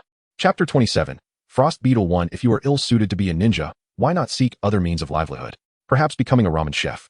I see that the owner of the ramen shop in our village lives quite comfortably. Naruto remarked earnestly. Haraha. Bai chuckled at Naruto and Appo's words, his face brightening with a smile. If that person were willing, I would love to open a small shop with him, leading a simple and unadorned life. Just imagining such a life is truly delightful. The exhaustion that had weighed upon Naruto's heart seemed to dissipate, replaced by the warmth of Bai's radiant smile. Stretching his limbs, he declared, Since you are here to gather herbs, there must be someone at home who is ill or injured. We should not delay. I will fetch the herbs for you. Bai, holding the basket, inclined slightly. Naruto-kun, you can see that I am a ninja. Surely, you must be a formidable ninja as well, so I must trouble you for the herbs. With a wave of his hand, Naruto strode directly towards the barren cliff devoid of any footholds. I must not make it too easy to gather the herbs, otherwise, Bai may not exert himself fully in helping me find the beetle later. With this thought in mind, Naruto gathered his chakra in his palms. Employing a climbing technique to ascend the sheer cliff, his body swayed precariously, creating a scene of palpable danger. Bai tucked a strand of hair behind his ear, gazing up with a hint of concern. Did I misjudge Naruto-kun and Appo's abilities? Worry gnawed at him, prompting him to position himself at the base of the cliff, prepared to intervene should Naruto falter. Minutes passed, and Naruto, in a precarious yet daring maneuver, reached the nest vicinity. An eagle, brooding over its eggs, emitted a sharp cry directed at Naruto. With his right hand clutching the rock face, Naruto extended his left towards the herb adorned with red fruits. The eagle, sensing the infringement, shielded its eggs with its wings and lunged at Naruto with its sharp beak. In an instant, a chunk of flesh was torn from Naruto's hand, blood oozing forth. Got it, he exclaimed, brandishing the herb triumphantly towards Bai below. However, just as he celebrated, the ledge he was gripping crumbled, sending him plummeting downward. Naruto-kun, Bai leaped into action, bounding up the cliffside and deftly catching Naruto mid-fall. They rebounded between the cliff and a large tree below, finally landing safely on the ground. You are injured, Bai exclaimed, hastily lowering Naruto to the ground. He wiped away the blood with a handkerchief, then retrieved a few leaves from the basket to chew and apply to Naruto and Appo's wound. Feeling the warmth of Bai and Appo's touch, a twinge of guilt surged within Naruto. Bai was truly a gentle and pure-hearted individual. He should not have to endure such trials on his account. In his past life, Naruto had only encountered those steeped in deception and treachery, making him wary of others' intentions. Bai miraculously produced a roll of bandages, swiftly wrapping Naruto's wound with care. There. The injury is not deep. It should heal within a few days. Just avoid water for a while, and a little alcohol for disinfection will hasten the recovery. Bai placed Naruto's gathered herbs into the basket and glanced up towards the sun. There is still time. Let us pursue the beetle. At the mention of the beetle, Naruto's spirit soared, and he sprang to his feet. Where do we go to catch it? To the very spot where you were sleeping earlier. What? I was lying there for so long and did not notice. You must be jesting. Bai laughed softly, turning away in silence. The two made their way back to the grassy bank by the brook. Where is it? Naruto surveyed the area, noting nothing but grass and trees, with plenty of ants scurrying about. yet no sign of the frost beetle. I halted beside a dead tree, pausing momentarily. Then, with a single hand, he began to form seals. Naruto and Appo's eyes widened in astonishment. One could perform ninjutsu with a single hand. "Ice shield," I exclaimed, pressing his palm against the tree trunk. A layer of frost rapidly spread across the bark, transforming the dead tree as if it had endured several months of winter's chill, encasing it in a thick layer of ice crystals. Naruto marveled at the spectacle, his mind racing with newfound knowledge. How enlightening it was to witness the ice shield. However, this technique did not belong to the elemental shield techniques. It seemed beyond his grasp. I suddenly turned to Naruto. "Listen." Naruto perked up his ears, and indeed, he discerned a faint crackling sound emanating from within the ice-encased tree. I explained with a smile. The larvae of the frost beetle emerge from their cocoons only in the coldest winters, transforming into their final form. Upon hearing this, Naruto could not help but curse Shino for being unreliable. What kind of insect clan was this? Such vital information was unknown to them. What was the point of even engaging with insects? Perhaps they should just dry the bugs and sell them as herbal medicine. Quickly, Naruto retrieved a lidded bamboo tube from his backpack. He approached the withered tree, striving to discern the source of the sound. Here, his pale fingertips tapped twice on a particular spot of the trunk. With a crack, a small piece of ice covering the bark fell away, revealing the inner layer of the tree. Naruto leaned closer and, indeed, saw something stirring beneath the dark bark. In the next moment, a completely transparent rhinoceros beetle, resembling a block of ice, emerged from the bark. It was truly beautiful. No wonder some were captivated by such creatures. Naruto carefully placed the still soft frost-covered beetle into a bamboo tube with ventilation holes. I kindly reminded him, "You must cover it with ice. Otherwise, in this season, it could easily perish." "Oh, I see. Then could you please fetch me some ice? I owe you one." Naruto hastily emptied some miscellaneous items from his backpack onto the ground. "Naruto, there's no need to be so formal with me. It's merely a small favor," I replied. Gradually making his way to the stream, crouching down to dip his hands into the water, the gentle sound of flowing water abruptly ceased, and in an instant, that section of the stream froze. Naruto placed the bamboo tube containing the frost beetle into his backpack, then rushed to the edge of the frozen stream and struck it with a punch. I assisted by gathering the broken pieces of ice into the backpack. Soon, the travel bag was brimming with ice. Naruto placed the bamboo tube atop the ice blocks to prevent the beetle from suffocating. "I thank you. If we meet again, I will surely repay this kindness," Naruto exclaimed as he sprinted away with his travel bag. He needed to get to the nearest town to acquire a foam box and bedding, and perhaps some ice pops too. The ice in his backpack would melt quickly, and if the beetle died, he wondered if that member of the Oil Woman clan would still be willing to make a deal. I waved goodbye to Naruto's departing figure, pondering whether someone like him, a wandering ninja treated as a mere tool, discarded once deemed useless, had the right to utter such farewells. Naruto hurried to the nearest small town, only to discover wanted posters of himself plastered everywhere. "Foreign fugitive, bounty 100,000. Strangely enough, the likeness was quite accurate, just as Naruto contemplated using his transformation technique to alter his appearance. The townsfolk had already surrounded him from both ends of the street. Chapter 28. Excellent. A great savior. Holding his dripping backpack, Naruto coldly regarded the approaching mob armed with farming tools and wooden sticks. They looked gaunt, lacking even a knife, yet they dared to pursue him? "Call that Kato over to capture me. 100,000 should be enough for you all to share." Though the crowd yearned for the bounty Kato had offered, they understood that the seemingly harmless youth before them was, in fact, the ruthless killer of Kato and Appo's three subordinates. "You cannot leave. Whoever captures the criminal can claim a larger share of the bounty." "Are you insane? That man slaughters without a second thought. We've faced him before." The townspeople merely blocked the road from a distance, too fearful to advance. Among them, someone had already rushed to the mayor's house to report to Kato via phone. Suddenly, Naruto shouted, "Quick! Find me a larger foam box and some plastic bags to fill it with ice pops. Then wrap it in bedding and bring it here. If my beetle dies, you all shall pay the price." No one in the crowd responded. "Can't you understand me?" A faint frown appeared on Naruto's face.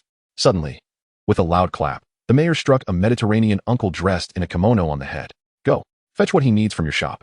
When the bounty from Lord Kato comes through, I and Appo's LL make sure to give you a bigger share."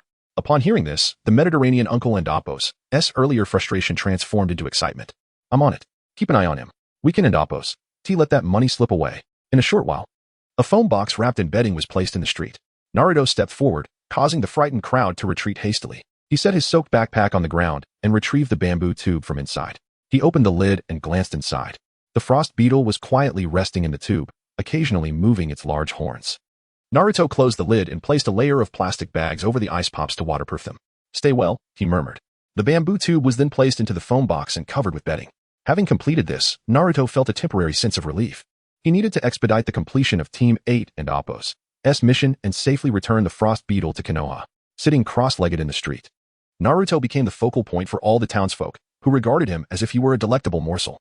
Half an hour passed, and just as Naruto began to grow impatient, the sound of galloping hooves erupted, and a dozen horse-drawn carriages stormed into the town. The townsfolk quickly cleared the way for the carriages to pass. Amidst the dust, the lead carriage, adorned lavishly, revealed a middle-aged man in a black kimono, holding a cane and wearing round sunglasses, who leaned out the door. This man was none other than Kato, a world-renowned tycoon in the ninja realm. A subordinate hurriedly approached to serve as a stepping stool. The mayor rushed forward to assist him, his face adorned with sycophantic delight.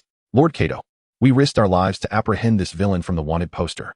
Kato, stepping down from the carriage while supported by the mayor and his subordinate, took a handkerchief from his chest to wipe his hands. Observing Kato's grand entrance, Naruto, feeling somewhat impatient, inquired, "Are you the one orchestrating the chaos behind the construction of the Cross-Sea Bridge? I offer you a chance for survival. Vacate the Land of Waves, and I shall spare your lives." Kato paused momentarily, then turned to a nearby subordinate, asking, "Is he speaking to me?" The subordinate shakily nodded, seemingly confirming that the young man was indeed addressing his lord. Kato, upon hearing this, tossed the handkerchief to the ground without sparing Naruto a glance, coldly commanding, "Sever his limbs, cut out his tongue, and keep him in a vase." "As you command, Lord Kato." Over 200 fierce thugs responded in unison, discarding their sheaths and charging forward with their swords drawn. The townsfolk, anticipating the impending bloodshed, felt a mix of fear and excitement. Naruto, observing the approaching thugs, curled his lips into a slight smirk. "Heh, you wield blades, while I wield a sword." Naruto and Appo's right hand formed a sword gesture, and a surge of chakra erupted from his fingertips. The chakra, compressed and sharpened, began to manifest an invisible long sword that distorted the air above his fingertip. At that moment, the thugs sensed a pure intent to kill. They could not afford to hold back as dozens of swords swung toward Naruto's head. Sitting cross-legged, Naruto gently waved his right hand in a slicing motion. Flash! With a swift sound, over 200 thugs instantaneously transformed into 400 as they were cleaved in half. A chorus of screams echoed through the streets of the town. The crowd began to scatter, many collapsing in terror, helplessly flailing about. Killing. It and Appo's massacre. The demon has descended. Run. Don't look back. It's terrifying. Mommy, don't leave me behind. The street descended into chaos. The Naruto arose, brushing the soil from his garments, and advanced slowly towards the petrified Gato. You engage in the business of murder and arson, so being slain is a reasonable outcome. Gato felt as though he were already deceased. Naruto was akin to a grim reaper risen from the depths of hell, so terrifying was his presence. He collapsed onto the filthy path, his legs flailing, and cried out in despair, "I have wealth. I am the wealthiest merchant in the world. I can give you all my money." Naruto shook his head. Indeed, money is a valuable asset, but for cultivators, enough is sufficient, or even none at all. An abundance of wealth is, in fact, detrimental to cultivation. Gato continued to plead, "I will no longer covet the Land of Waves. I shall depart from the Land of Waves immediately and never return." Naruto approached Gato and stated coldly, "Very well, I accept your repentance." "Truly?" Gato exclaimed, overjoyed. Suddenly, a snap echoed. Naruto held a severed head in his hand. Aware that Gato's consciousness had not yet faded, he gazed into Gato's still trembling pupils and said, "My apologies. I deceived you." Subsequently, Naruto nudged the village chief, who was feigning death nearby, with his foot. "As the great savior of the people of the Land of Waves, having eliminated such a menace for you, it is not excessive to ask for a small favor, is it?" The village chief, no longer able to feign death, scrambled to his feet, his face ashen. "LL Lord, what is your request?" Naruto leaped onto Gato and Appo's carriage. "Bring over my styrofoam container, and then drive the carriage to the construction site of the Transoceanic Bridge." Chapter 29. Mist, unrelenting and perpetual, a dense fog, never dissipating, enveloped the still under construction Transoceanic Bridge of the Land of Waves. Kurenai Yuhi stood atop a crane, vigilantly observing the bustling construction site below. Rebuking those gangsters yesterday had some effect. As expected, Shino sat upon a pier beneath the bridge, manipulating a multitude of parasitic insects to monitor every part of the bridge, guarding against anyone disrupting the progress of the project. Now, spending both day and night on the bridge, there is simply no time to venture into the wilderness. If I fail to capture a frost stag beetle by the end of the mission, I shall be unable to fulfill my promise to Naruto. Shino felt a sense of urgency, but as a ninja, completing the mission took precedence. On the bridge deck, Hinata and Kiba, like flanking guardians, accompanied the chief architect, Tazuna. As he hurried about the bridge, do not economize on steps and materials to expedite progress. The Transoceanic Bridge is the lifeline of the Land of Waves. As a craftsman, you must recognize the responsibility you bear. Rebind these steel cables. Tazuna sternly reprimanded a worker who was skimping on materials and then rushed elsewhere to inspect. Kiba, trailing behind. Whispered, "Old man Tazuna is quite imposing. Once I become Hokage, I shall be even more impressive. Perhaps that is called responsibility, rather than impressiveness." Hinata said hesitantly. Just then, the parasitic insects Shino had dispersed into the fog abruptly transformed into hailstones the size of thumbs, clattering into the seawater below. "Kurenai-sensei, enemy attack," Shino shouted, looking up. Kurenai, atop the crane, immediately issued an order, "Protect Tazuna." Hinata and Kiba instantly shielded Tazuna. Shino also scaled the bridge deck, brandishing a kunai as he stood before Tazuna. "Everyone, take cover," Tazuna yelled. The workers ceased their activities and sought refuge in the sheds erected on the bridge deck. As Kurenai scanned the surroundings, a massive blade suddenly cleaved through the dense fog, aimed directly at Kurenai's neck. With a swift shush, Kurenai vanished. In an instant, she reappeared on the bridge deck. Another figure, swathed in bandages and wearing a Mist Village forehead protector, materialized not far from Kurenai. "Momochi Zabuza, I knew you were not dead." Kurenai drew a kunai, adopting a defensive stance. Momochi Zabuza plunged his enormous executioner's blade into the bridge deck and, pointing to the black cloth covering his eyes, said, "Kurenai, this time, I shall not fall victim to your genjutsu." Zabuza's hands began to weave signs rapidly. Water release, great waterfall technique. In an instant, a colossal column of water, tens of meters high, erupted from the sea and surged towards Kurenai on the bridge. "Kurenai-sensei," Hinata exclaimed in alarm. With a deafening crash, Kurenai was struck by the water column. Hinata, Kiba, and Shino were about to rush to her aid when they were halted by a wall of ice that suddenly materialized. Haku, clad in dark green Mist Village assassination attire and wearing a swirl-patterned mask, emerged from the fog. "I apologize. I cannot allow you to pass." Kurenai's voice suddenly echoed, "Do not worry about me. Protect Tazuna." It turned out that Kurenai had used a body replacement technique to evade Zabuza's grand technique. The fog grew denser, obscuring vision and dividing the bridge into two battlefields. Fong over Fong. Kiba and Akamaru, transformed into a human-like form, unleashed their coordinated ninjutsu, spinning rapidly as they charged towards Haku. Haku and Appo's figure flickered erratically within the fog, preventing Kiba and Akamaru from locking onto his position. Several Fong over Fong attacks missed their mark, and Akamaru had no opportunity to mark Haku with his urine. Hinata, with her Byakugan fully activated, could barely discern Haku and Appo's movements. But she dared not abandon Tazuna to attack the enemy. After all, if Tazuna were killed, the mission would be a failure, and the collaborative projects between the Land of Fire and the Land of Waves would be reduced to nothing. Shino suddenly released a swarm of parasitic insects from his sleeves. "I shall assist you." A vast, dark cloud of insects flew towards Haku's location. These insects are not aesthetically pleasing. Haku formed a hand seal with his right hand, removed his mask with his left, and exposed his mouth. Ice release, winter wind. A gust of frigid air erupted from Haku's mouth. Shino's insects were frozen into icy clumps, shattering upon impact with the bridge deck. Kiba and Akamaru seized the opportunity to launch another Fong over Fong attack, charging towards Haku. "I apologize, but please rest for a moment." Haku drew two long needles from a box on his waist and hurled them. With two soft flack sounds, Akamaru and Kiba were struck. Akamaru crashed into the bridge railing, reverting to his canine form and collapsing motionless on the ground. Kiba, fortunately, collided with a pile of construction materials on the bridge during his spin, avoiding a fall into the sea. He lay unconscious on a pile of cement bags. "Kiba!"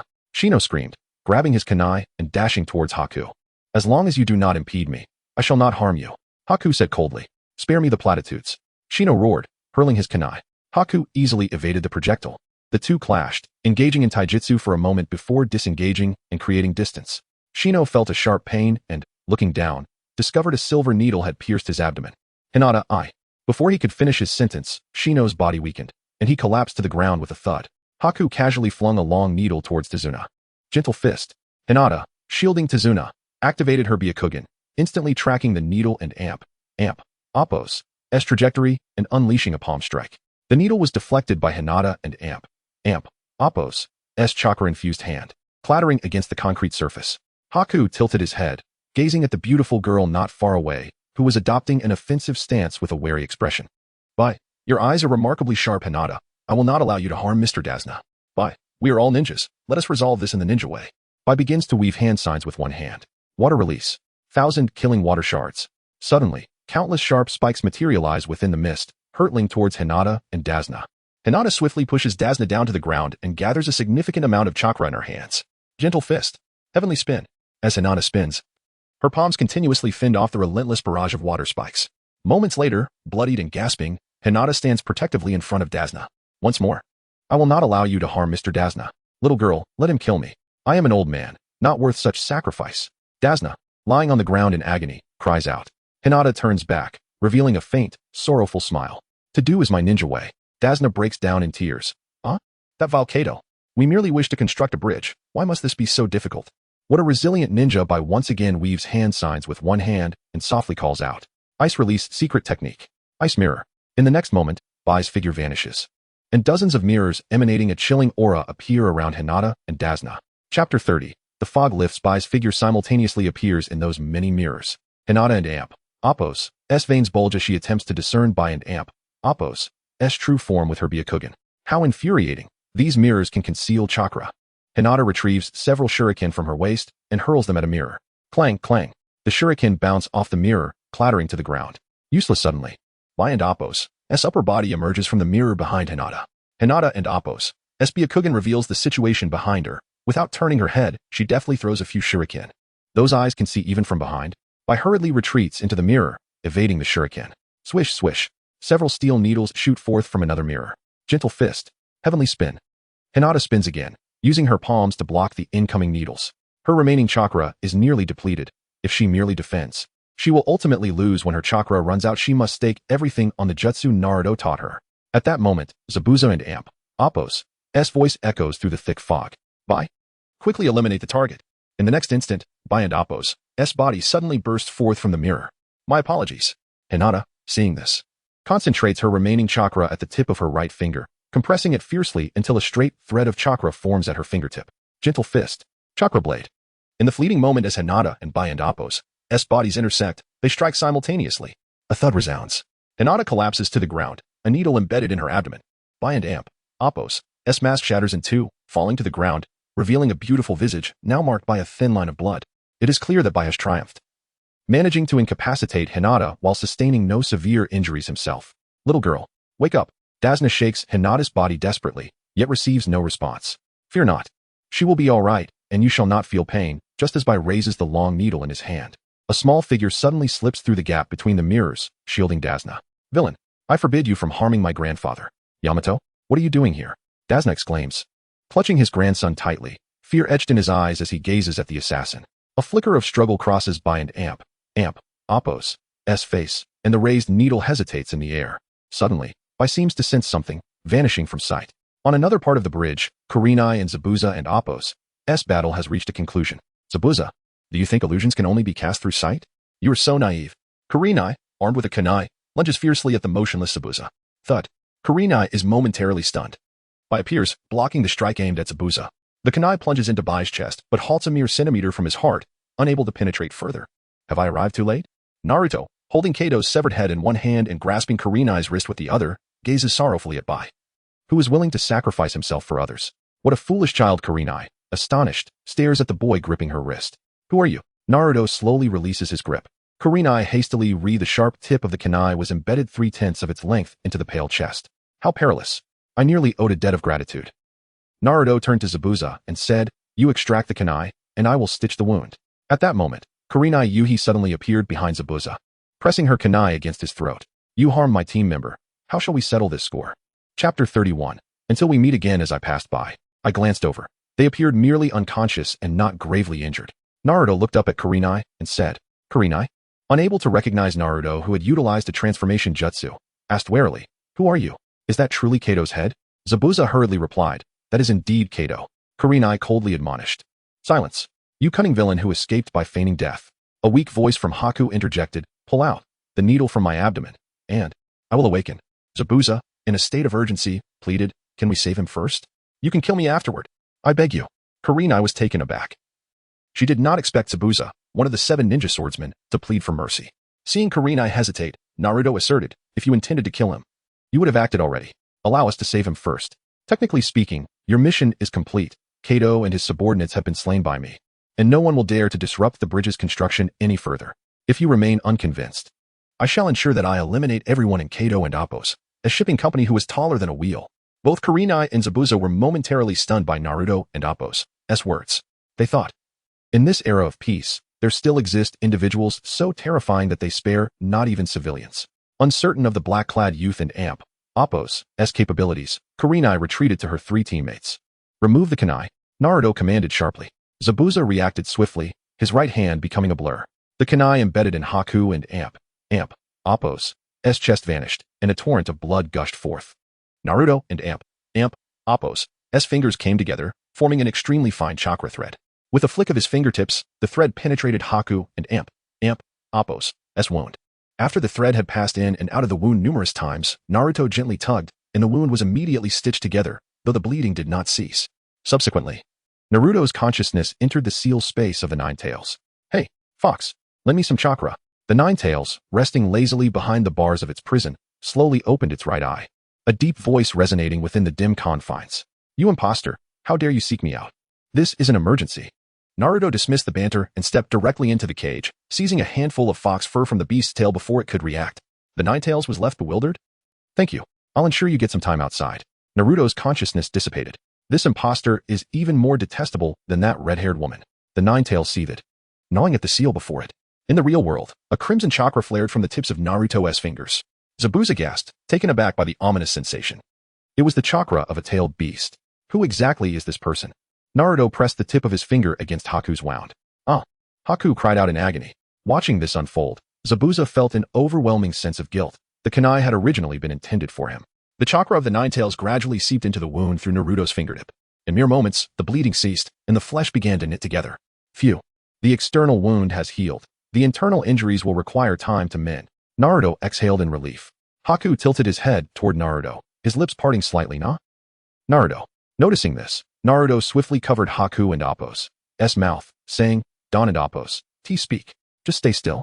At that moment, Kurenai approached with the now conscious members of Team 8 and Dazna. Is that the wealthy Kato? Kurenai pointed at the severed head by Naruto's feet. Dazna adjusted his glasses, squinting closer. Oh, it truly is that scoundrel Kato. He always had hundreds of bodyguards, yet someone managed to kill him. Hinata, Shino, and Kiba looked at the severed head, feeling a chill run down their spines. Zabuza turned and knelt before Kurenai. Ninjas are hired to carry out missions. There is no right or wrong.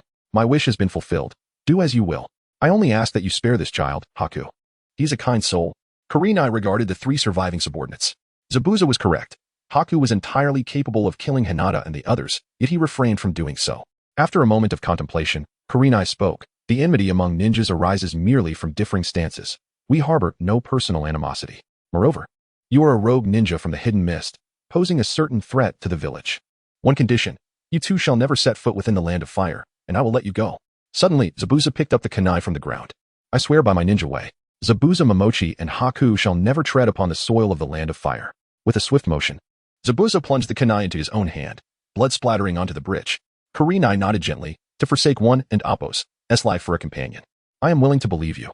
Naruto interjected, I assure you, in the land of waves, from government officials to common folk, none will dare to obstruct the construction of the bridge. Dazna, brimming with excitement, inquired, May I ask who this young man is? Naruto chuckled, Who am I? You shall find out tomorrow in town. Zabuza carefully lifted Haku onto his back, then picked up the executioner and Appo's blade from the ground. Nah, Naruto, Haku began. But realizing the impropriety, quickly corrected himself. Tomorrow, until we meet again. Naruto tilted his head toward Haku, smiling, Haku. Until we meet again under the watchful eyes of the crowd. Zabuza, carrying Haku, slowly walked toward the bridge's edge, their figures gradually disappearing into the mist. Naruto withdrew his gaze and gently nudged Kato's head with his foot. The head rolled to Dazna's feet, startling him into a jump. Bury it in the bridge's foundation. It will ward off evil, Naruto stated coldly. Is there really such a belief? Dazna stuttered in response. Naruto stroked his chin, pondering. It seems that burying it alive is the effective method. Dazna dared not respond further. All right, I must take my leave now. Naruto began to walk towards the bridge's end. As he passed Kiba, he twitched his nose, murmuring, This scent feels somewhat familiar? Suddenly halting. Naruto produced an object from his pocket and extended it toward Kiba. Your nose is quite keen. This is for you. Kiba accepted the item, sniffing it, and immediately began sneezing. What is this smell? As Naruto walked away, he shook his head. It's pure wild mountain pepper. I gathered it with great difficulty. Hinata observed the youth in sunglasses, feeling a sense of peculiarity about him. When Naruto passed Shino, he paused, reaching out to pluck a dead parasitic bug from Shino's clothing. That insect is truly unsightly, not as aesthetically pleasing as a certain translucent beetle I once observed. Upon hearing this, Shino was taken aback. He reached into his pocket and discovered some additional items. As Naruto's silhouette faded into the mist, Kurenai declared, Let's maintain our watch for a few more days. If there are no further disturbances, we and Appo's conclude the mission ahead of schedule. This time, you encountered a benign adversary. Fortune may not always favor you so. Upon our return, diligent training is paramount. Only then can you prolong your existence. The three responded in unison. Understood, Kurenai-sensei. Sometime later, Shino secreted himself away and retrieved the contents of his pocket. It was a note inscribed with numerous words. The frost stag beetle is concealed in the thicket 500 meters west of the bridgehead. It must be kept refrigerated with ice, lest it perish. I and Appos am departing ahead of you. My mission elsewhere remains incomplete. Having perused the note, Shino promptly ingested it. That youth was indeed Naruto, he mused. His efficiency is remarkable. I must emulate him. Such a man possesses true panache. Chapter 32. Return to the Hidden Leaf Village, an open-air mine in the Land of Fire's frontier. Team 7, under Kakashi's guidance, was patrolling the mining site. How long must we remain here? Sasuke grumbled. Why can't Appos we raid the dens of those underworld figures and eradicate them wholesale? Kakashi, engrossed in his make-out paradise, ambled along unhurriedly. Our mandate is to safeguard the mine and Appos' workforce. Furthermore, those underworld figures are mere mortals. Provided they refrain from instigating trouble, we have no justification to slay them. Naruto's shadow clone inquired, perplexed. Why must shinobi be constrained by ordinary folk? Why not install the third Hokage as the Land of Fire and Appos' daimyo? Abruptly, Kakashi pivoted, seized Naruto and Appos' head, and declared sternly, Naruto, such pronouncements are forbidden under any circumstances. The ramifications could be severe. The shadow clone nodded. Discretion is the better part of valor. I comprehend. Kakashi released him. Dismissed. Standard protocol. Confinement to the mining district. With that, Kakashi vanished, leaving Naruto, Sakura, and Sasuke in place. Naruto gazed at the miners toiling like ants at the mine's base. A sense of foreboding creeping into his heart. When will the original return? My chakra reserves are nearly depleted. The shadow clone technique can scarcely be maintained. Sasuke interjected, Naruto, accompany me in ninjutsu practice. Naruto vehemently declined. I and Appos, am feeling unwell. Sakura retorted, you were unwell yesterday and the day before. Have you contracted some dire ailment? Naruto turned to Sakura. You Wooden and Appos, understand. We males experience such days each month, when we and Appos re simply out of sorts. Sasuke scoffed and departed to find a place to train. Sakura followed suit. The shadow clone, left alone, sat cross-legged on the ground. I'll absorb some spiritual energy. Perhaps I can endure another day. Lacking the augmentation of the Tensigen, the shadow clone and Appos' absorption of natural energy was both sluggish and meager. Even if it did nothing but meditate, it would scarcely absorb any. Concurrently, Naruto's original self had arrived at the mining district and located the underworld stronghold concealed within a mountain, surveying the dozen or so dwellings perched on the high ground. Naruto sighed. This place was indeed difficult to find. Had I not extracted the information from Gato and Appos' henchmen, I and Appos' never have located these fellows. How many underworld figures did Gato harbor? They and Appos, even within the Land of Fire, daring to target a national mine. Do they mistake the Land of Fire for the Land of Waves, a minor nation devoid of even a shinobi village? As he mentally invaded, Naruto scaled the cliff face toward the underworld stronghold. Minutes later, Naruto materialized silently in the stronghold's courtyard. A burly man with extensive tattoos on his arms strode past. Head bowed. Who's this? The man, sensing something amiss, turned back and inquired. Are you a new recruit? Naruto shook his head. No, I'm the scourge of the underworld. Summon your boss. I have matters to discuss. The tattooed man, irked by the bespectacled youth, bristled. I'm already in a foul mood. Several shinobi appeared at the mine, slaying a number of my brothers. The boss has severed contact, and now this brat appears to annoy me. Are you the boss? Naruto reiterated. Insolent whelp. Do you imagine you can simply meet the boss? The tattooed man launched a kick at Naruto. Instantly, a cacophony of wails echoed throughout the stronghold. Aya, my leg. An enemy. An enemy. Aya. The tattooed man and Appos' right leg had been severed neatly at the knee, and blood gushed everywhere. Within moments, hundreds of underworld figures, brandishing cleavers, had encircled the courtyard. The tattooed man, having lost too much blood, had already lost consciousness. The underworld figures simply glared murderously at Naruto, refraining from direct action. The throng parted to create a path for a bare-chested, tattooed man. Who sent you? Naruto ignored the question. I offer you a chance to live. Descend the mountain and surrender. If you do, I'll spare your lives. The tattooed man roared with laughter. You lack a forehead protector. You aren't a shinobi. Yet you dare to be so arrogant? Hack him down, brothers. The horde of underworld figures raised their cleavers and charged. Naruto sighed. Kindness is wasted. Hours later, two stakes stood by the road leading to the mine. A rope was strung between them, and impaled on the rope were dozens of severed heads. The most conspicuous being the bald head of the underworld boss. 3 days later, Team 7 commenced their return journey. The closer they drew to the Hidden Leaf Village, the more shinobi Naruto encountered, many from foreign lands. Are they planning to invade the Hidden Leaf Village? Naruto wondered aloud. Kakashi, scratching the back of his head, exclaimed, Oh, that's right. The Hidden Leaf Village is hosting the Chunin exams, jointly administered by several shinobi villages. Sakura's eyes widened. Really? The Chunin exams already? Naruto was equally bewildered. We Haven and Oppos. T even completed our Jinin internship, and we and Oppos. Retaking the Chunin exams? Are they rushing things? Of the three, only Sasuke was excited. Now I can test my mettle against shinobi from other lands. Just then, three unusual shinobi darted past Naruto and his team, a blonde kunoichi with a massive fan strapped to her back. A figure in a black bodysuit with a bandaged object on his, and a diminutive redhead with a colossal gourd. Naruto's gaze was drawn to the gourd. What kind of arcane treasure is that? Naruto quickened his pace to follow them. Gaara, annoyed by the abrupt appearance of this impertinent fellow, accelerated his pace. But he couldn't and Oppos, shake the nuisance. Naruto suddenly inquired, "Hey, friend, is that gourd for sale?" Upon hearing Gaara and Oppos' words, he instantly became infuriated. Abruptly halting his steps and casting a cold glare at Naruto, who had also come to a stop, Temari and Kankuro swiftly positioned themselves in front of Gaara. Temari, displeased, questioned, "Are you from Konoha and looking for a fight?" Naruto shook his head and then vanished from sight in an instant. Gaara suddenly felt an inexplicable lightness in his body, but when he turned around, his eyes almost bulged out in shock. "Where's my gourd?" Chapter 33. The Sage of the Toads. With a swift motion, Temari unfurled the large fan in her hands and demanded, "Do you wish to initiate a battle?" As a series of loud thuds resounded, the bandages wrapped around Kankuro's burden unraveled, revealing a peculiar puppet. Kakashi hurriedly interposed himself between the trio from Tsunagakure and Naruto, urging, "Naruto, quickly return the gourd." Not far behind Kakashi, Naruto was shaking Gaara and Oppos' enormous gourd, pondering it and Oppos' so heavy. What could possibly be inside? He then uncorked the gourd. Peering inside, sand? At that moment, the gourd in Naruto's hands suddenly transformed into fine yellow sand, enveloping him completely. Gaara, standing behind Temari and Kankuro, wore a somewhat manic smile. "Haha, it has been ages since I encountered such an amusing character." Sand binding coffin. The sand that encased Naruto emitted a muffled thud. "Naruto." Kakashi rushed to the side of the sand. Just as he intended to use a water technique to wash away the sand trapping Naruto, Gaara abruptly retracted the sand. Naruto and Oppos' figure emerged, standing there with a disappointed expression. "I thought it was some powerful artifact. Turned out to be nothing but worthless sand." The sand reformed behind Gaara, taking the shape of the gourd once more. Gaara pushed Temari aside and approached Naruto. "You managed to withstand my sand-binding coffin. Excellent. You shall make a splendid plaything." With a swift motion, Sasuke blocked Gaara's path, his expression as cold as ice. "If you wish to fight him, you must first defeat me." Kakashi seized Sasuke by the neck from behind. "If you two are looking to spar, there will be ample opportunities during the Chunin exams. If you engage in combat now, it would escalate into a diplomatic incident. Can you both spare me the trouble?"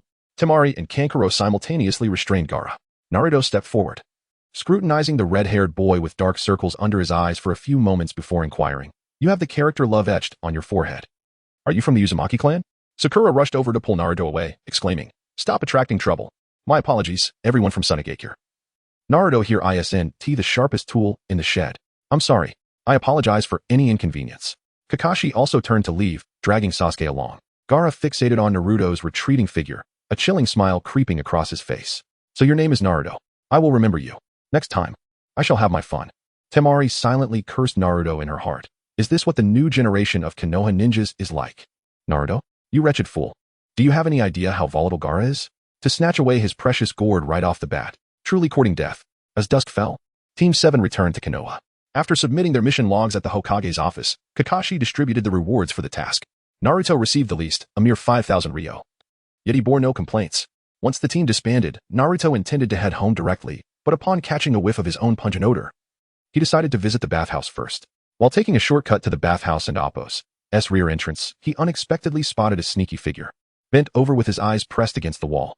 "Hey, Peeping Tom, fork over 10,000 ryo for silence, or I'll drag you to the Konoha guard station." Peeping Tom, the white-haired Jiraiya slowly turned around, adopting a serious expression. "You little brat, do you understand what it means to gather inspiration? Do you comprehend the essence of artistic creation?"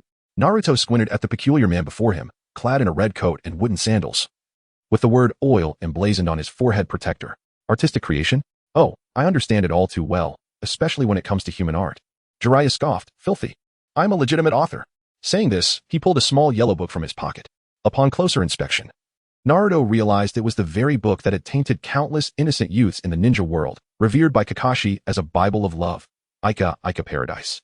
"So you are Jiraiya, as expected." "Haha, the book mirrors the man." Naruto jested. "I am quite renowned," Jiraiya boasted. tucking the book back into his cloak. What clan are you from, and what is your name? I am Uzumaki Naruto. Any guidance? Upon hearing this name, Jiraiya paused in surprise.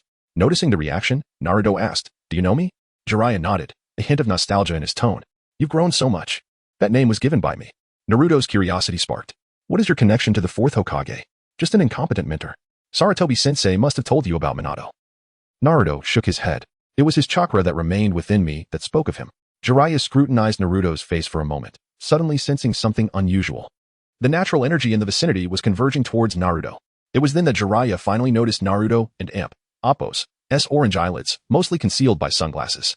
Sage. Sage mode. Sage mode? What are you talking about? Naruto replied, utterly bewildered. Without answering, Jiraiya began forming hand seals. Summoning technique. With a loud bang, a massive orange toad, towering over 2 meters, materialized before them. What a huge bullfrog. As Naruto reached out to touch it, Jiraiya swiftly lifted him. What bullfrog? Come with me. The two of them leapt onto the toad's back, which then bounded away, covering several dozen meters in a single leap. In mere minutes, they arrived at the edge of the forest surrounding Konoha. Once on solid ground, Jiraiya dispelled the summoning, causing the toad to vanish. Now, tell me how you activated Sage Mode? Jiraiya questioned, his expression grave. Naruto retorted, What is Sage Mode? Jiraiya exclaimed, Stop pretending. The natural energy around you is converging. If that isn't Sage Mode, then what is it? Oh, Naruto finally understood. So you mean gathering natural energy? Natural energy? Jiraiya asked, puzzled. Naruto clarified. Exactly, the energy you refer to as natural energy. Jiraiya and Appo's mind raced. This boy had never even visited Mount Myaboku. Could he have learned sage techniques from the Dragon Cave or the Wetbone Forest? Where did you acquire this ability? Jiraiya pressed on. Naruto shrugged. I was born with it. Born with sage body. How is that even possible? Jiraiya felt a wave of despair. After years of arduous training to master a flawed sage mode, this boy had it innate. Unwilling to relent, he continued. Then, how long can you maintain sage mode? Naruto held up a finger. Jiraiya exclaimed, 1 minute. No, not just one. Could it be 10 minutes? Naruto shook his head. Jiraiya took a deep breath, his voice trembling as he exclaimed, It can't be just an hour, can it? Naruto shook his head in response. Beads of sweat formed on Jiraiya and Appo's forehead. He dared not guess any further. With a mischievous smile, Naruto revealed 3 words. Always open. Jiraiya and Appo's head exploded with realization. His eyes rolled back, and he fainted. Chapter 34. Sage Mode. Lying on the grass, Jiraiya gazed at the stars, his heart filled with mixed emotions. He sighed, reflecting on the time he had marveled at the breathtaking view from outside the bathhouse. His body had reacted normally then, and he had felt youthful. Now, he suddenly realized he was a man in his 50s. Beside him, Naruto, who was also looking at the stars, chimed in, Since you acknowledge your age, you shouldn't indulge in such stimulating sights. It's easy for a small head to pressure a big head, which could lead to a stroke. Feeling somewhat embarrassed, Jiraiya asked to him, Naruto, have you matured too quickly? And why aren't you home? Naruto sat up, excitement lacing his voice. I wanted to wait for you to wake up so you could teach me summoning techniques. I want to have a flashy mount. A mount? Jiraiya sprang up in shock. Do you think summoning beasts are mere toys? They are equals in a cooperative relationship with their summoner. As he spoke, Jiraiya began forming seals. Fire style. Toad oil fireball. A fireball the size of a pumpkin erupted from his mouth, illuminating the darkness of the clearing. He then sat cross-legged on the ground, absorbing natural energy to create sage chakra.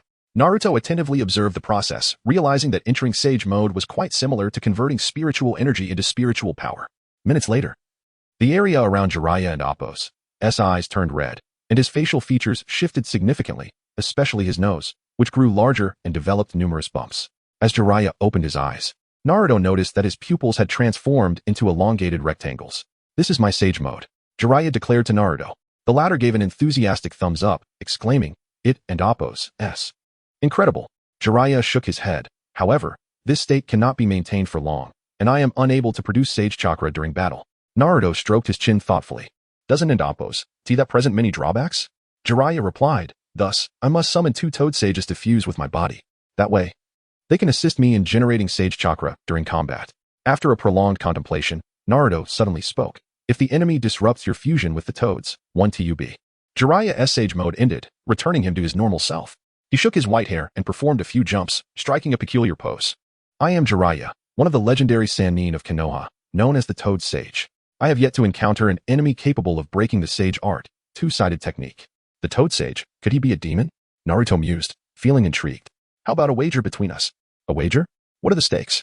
Jiraiya was eager to humble Naruto.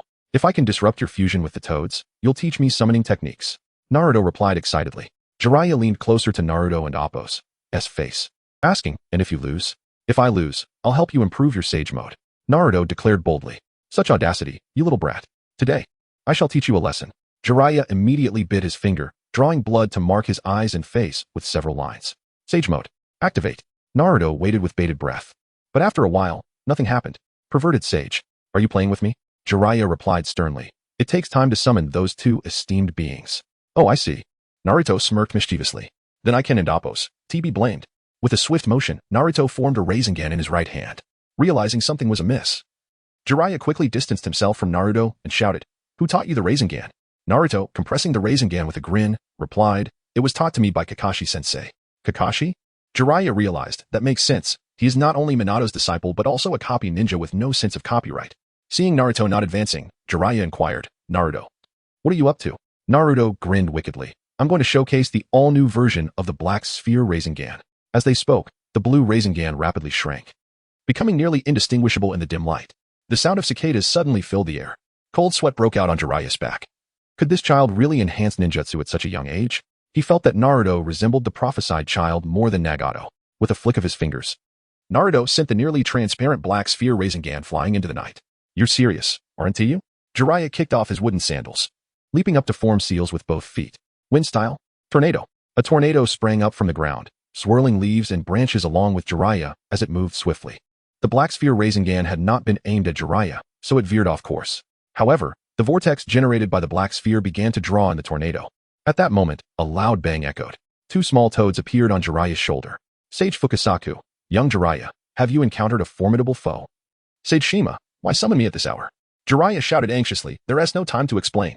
The two toad sages ceased their inquiries and immediately joined their palms, beginning to absorb natural energy to generate sage chakra for Jiraiya. Sage art. Super large Rasengan. Jiraiya shouted, unleashing a colossal Rasengan toward the vortex created by the Black Sphere Rasengan. Chapter 35. Boundless seas of color in the stillness of the night. A sudden explosion echoed, illuminating the windows of the villagers' homes in Konoha. The patrolling ninjas immediately braced themselves, fearing an attack from enemy ninjas. Is the attack coming from another village? The sound originated from the west. Quickly, let us investigate. The third Hokage, startled from his sleep, hastily dressed and approached the window to peer outside. Has something happened before the Chunin exams even began? Back in the forest west of Konoha, Naruto watched with keen interest as two small toads donned in gray cloaks perched on Jiraiya's shoulder. So these are the toad sages you spoke of? Jiraiya eyed the massive crater in the grass, his back drenched in cold sweat. Let us see how you, little brat, will break my sage art, two-sided technique.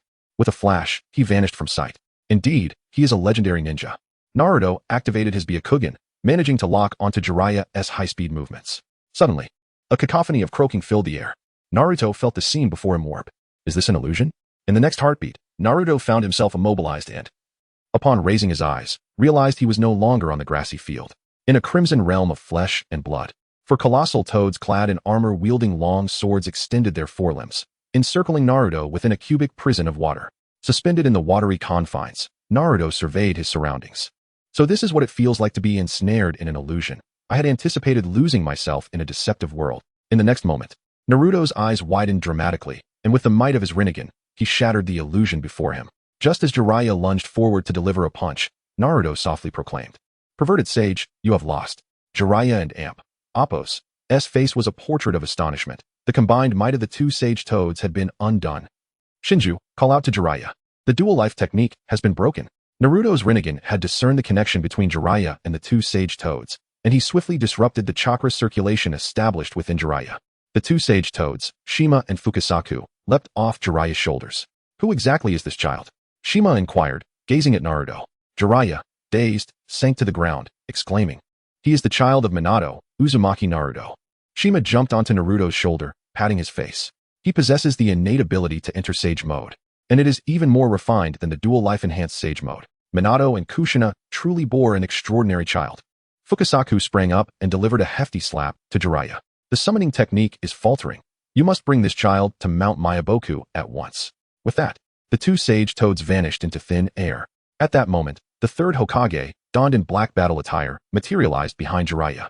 He raised his Vajra-like staff and struck Jiraiya on the head. Jiraiya, you scoundrel, not only did you neglect to visit me upon your return, But you also created such a ruckus at this hour you have made no progress whatsoever. A large bump formed on Jiraiya's head as he protested, Teacher, this isn't my fault. It's all Naruto's doing. Naruto, noticing the gathering ninjas, suddenly shouted, the legendary Sannin, Lord Jiraiya, was in the bath this evening. Before he could finish, Jiraiya covered his mouth. Hey now, little one, mind your words. After scaring Naruto, Jiraiya turned to the arriving crowd and apologized. The third Hokage, upon encountering the summoning technique, saw the transformed staff of the monkey deity vanish. At my age, I cannot endure such turmoil. Both young and old are a handful. And you have turned this lovely grass into a pockmarked mess. He shot a glare at Jiraiya and Naruto before turning to leave, stooping slightly. Jiraiya quickly called after him, safe travels, teacher. Good night. The other ninjas followed suit, departing with the third Hokage. Kakashi, wearing a nightcap, approached. Lord Jiraiya, did my team cause you any trouble? Oh, Kakashi, would you mind lending me Naruto for a few days? Not at all. There are no missions currently. Kakashi hesitated before asking, Lord Jiraiya, will there be a sequel to Ika Ika Paradise? Jiraiya patted Kakashi on the shoulder, a mysterious smile crossing his face. I will tell you alone. Kakashi nodded vigorously. I won't tell anyone. Jiraiya continued. I have already drafted the outline for the new book and am currently gathering materials. This one will be even more thrilling, hence the age restriction, no one under 12. Looking forward to your masterpiece. Kakashi turned to Naruto, who wore a disdainful expression. Before the Chunin exams commence, you will stay close to Lord Jiraiya. Naruto nodded in agreement. Understood, but I must caution you, Kakashi-sensei, if you truly pursue girls using the methods from Ika Ika, you will end up spending your twilight years with your good friend. Guy-sensei. Kakashi smacked Naruto on the back of the head. What would a 12-year-old know about it? Afterward, he bowed to Jiraiya. Then I shall take my leave and rest. Once Kakashi departed, Jiraiya seized Naruto's head. You, a mere child, could never fathom the intricacies of a timeless classic like Ika Ika. Naruto, hearing this, felt the veins on his forehead throb, unable to suppress his inner thoughts. In my past life, while cultivating in the realm of ephemeral beauty, I had navigated the tumultuous seas of desire for over a decade. What tricks had I not encountered? Today, I shall enlighten you. With that, Naruto began forming hand seals. Shadow Clone, the technique of the red dust tribulation. With a resounding bang, amidst a swirling haze of smoke, hundreds of enchanting figures emerged, spanning from ancient to modern attire. From budding to fully blossomed beauty, hundreds of uniquely styled, breathtaking women encircled Jiraiya. Witnessing such a spectacle, Jiraiya and Appo's myriad thoughts coalesced into two streams of blood, flowing quietly like the night. Am I truly in a paradise of intimacy? In this life, I shall have no regrets. With another bang, Naruto dispelled the shadow clones. Observing Jiraiya, who stood frozen in place, he scoffed. With your caliber, you and Appo's perish on the first day at the pleasure sect. Disregarding Jiraiya, Naruto ambled towards home. Upon reaching his doorstep, he discovered someone waiting for him. Shino, you and Appo's, back. Chapter 36, The Summoning Technique. Naruto, did you, by any chance, eliminate all of Kato and Appo's hundreds of subordinates? Shino inquired hesitantly from his seat at the table. Naruto pushed a bowl of non-expired instant noodles toward Shino. I did. What of it? Do you find it unacceptable, or do you pity them? Shino shook his head. Those people are less than insects. Their deaths matter not. Now that I know your secret, and you know mine, our bond has deepened. Naruto found himself at a loss for words, puzzled by Shino's insistence on forging strong connections with others. Enough of that. Has the frost beetle been safely delivered to your clan's elder? Shino nodded. It was delivered to Elder Chigan before the beetle perished. He was pleased and agreed to teach me the techniques for cultivating miniature insects. He then produced a book from his pocket and handed it to Naruto. This book, The Micro World of Insects, contains many types of mites. You should see which one you can cultivate. Alright, you should finish your noodles. They will lose their texture if they become too soggy. Naruto began to flip through the book, which featured hand-drawn illustrations and written explanations. After examining hundreds of images, he finally recognized a familiar insect. In his previous life, he had always believed he could attain immortality through the accumulation of faith, and although he had thoroughly studied the methods to achieve the corpse transformation immortal in the five hells, he never pursued that path. After failing one method of ascension, a mark would be etched upon the practitioner's being, preventing them from following the same path to immortality in their next life. This dust mite. Naruto pointed excitedly at the illustration in the book. Shino took a sip of the broth, setting down the bowl as he took a look at the book. With only a few days until the Chunin exams, I will definitely help you capture this mite and cultivate it. Naruto grasped Shino's hand and earnestly said, Shino, I implore you. Shino nodded heavily, declaring, I will prove that I am indeed a trustworthy friend. The following morning, still lying in bed with his eyes closed, Naruto sensed someone entering his room. Water style, rise and shine technique. Jiraiya, tiptoeing with a bucket of water, splashed it directly onto Naruto. In response, Naruto expelled a chakra-infused gust, sending most of the water back onto Jiraiya himself. Naruto leapt out of bed, pointing an accusing finger at Jiraiya. You're half buried in the ground, and still so childish. Jiraiya, dampened and flustered, shook the bag in his hand, saying, I just wanted to wake you up for some dango. Naruto snatched the paper bag, exclaiming, At least you have a bit of conscience. He added, There are towels in the bathroom. Clean yourself up. After finishing his meal, Naruto stealthily followed Jiraiya to a secluded gorge outside the village. Jiraiya surveyed the area with satisfaction, nodding. Even if we blew this place up, Master Sarutobi wouldn't he notice. Alright, little Naruto, you mentioned you could improve Sage Mode. Tell me how? Jiraiya urged. With arms crossed, Naruto replied, First, teach me the summoning technique. First, let and Oppos improve Sage Mode. Jiraiya insisted. Naruto reiterated, First, teach me the summoning technique. The two remained at an impasse for several minutes. Eventually, Jiraiya conceded, All right. Such cunningness, I wonder where you learned it. As he spoke, Jiraiya retrieved a scroll from his back and laid it on the ground, unfurling it. The scroll was densely filled with small characters and numerous rune patterns. First, sign a contract with the summoning beast. Write my name? Naruto inquired. Jiraiya pointed to a blank space within the rune patterns, instructing, Press a blood seal here. Upon hearing this, Naruto produced a kunai from his waist, sliced open his palm, and pressed it onto the empty spot at the center of the rune. Jiraiya examined Naruto's hand, noting the wound healing at a visible rate.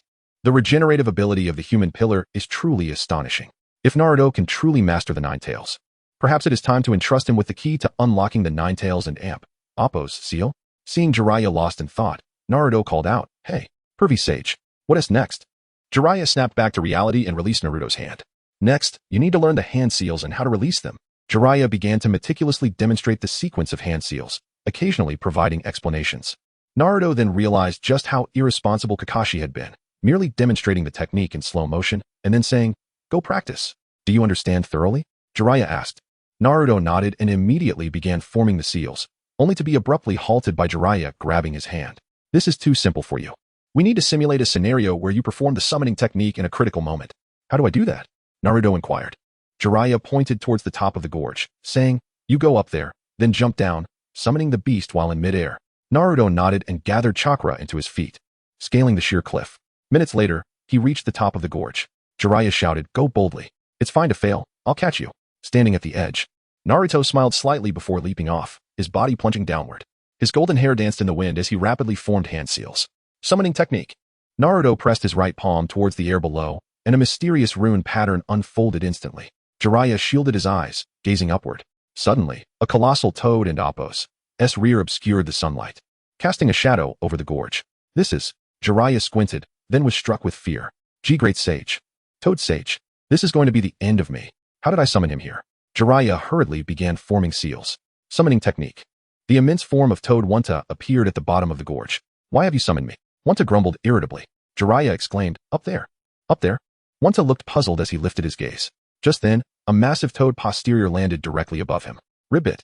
Wanta was promptly flattened, exclaiming in disbelief. An exceedingly ancient toad sage opened its eyes with great effort. Little Jiraiya, it's been a long time since you visited Mount Myaboku. This isn't Mount Myaboku. How did I end up here? Jiraiya quickly knelt and bowed. Great toad sage. It's all the doing of a kid named Naruto Uzumaki. I tried to dissuade him, but he wouldn't listen. He insisted on summoning you. Naruto, standing atop the great toad sage's head, shouted, You old geezer. Is this how you cover for me? Chapter 37.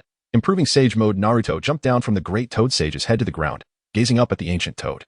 Adorned with a jewel inscribed with the character for oil, this toad must have lived for over 1,000 years. It truly qualifies as a sage among men. Naruto hurriedly bowed to the great toad sage. Jiraiya urged him to kneel alongside him. The great toad sage, perched on Wanta and Oppos' back, slightly opened its eyes and asked, Where do you hail from? Naruto's heart raced. Could the old toad see through him?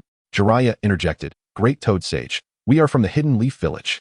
The great toad sage tilted its head. And who are you? Jiraiya was momentarily at a loss for words. Wanta hastily shouted. The old sage is sometimes clear-headed and sometimes muddled.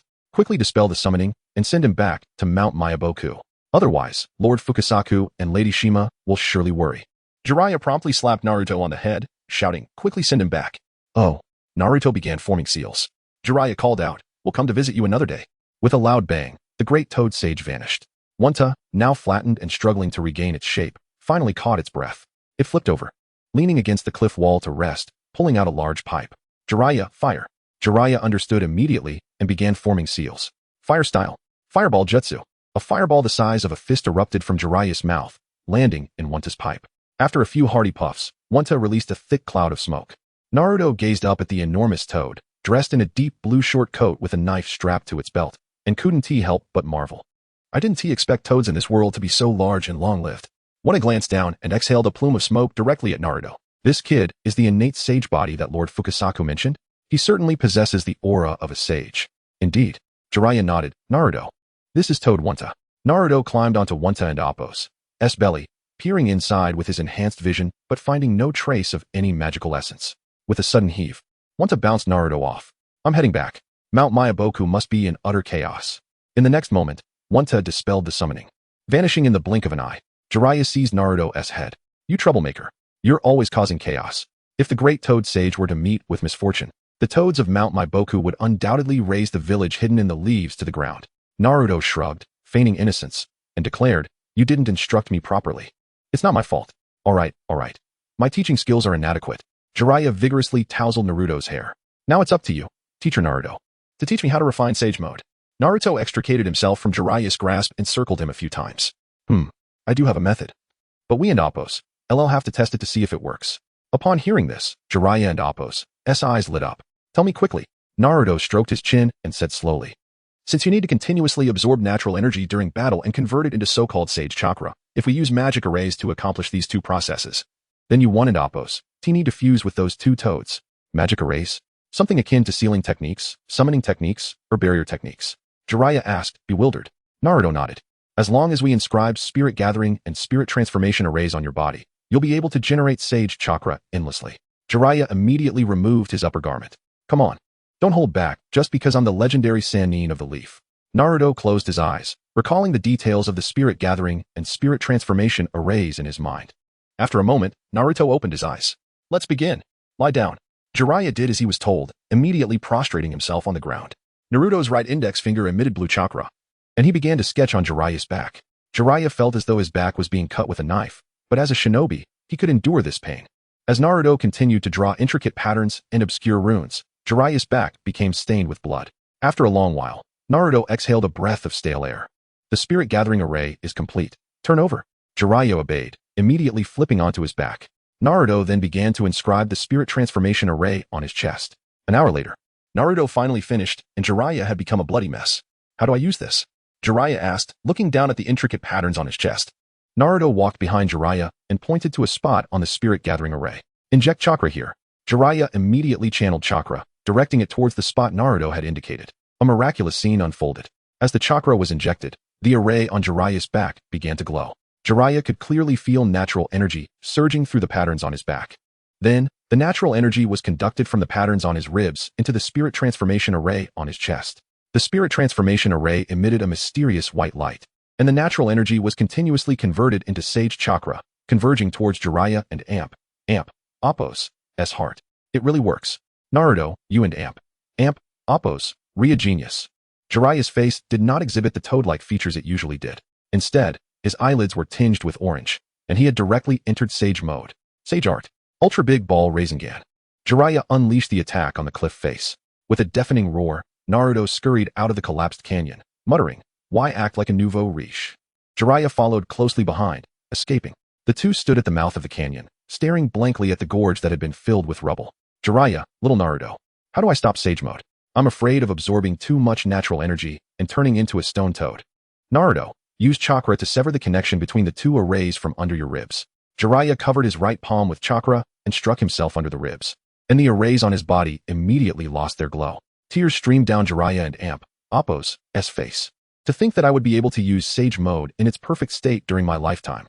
Naruto, you must be the child of prophecy that the great Toad Sage foretold, the one who can change the future of the ninja world. Jiraiya hoisted Naruto onto his shoulder and ran towards the village hidden in the leaves. I'm so happy today. I have to find a place to have a drink. As he was being carried, Naruto was contemplating other matters. If I could use the nine-tailed demon fox in my belly as a summoning beast, wouldn't it be much more powerful than a toad? Inside the village hidden in the leaves-only pleasure house, Jiraiya was already dead drunk. The proprietress of the shop came over and gave the two escorts a look. The two scantily clad girls then got up and left. Esteemed guest, it's time to settle the bill. Drinks, snacks, and the ladies, all together, it's 369 Rio. The proprietress placed the bill on the table. Jiraiya leaned back on the sofa, either passed out or asleep. The proprietress turned to Naruto, who was sitting across from Jiraiya, with a look of supplication. Young man, you see, your grandfather is already completely drunk. This bill. I can't believe it. He said he'd take me to a high-end establishment to enjoy myself. But he's playing dead when it's time to pay. Naruto grumbled as he walked over to Jiraiya and began to search his person. No way. He's such a grown man, and he doesn't even have a wallet on him? Naruto picked up a glass of wine and splashed it on Jiraiya's face. Hey, wake up. Stop pretending. Jiraiya was doused with wine, but he didn't react at all. The proprietress's expression had become impatient. You dare to order 2 ladies to accompany you without any money? Do you really think I have no backing in the village hidden in the leaves? Naruto sighed. Ugh, I really don't know what to say. Naruto reluctantly pulled out his frog wallet, extracted a few large bills from it, and handed them to the proprietress. Keep the change. The extra is for the tip. Young man, you're so generous at such a young age. Be sure to come back and play often. The proprietress accepted the money with a beaming smile and swayed her hips as she left. Jiraiya, who had just been comatose, was now eating the remaining shredded squid from the plate on the table. You gave too much for the tip. Young people these days don't know how to save. Naruto rolled his eyes as he sat on the sofa. It's still better than you. A guy who just eats and drinks without paying. Jiraiya wrapped his arm around Naruto and ruffled his hair. You're much more generous than Minato. He never comes to places like this with me. He's a true henpecked husband. Naruto turned his head and asked, Aren't you afraid of your wife? Jiraiya took another sip of wine and sighed, Alas. Tsunade doesn't fancy me. Naruto also sighed. Old, poor, and without a wife. This is the twilight of most older male ninjas. Naruto suddenly looked at the scroll that Jiraiya had placed on the sofa. Perverted sage, can I borrow the summoning technique array for reference? Jiraiya said magnanimously, Since you and Appos retreating me to drinks, you can borrow that scroll. Then I and Appos, LL take it.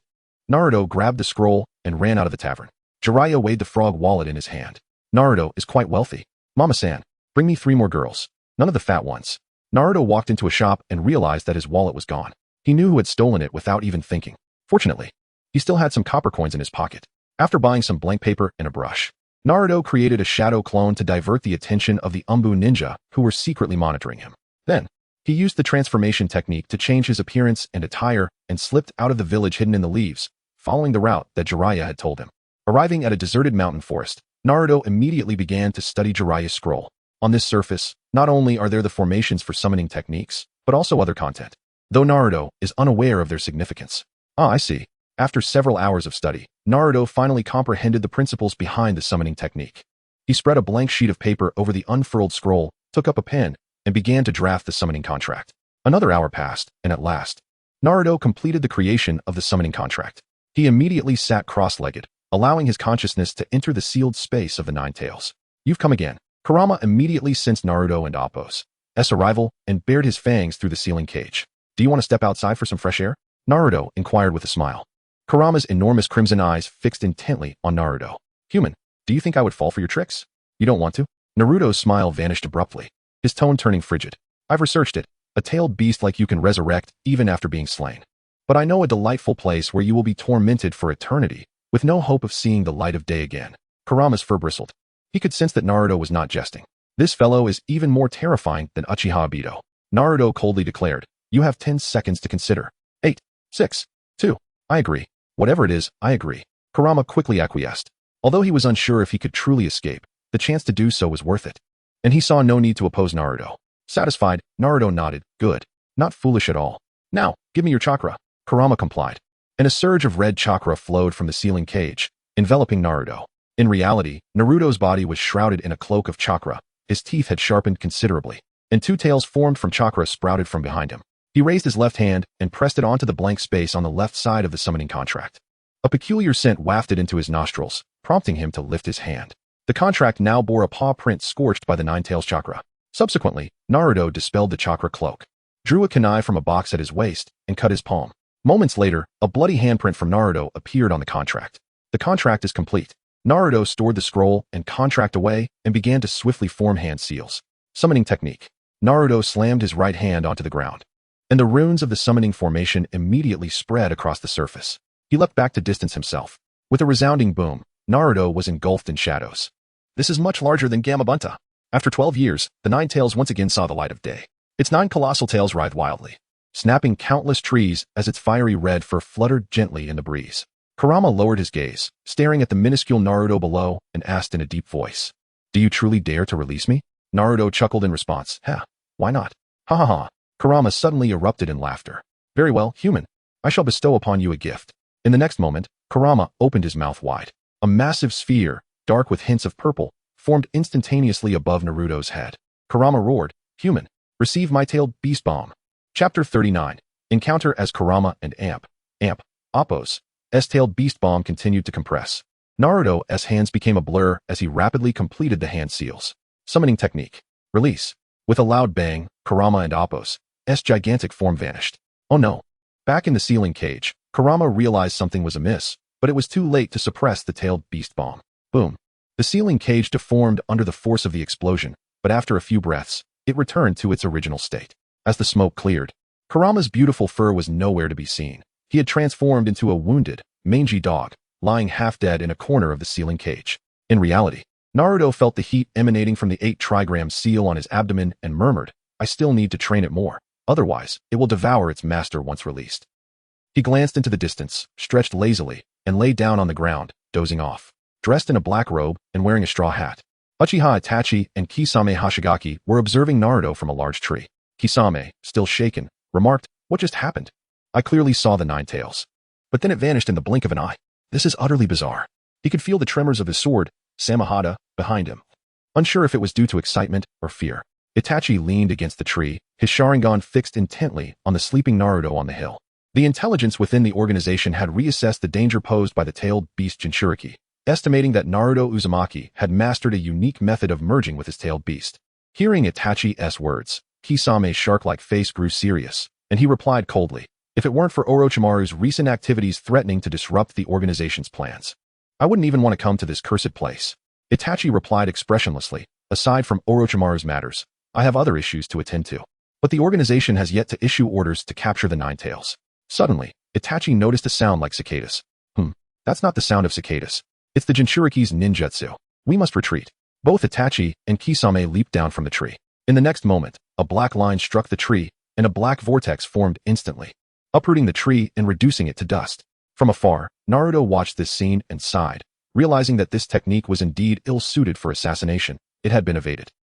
He had previously used a shadow clone to draw the enemy's attention, while his main body transformed into a stone and rolled down the slope, attempting to ambush the two adversaries. To his dismay, they had evaded him. Shadow clone technique. With a bang, dozens of shadow clones appeared around Naruto. They immediately charged into the woods towards the two members of Akatsuki. Since we've already been discovered, we might as well capture the nine-tails Jinchuriki. Kisame unsheathed his sword, Samahada, shaking off the bandages wrapped around it, and charged forward. Itachi followed closely, eager to confront the nine-tails Jinchuriki. One of Naruto's shadow clones spotted the enemy and quickly formed a Rasengan in his hand, rushing towards them. Kisame swung Samahada forcefully, the sword's handle elongated, its mouth opening wide, biting down on the shoulder of Naruto and Appo's shadow clone. Such poor taijutsu. Kisame was astonished at how easily he had succeeded. Samahada voraciously consumed the chakra from Naruto's shadow clone, transferring it to Kisame. So this thing can absorb another's chakra. As the chakra within the shadow clone rapidly diminished, just as it was on the verge of vanishing, it clenched its right hand into a fist. The Rasengan, in its normal state, instantly shrank into a black orb. With the sound of cicadas ringing out, Kisame realized he could no longer retract Samahada in time. He decisively released his grip. As the shadow clone dissipated, a black vortex quietly appeared. The sword Sharkskin, which had been devouring shadow clone chakra moments before, was instantly engulfed by a black vortex, reduced to a pulp. Thus, one of the 7 ninja swords of the mist was lost forever. What a pity. The nine-tailed Jinchuriki is quite capable. Kisame leaped onto a large tree and began to weave hand signs rapidly. Water style, exploding water wave. A massive torrent of water erupted from Kisame's mouth. Itachi, who was about to engage one of Naruto's shadow clones, quickly retreated to evade the attack. A deafening roar echoed as the forest was ravaged by what seemed like a tsunami. A colossal wave surged through, instantly felling the trees that had obscured their vision. Naruto, witnessing this from afar, dispelled his shadow clone technique. It seems these two won't be easy to deal with. Trading a weapon for dozens of shadow clones ISN and Appo's, too bad of a loss. Itachi, surveying the cleared area, remarked, Kisame, your sharkskin is already dead. Be mindful of your chakra expenditure. We haven't even encountered the Jinchuriki's main body yet. Understood. The main body should be in the woods over there. I'll fish him out. Kisame nodded and resumed weaving hand signs. Earth-style, underground submarine. Kisame dove from the tree into the earth, moving swiftly like a shark as he searched for Naruto's true self. Naruto, unable to fully discern the enemy's movements due to the obstructions, thought, it's obvious they're coming for me. If I can and amp, Oppos, T pinpoint their location, I and amp, Oppos, LL just saturate the area. Shadow clone technique. Naruto created dozens of shadow clones, sending them rushing forward while he relocated to a concealed spot. Soon, Itachi and Kisame detected the shadow clones. Fire style, great fireball technique. Itachi unleashed a massive fireball at the shadow clones and the surrounding forest. Kisame emerged from the earth, seizing a shadow clone by the ankle, attempting to drag it underground. This was precisely the effect Naruto had intended. These shadow clones were his suicide bombers. In an instant, several voices resounded in unison. Supermassive Rasengan. Dozens of enormous, pale blue orbs expanded throughout the forest. Everything in the woods was torn asunder. Kisame, still submerged in the earth, was hurled into the air by the supermassive Rasengan. Water style, great exploding water wave. As his body was about to be completely annihilated, Kisame mustered his remaining strength to execute the water technique. The supermassive Rasengan and amp, Oppos, S momentum was finally depleted by the deluge of water. Suddenly, dozens of crows coalesced into Itachi and amp, Oppos, S form. Withdraw. Itachi seized the nearly lifeless Kisame, who was lying in the mud. His limbs were shattered, rendering him a human torso. Itachi-san, don't bother with me, ignoring Kisame's words. Itachi swiftly carried him away. Naruto's third wave of shadow clones was already pursuing them from behind. In a fleeting glance backward, Itachi activated his Mangekyo Sharingan without hesitation. A trail of blood trickling from the corner of his right eye. Amaterasu. Chapter 40. Part of the plan as Itachi's Mangekyo Sharingan unleashed Amaterasu, Naruto's shadow clones were struck, engulfed in terrifying black flames. The shadow clones and Oppos' bodies were consumed by the Amaterasu, transforming them into grotesque human torches, rendering them incapable of pursuit. They dispelled the shadow clone technique. Naruto's true form, concealed behind a large boulder, shuddered as he received the feedback and pain from the shadow clones. Ack. So this is what it feels like to be burned alive by white phosphorus. Those eyes can unleash such terrifying flames. Naruto gasped for breath, his clothes drenched in cold sweat.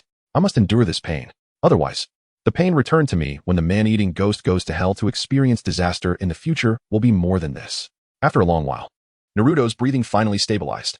Exhaling deeply, he abandoned the pursuit of the Akatsuki duo. Akatsuki, huh. Since their target is the tailed beast within me, they'll undoubtedly come for me again. I'll settle the score with them then. Naruto returned to the hillside, retrieved Jiraiya's scroll, and headed back to the Hidden Leaf Village. On the eve of the Chunin exams, Shino led Naruto to a laboratory within the Leaf Hospital. After several days of cultivation, the dust mites had begun to propagate, though their numbers were still limited. Shino indicated a petri dish on the table, saying, "They're here." Naruto peered through the microscope beside the petri dish. He saw countless peculiar dust mites wiggling their 6 legs on the transparent cover slip. Naruto turned and asked, "Their activity ISN and amp, Oppos, T very high. If I try to cultivate them on my body, won't they die?" Shino stroked his chin thoughtfully before replying. "Then let and amp, Oppos, S try feeding them your chakra first, and see what effect it has on the mites." Naruto nodded. "Shino, prepare 3 samples for me. Let and amp, Oppos, S experiment now." Without a word, Shino began to prepare. 15 minutes later, 3 cover slips were coated with dust mites. Naruto approached the table, extended his fingers, and injected a small amount of 3 different types of chakra onto each cover slip. Shino quickly took a cover slip and placed it under the microscope for observation. Naruto waited nearby for the results. Hopefully, one of these 3 types of chakra, Sage Art Chakra, My Own Chakra, and the Nine-Tailed Fox's Chakra, will be able to sustain the dust mites. As the cover slips were exchanged under the microscope, Shino's expression grew solemn.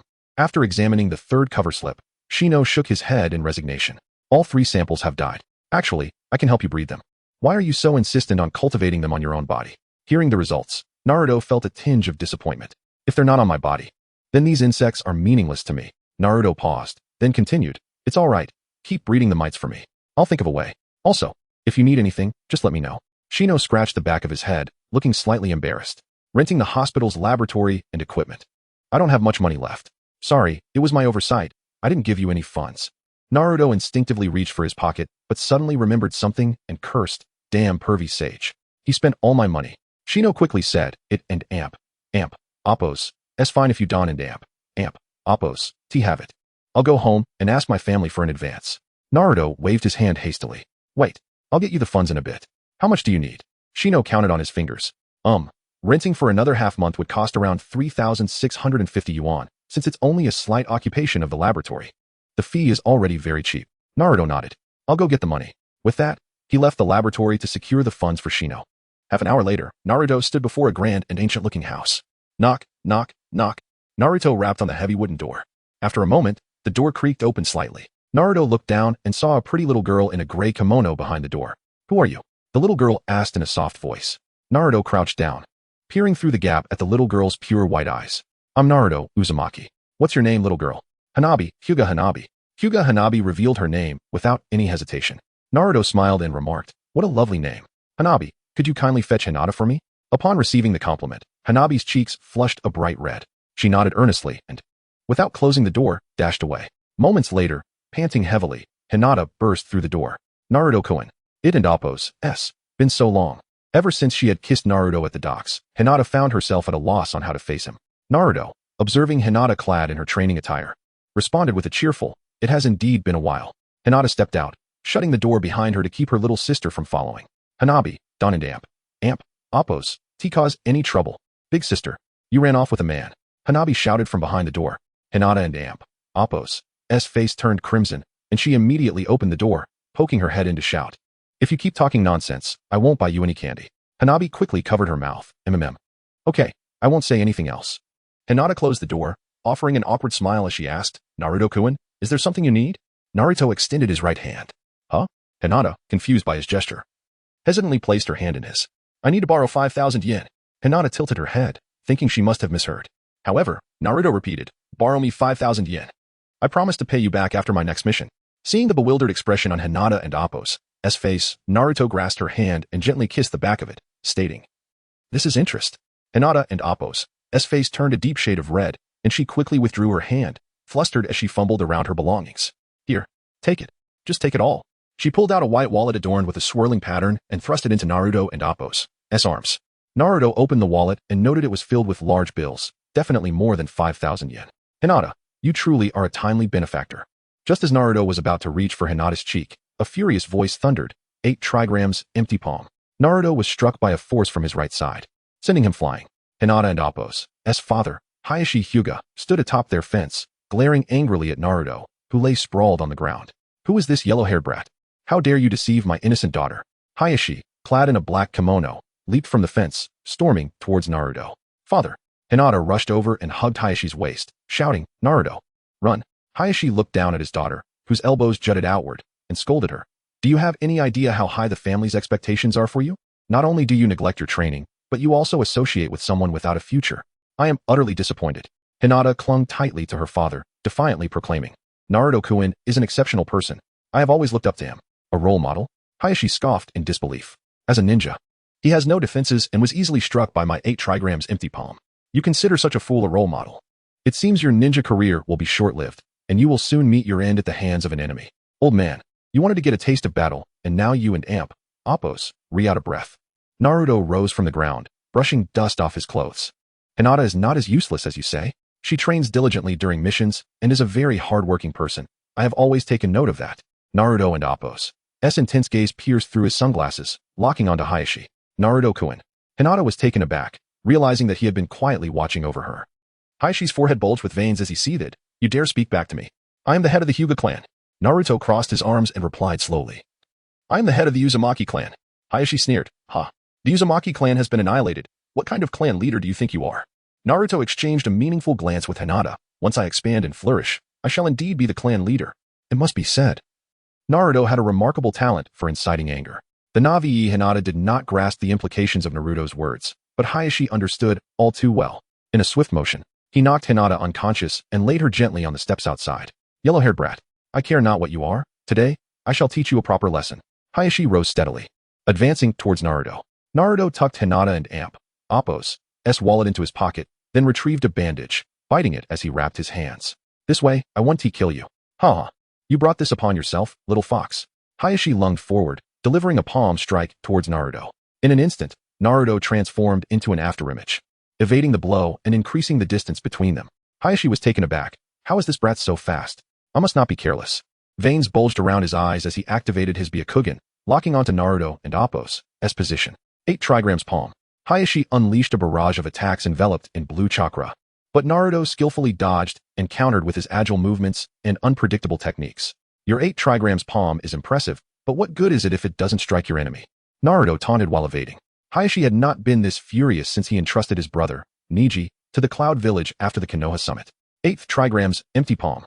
Hayashi shouted, sending a powerful strike towards Naruto from several meters away. Suddenly, Naruto's cheeks puffed out, and with a loud pop, he expelled a chakra ball that dispelled Hayashi's attack. Hayashi was momentarily stunned.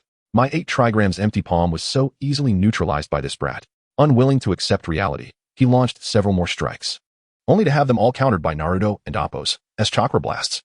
The techniques of the Hyuga clan are far too simplistic. Just the other day, I encountered an enemy who could incinerate you with a mere glare from afar. How would the Hyuga clans be a Kugan and Gentle Fist stand against such an opponent? Hayashi and Appo's mind raced. Is this truly the same mischievous little fox from the village? I, the head of the Hyuga clan, am being played with by a mere genin? Perhaps he is right. The Hyuga clan truly needs to evolve. Although Hayashi felt a begrudging respect for Naruto, his pride as a clan leader would not allow him to concede. Ultimately, you cannot escape the might of my 8 Trigram's palm. Otherwise, why would you be dodging? Hayashi taunted. Naruto's expression suddenly turned serious. He tore the bandage from his hands, realizing that unless he employed his ultimate technique, this old man would never relent. Shadow Clone Technique.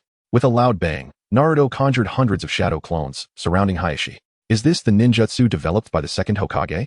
Relying on numbers to win is rather naive. Hayashi's Byakugan confirmed the number of shadow clones, 236 in total. In the next moment, Naruto's clones charged forward, fist raised. Hinata Hizashi and Appo's lips curled into a subtle smile as he exclaimed, Bagua Palm. Return to heaven. With a resounding crash, he spun his body, crafting a seamless defensive circle with his hands. Naruto's shadow clones charged at him like moss drawn to a flame. Some were deflected, while others tumbled to the ground. Moments later, apart from Hinata Hizashi, there was no one left standing. He gazed at the multitude of motionless clones sprawled on the ground, furrowing his brow. Shouldn't the shadow clones vanish upon being struck? Why are these fellows still lying here? Which one is the real body? Suddenly, he felt a chill at his back and swiftly turned around, but before he could pivot again, Naruto's figure appeared behind him. The ultimate ninjutsu of Konohagakure. 1,000 years of pain.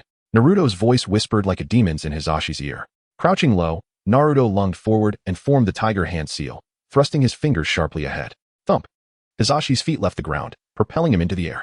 Hinata Hanabi, peering through the door crack, exclaimed with delight, Daddy can fly. Daddy's flying. Chapter 42. The eve of the Chunin exam in the Hokage and Appo's office, the third Hokage, Sarutobi Hiruzen, sat behind his desk, addressing the room filled with his subordinates. Is this Chunin exam too early for the fresh graduates? Kakashi, positioned in front of dozens of Chunin, replied, Not at all. I became a Chunin at the age of 6. This statement unsettled some of the other ninjas. However, it was a mere reflection of Kakashi's prowess as a child prodigy. Iruka opened his mouth but thought better of saying more. The third Hokage rubbed his temples, expressing concern. I worry that if ninjas from other countries discover how formidable the new generation of Konoha is, it may disrupt the balance between the villages. Asuma Sarutobi immediately inquired. What do you mean by too strong? Are we being overly arrogant? Yuhi Kurinai pondered aloud, that's merely an isolated phenomenon. The overall strength of Konoha and Appo's new generation should be on par with the lower ninjas of other villages. An isolated phenomenon. Asuma mused, perplexed. Kakashi raised his hand, Hokage-sama. I have a suggestion. The third Hokage nodded. Kakashi hesitated before suggesting, perhaps, we should exclude Naruto from this Chunin exam, as his abilities have already surpassed those of a typical lower ninja. I object. Iruka interjected, brimming with passion. That would be unfair to Naruto. Kakashi countered. If other villages learn of such an extraordinary ninja in Konoha, they may act irrationally. The third Hokage lit his pipe, taking a puff before asking, Jiraiya, what is your perspective? Sitting cross-legged in the corner of the office, Jiraiya pondered for a long moment before responding. Naruto is indeed a rare genius not seen in a century within the ninja world. Other villages will learn of his existence sooner or later, and hiding him would be futile. It would be better to present him confidently. The third Hokage exhibited a hint of surprise. A genius not seen in a century? Jiraiya, are you certain you are not jesting? The faces of the other ninjas, apart from Kakashi, displayed disbelief. Asuma respectfully addressed Jiraiya, Lord Jiraiya. I have heard that Naruto has been quite active lately, but he is merely a lower ninja who has completed a few low-ranking missions. Does that truly qualify him as a genius? Iruka rebutted. That boy is incredibly hardworking. Hardworking? Asuma chuckled. Hard work is merely an essential quality for a ninja. Without talent, no amount of effort will yield results. Suddenly, Might Guy, clad in his signature green jumpsuit and ninja vest, boisterously exclaimed, Asuma. In fact, effort itself is a form of talent. Those endowed with this talent often surpass their limits. The other Chunin began to murmur among themselves. Isn't Naruto that mischievous brat who scribbles all over the rocks? I saw him 6 months ago. At that time, he couldn't even perform the shadow clone technique. Just a lower ninja. What genius. Lord Jiraiya must be joking. Among the lower ninjas, Uchiha Sasuke and Hyuga Neji are the true geniuses. Observing the skepticism around him, Jiraiya slowly rose. He removed his outer garment, revealing his body covered in intricate symbols. What is this? The third Hokage stood up, astonished. These patterns and symbols. I have never seen anything like them. They are neither summoning techniques nor sealing techniques.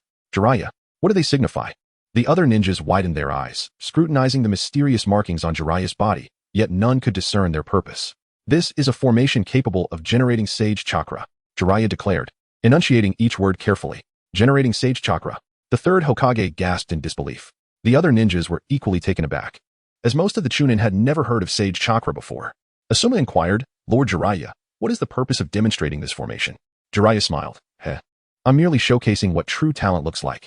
As he spoke, the markings on Jiraiya's body began to glow rhythmically, and an orange hue enveloped his eyelids, signaling the activation of sage mode. This formation was inscribed on my body by Naruto. With it, I can utilize sage techniques freely and without restriction. The office fell into a profound silence.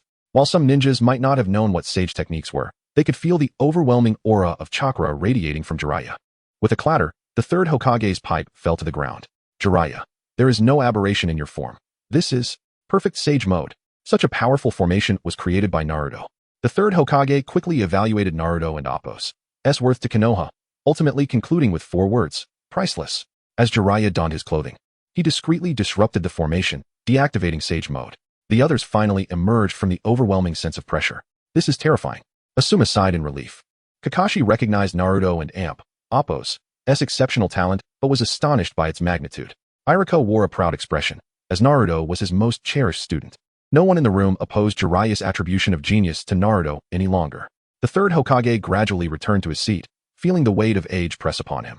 The will of fire shall continue to thrive even after my departure. Sarutobi Hiruzen placed his Hokage hat on the desk, revealing a radiant smile upon his aged face. Everyone, the details for the Chunin exam have been finalized. It is time to bring a touch of shock from Konoha to the ninja world. Chapter 43, The Master of Cheating today marks the first round of the Chunin exam, jointly organized by Konoha and its allied nations. A total of 153 lower ninjas from 6 ninja villages gathered in an expansive classroom for the written test. In the corridor outside, the members of Team 7 arrived fashionably late. Naruto, don't hold us back. I don't want to remain a lower ninja forever. Sasuke glared at Naruto's lethargic demeanor, his frustration boiling over. Drag me down? Am I hearing things? Naruto questioned, repeating himself twice in disbelief. Sakura, who was trailing behind, quickly interjected, the first part is a written exam. If you fail that, you won't have the chance to take the subsequent tests. Another written exam? Last time, Naruto had received the sole score of 0 in that regard. He sighed deeply. What is so bad about being a genin? The only downside is the lower salary. The higher the ninja rank, the more perilous the missions become, and the quicker one meets their demise. Sasuke scolded him harshly, you and Appo's, re-wallowing in mediocrity. Naruto dismissed Sasuke and Appo's comments and pushed open the examination room door, causing over 100 pairs of eyes to turn towards him. Wow, it and Appo's a non-mainstream assembly. Naruto was taken aback by the eclectic appearances of the ninjas from other villages. At the podium stood the chief examiner, Ibiki Marino, tall and clad in a black trench coat, with 2 scars marking his face. He cast a cold glance at Naruto by the entrance. If you continue to dawdle, you can forget about the exam. You might as well go home and sleep. Naruto, Sakura, and Sasuke hurriedly found vacant seats. Ibiki's deep voice resonated once more. The content of this examination is plagiarism. The candidates below were momentarily stunned before they began to murmur among themselves. We can copy freely? That seems too easy. Surely there are other restrictions? They pondered. It appeared to be merely a formality. Surprisingly, the Konoha ninjas were quite accommodating. Naruto chuckled and patted Sakura on the shoulder. Just make sure your answers are neat. A loud clap echoed as Ibiki slammed his hand on the podium, silencing the room instantly while he surveyed the candidates with a chilling gaze. Each of you starts with 10 points, 10 questions total. For each incorrect answer, you lose 1 point. If our proctors catch you cheating, you'll lose 2 points. If even one member of your team scores 0, the entire team will be disqualified from the exam and condemned to remain genin for life, with no chance for promotion. Upon hearing the rules, the room fell silent. Suddenly, the door to the examination hall swung open, and over 100 Chunin from Konoha entered, standing at the front of the stage, simultaneously forming hand seals. Transformation technique. They shouted in unison. With a loud bang, a cloud of smoke erupted. As the smoke dissipated, all candidates stared in astonishment. The Chunin had transformed into replicas of the examinees. Naruto observed a doppelganger that resembled him and remarked, the likeness is striking, but the essence is lacking. Ibiki shouted, everyone, shuffle your seats. The examination lasts 1 hour. Let me be clear, The transformed proctors will mislead you with incorrect answers. Ibiki then tossed a smoke bomb into the audience. In the dense fog, several proctors began to mix the candidates, rearranging their positions. The smoke obscured visibility and hindered perception. When the haze cleared, all candidates had settled in their new seats. Several proctors stood around the room, vigilantly monitoring the half-truths among the candidates. To Naruto and Appo's delight, the real Hinata sat right beside him, securing his chances. Hinata was a top student. However, with the proctor standing next to her, she dared not activate her Byakugan to discern whether Naruto was a genuine or counterfeit version of himself. The exam papers were swiftly distributed. Ibiki shouted, "The exam begins."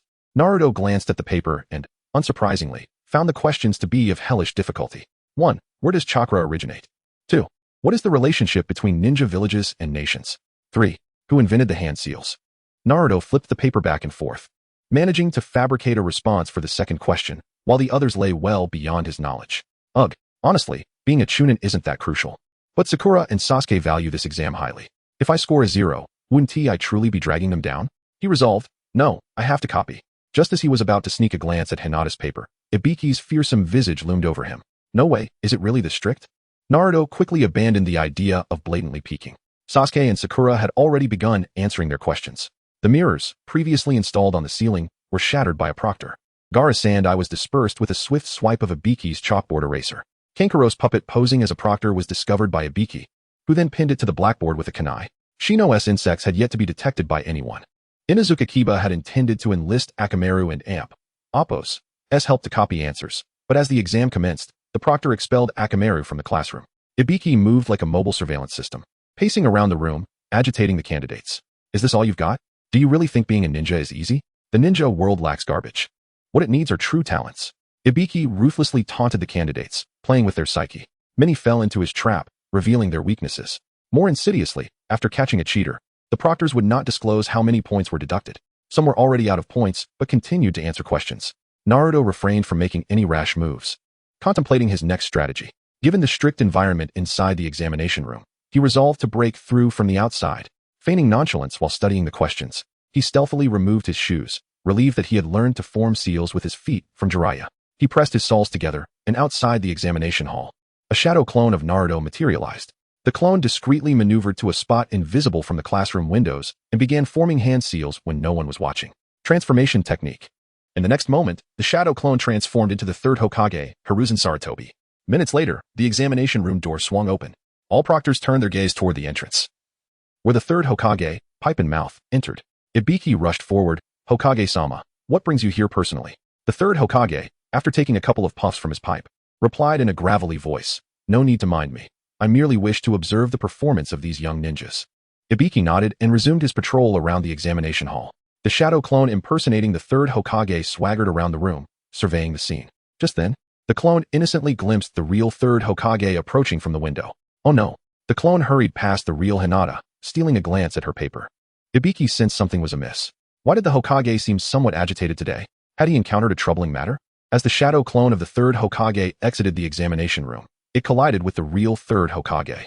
The clone awkwardly greeted, lovely weather today. Chapter 44. Passing the exam, the third Hokage froze for a moment upon seeing the imposter before unleashing a powerful punch. Realizing the predicament, the shadow clone quickly dispelled itself, vanishing before the third Hokage and Appo's eyes. With a loud bang, the third Hokage flung the door open, startling the candidates. Ibiki rushed over, inquiring, Hokage-sama, what happened? Who just used the transformation technique to impersonate me? The third Hokage's gaze swept the room coldly. What? The recent Hokage was merely an impersonation? Who has the audacity to do such a thing? Ibiki broke into a cold sweat, hastily lowering his head to admit fault. It was my subordinates and Appo's oversight. Please punish Lord Hokage. The third Hokage, suppressing his anger, patted Ibiki's shoulder and said in a deep voice, continue the exam. Sasuke, observing this scene, sighed inwardly. Who is the audacious fool pretending to be the Hokage? Sakura paused her writing and murmured softly, either a genius or a madman. The true instigator of this chaos, Naruto Uzumaki, was furiously scribbling away, having already filled in most of the previously blank questions. The third Hokage approached Naruto, bending down to scrutinize him. Do not disturb me during the exam. If I score a 0, I will fail to become a nin, earn no money, and be unable to marry, and then it'll be your fault. Naruto muttered. The third Hokage raised his hand and lightly tapped Naruto's head with his pipe. You little rascal. Only you would have such audacity. Naruto remained silent, focusing solely on answering the questions. Noticing Naruto and Appos. As lack of response, the third Hokage took a deep breath to calm himself. At that moment, Ibiki approached and said, Hokage-sama, I have been watching this little brat. He had no opportunity to form hand seals. The third Hokage's eyebrows raised. Could it be that he had prepared this before the exam? Ibiki scratched his head. If he could devise such a plan before understanding the exam rules, then he indeed possesses the qualifications to become a nin. While the two conversed in hushed tones, Naruto completed all the questions. With 15 minutes remaining until the exam's conclusion, most candidates in the examination room were still desperately attempting to copy others' answers, indifferent to whether those answers were correct or not. They copied first, worrying about the consequences later. Even if they made mistakes and lost points, they would simply say afterward, I copied, no regrets. The last 15 minutes passed in the blink of an eye. Ibiki glanced at the clock on the wall and then shouted, stop writing. Hands off the desks. All candidates immediately complied, retracting their hands.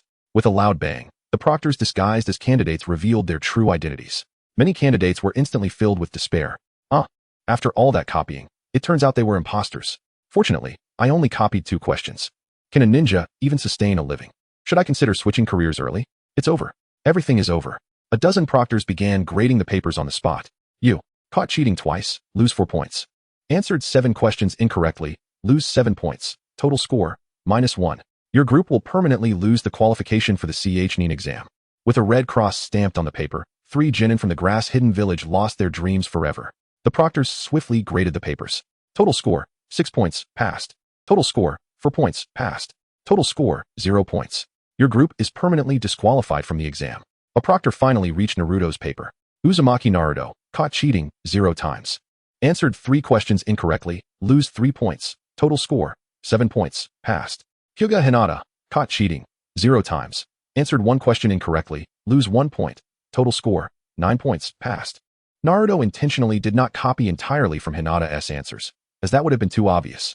Uchiha Sasuke, caught cheating, 1 time, lose 2 points. Answered 2 questions incorrectly, lose 2 points. Total score, 6 points, passed. Haruno Sakura, caught cheating, 0 times. Answered 2 questions incorrectly, lose 2 points. Total score, 8 points, passed. All members of Team 7 passed. This examination concluded with only 78 out of 153 candidates successfully passing. After the disbandment, as Naruto attempted to sneak away, the third Hokage blocked his path, saying, our little masquerade is not over yet. What evidence do you have to prove it was me? Naruto replied nonchalantly. Hinata, following closely behind Naruto, tugged at his sleeve with concern. Naruto turned and smiled, saying, it's fine. Go home. Please send my regards to uncle. Hinata stammered, my father can only stand or lie down. Hearing this, Naruto's expression faltered. I might have been a bit too rough. That was because he spoke ill of you. The third Hokage seized Naruto's head, exclaiming, you 2 youngsters really treat me like air. Saying this, he directly dragged Naruto away. Gaara observed Naruto and the third Hokage and Appos as retreating figures with a sinister gaze, thinking, I will have my chance to deal with you, Uzumaki Naruto. The third Hokage pulled Naruto into a secluded corridor before releasing him. Help me with the task, and I shall overlook your impersonation. Naruto sighed. All right, what is it? The third Hokage rubbed his temples and said, take Konohamaru to train for a few days. That child has been crying at home every day, clamoring to see you. Making my head ache.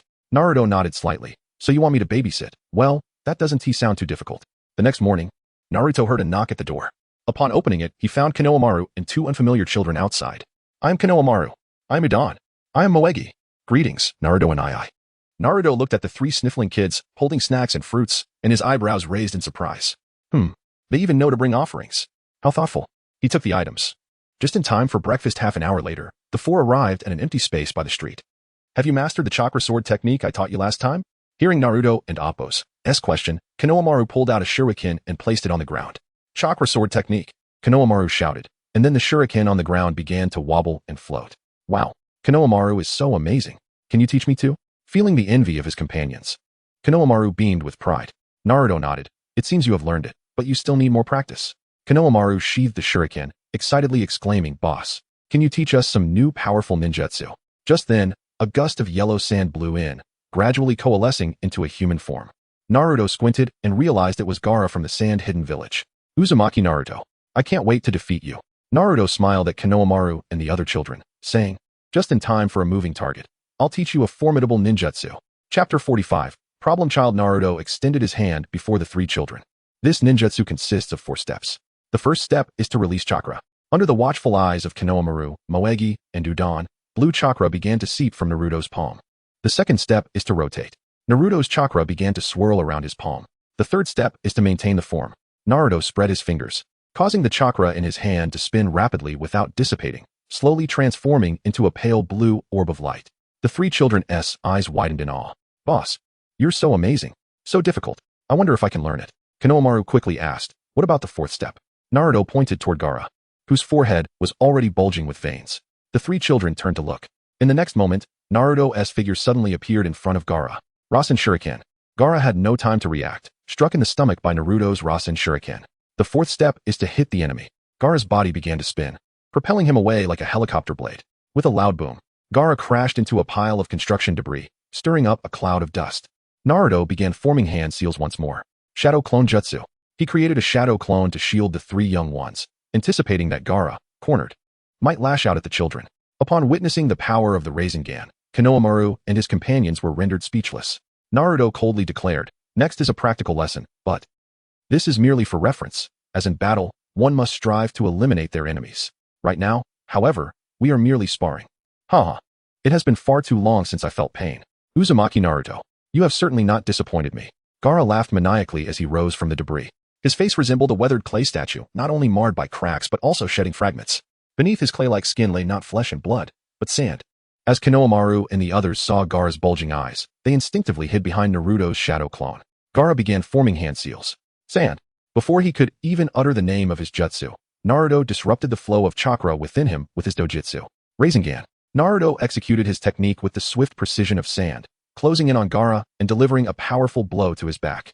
Despicable. Gaara cried out in anguish, spinning as he crashed face first into the ground, skidding several meters away. He hurriedly scrambled to his feet, losing another portion of the sand armor that enveloped him. Damn it! Damn it! Damn it! Sand waterfall funeral. Gaara completed his hand seals, but once again felt the obstruction of his chakra flow, rendering him unable to unleash his jutsu. In the next instant, Naruto's Rasengan descended from above. With a resounding crash, Gaara created a crater in the earth. At that moment, Temari and Kankuro finally arrived. Drawn by the commotion, they were greeted by the sight of Gaara being mercilessly pummeled by Naruto. Gaara is actually being beaten. Temari's eyes widened in disbelief. Kankuro, equally astonished, found himself at a loss for words, for Gaara was notorious for his brutality in Sunagakure.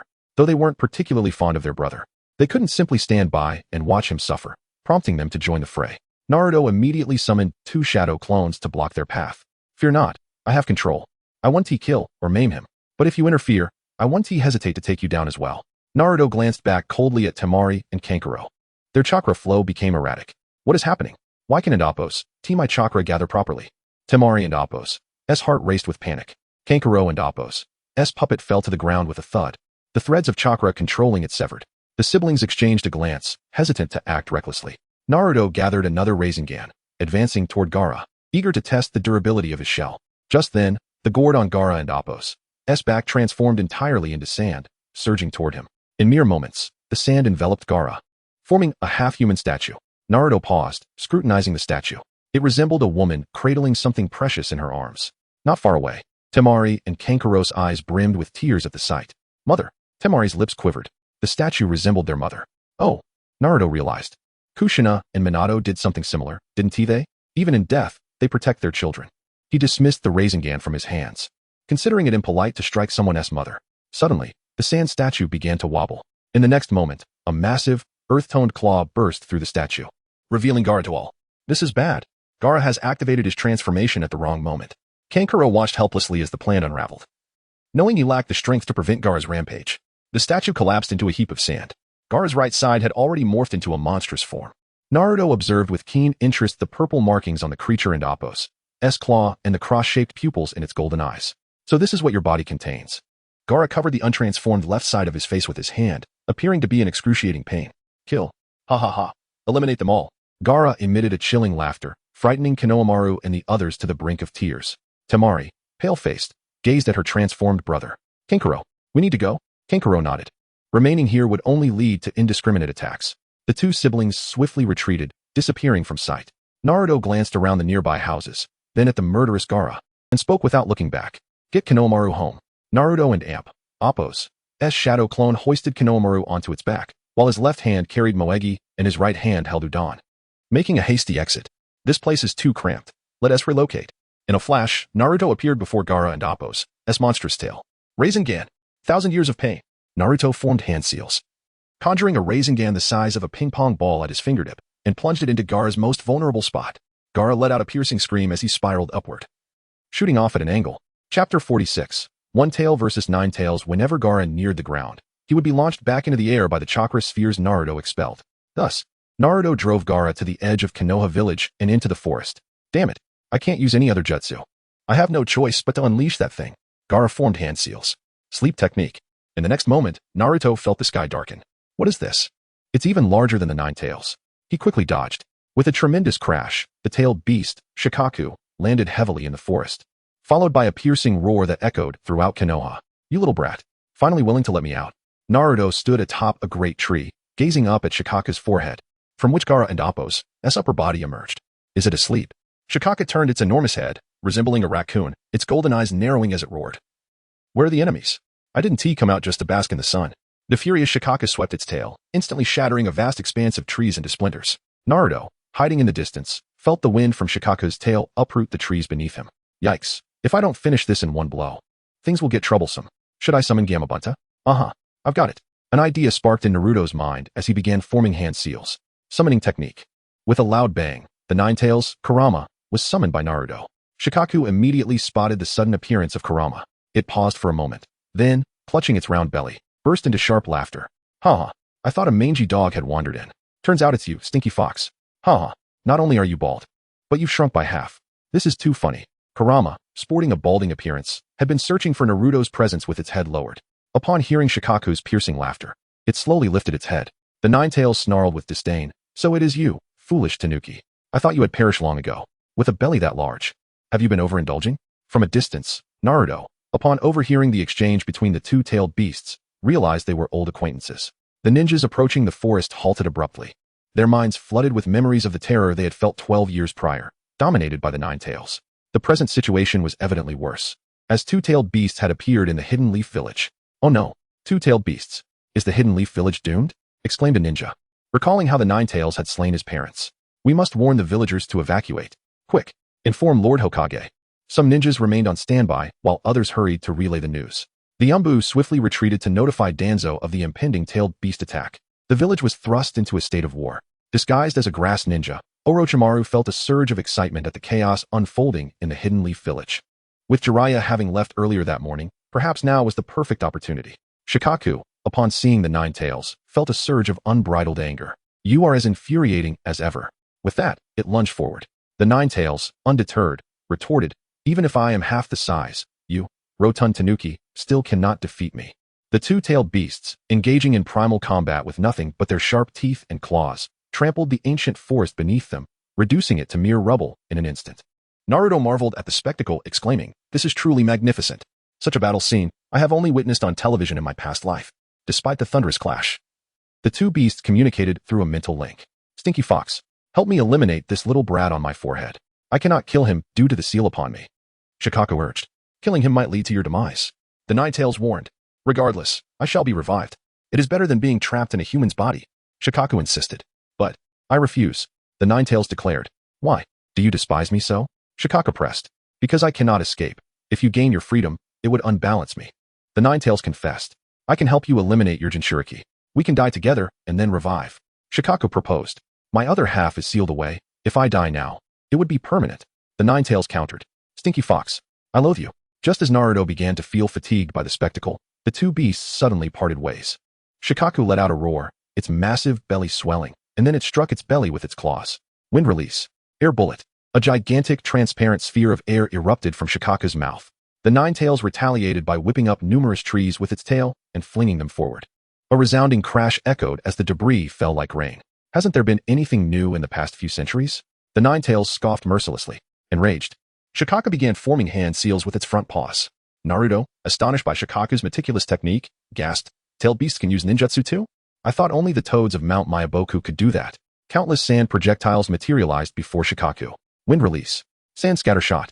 With a low shout, the sand transformed into afterimages and surged forward. The Nine Tails, initially dodging some projectiles by skimming close to the forest floor, leaped high to evade all attacks.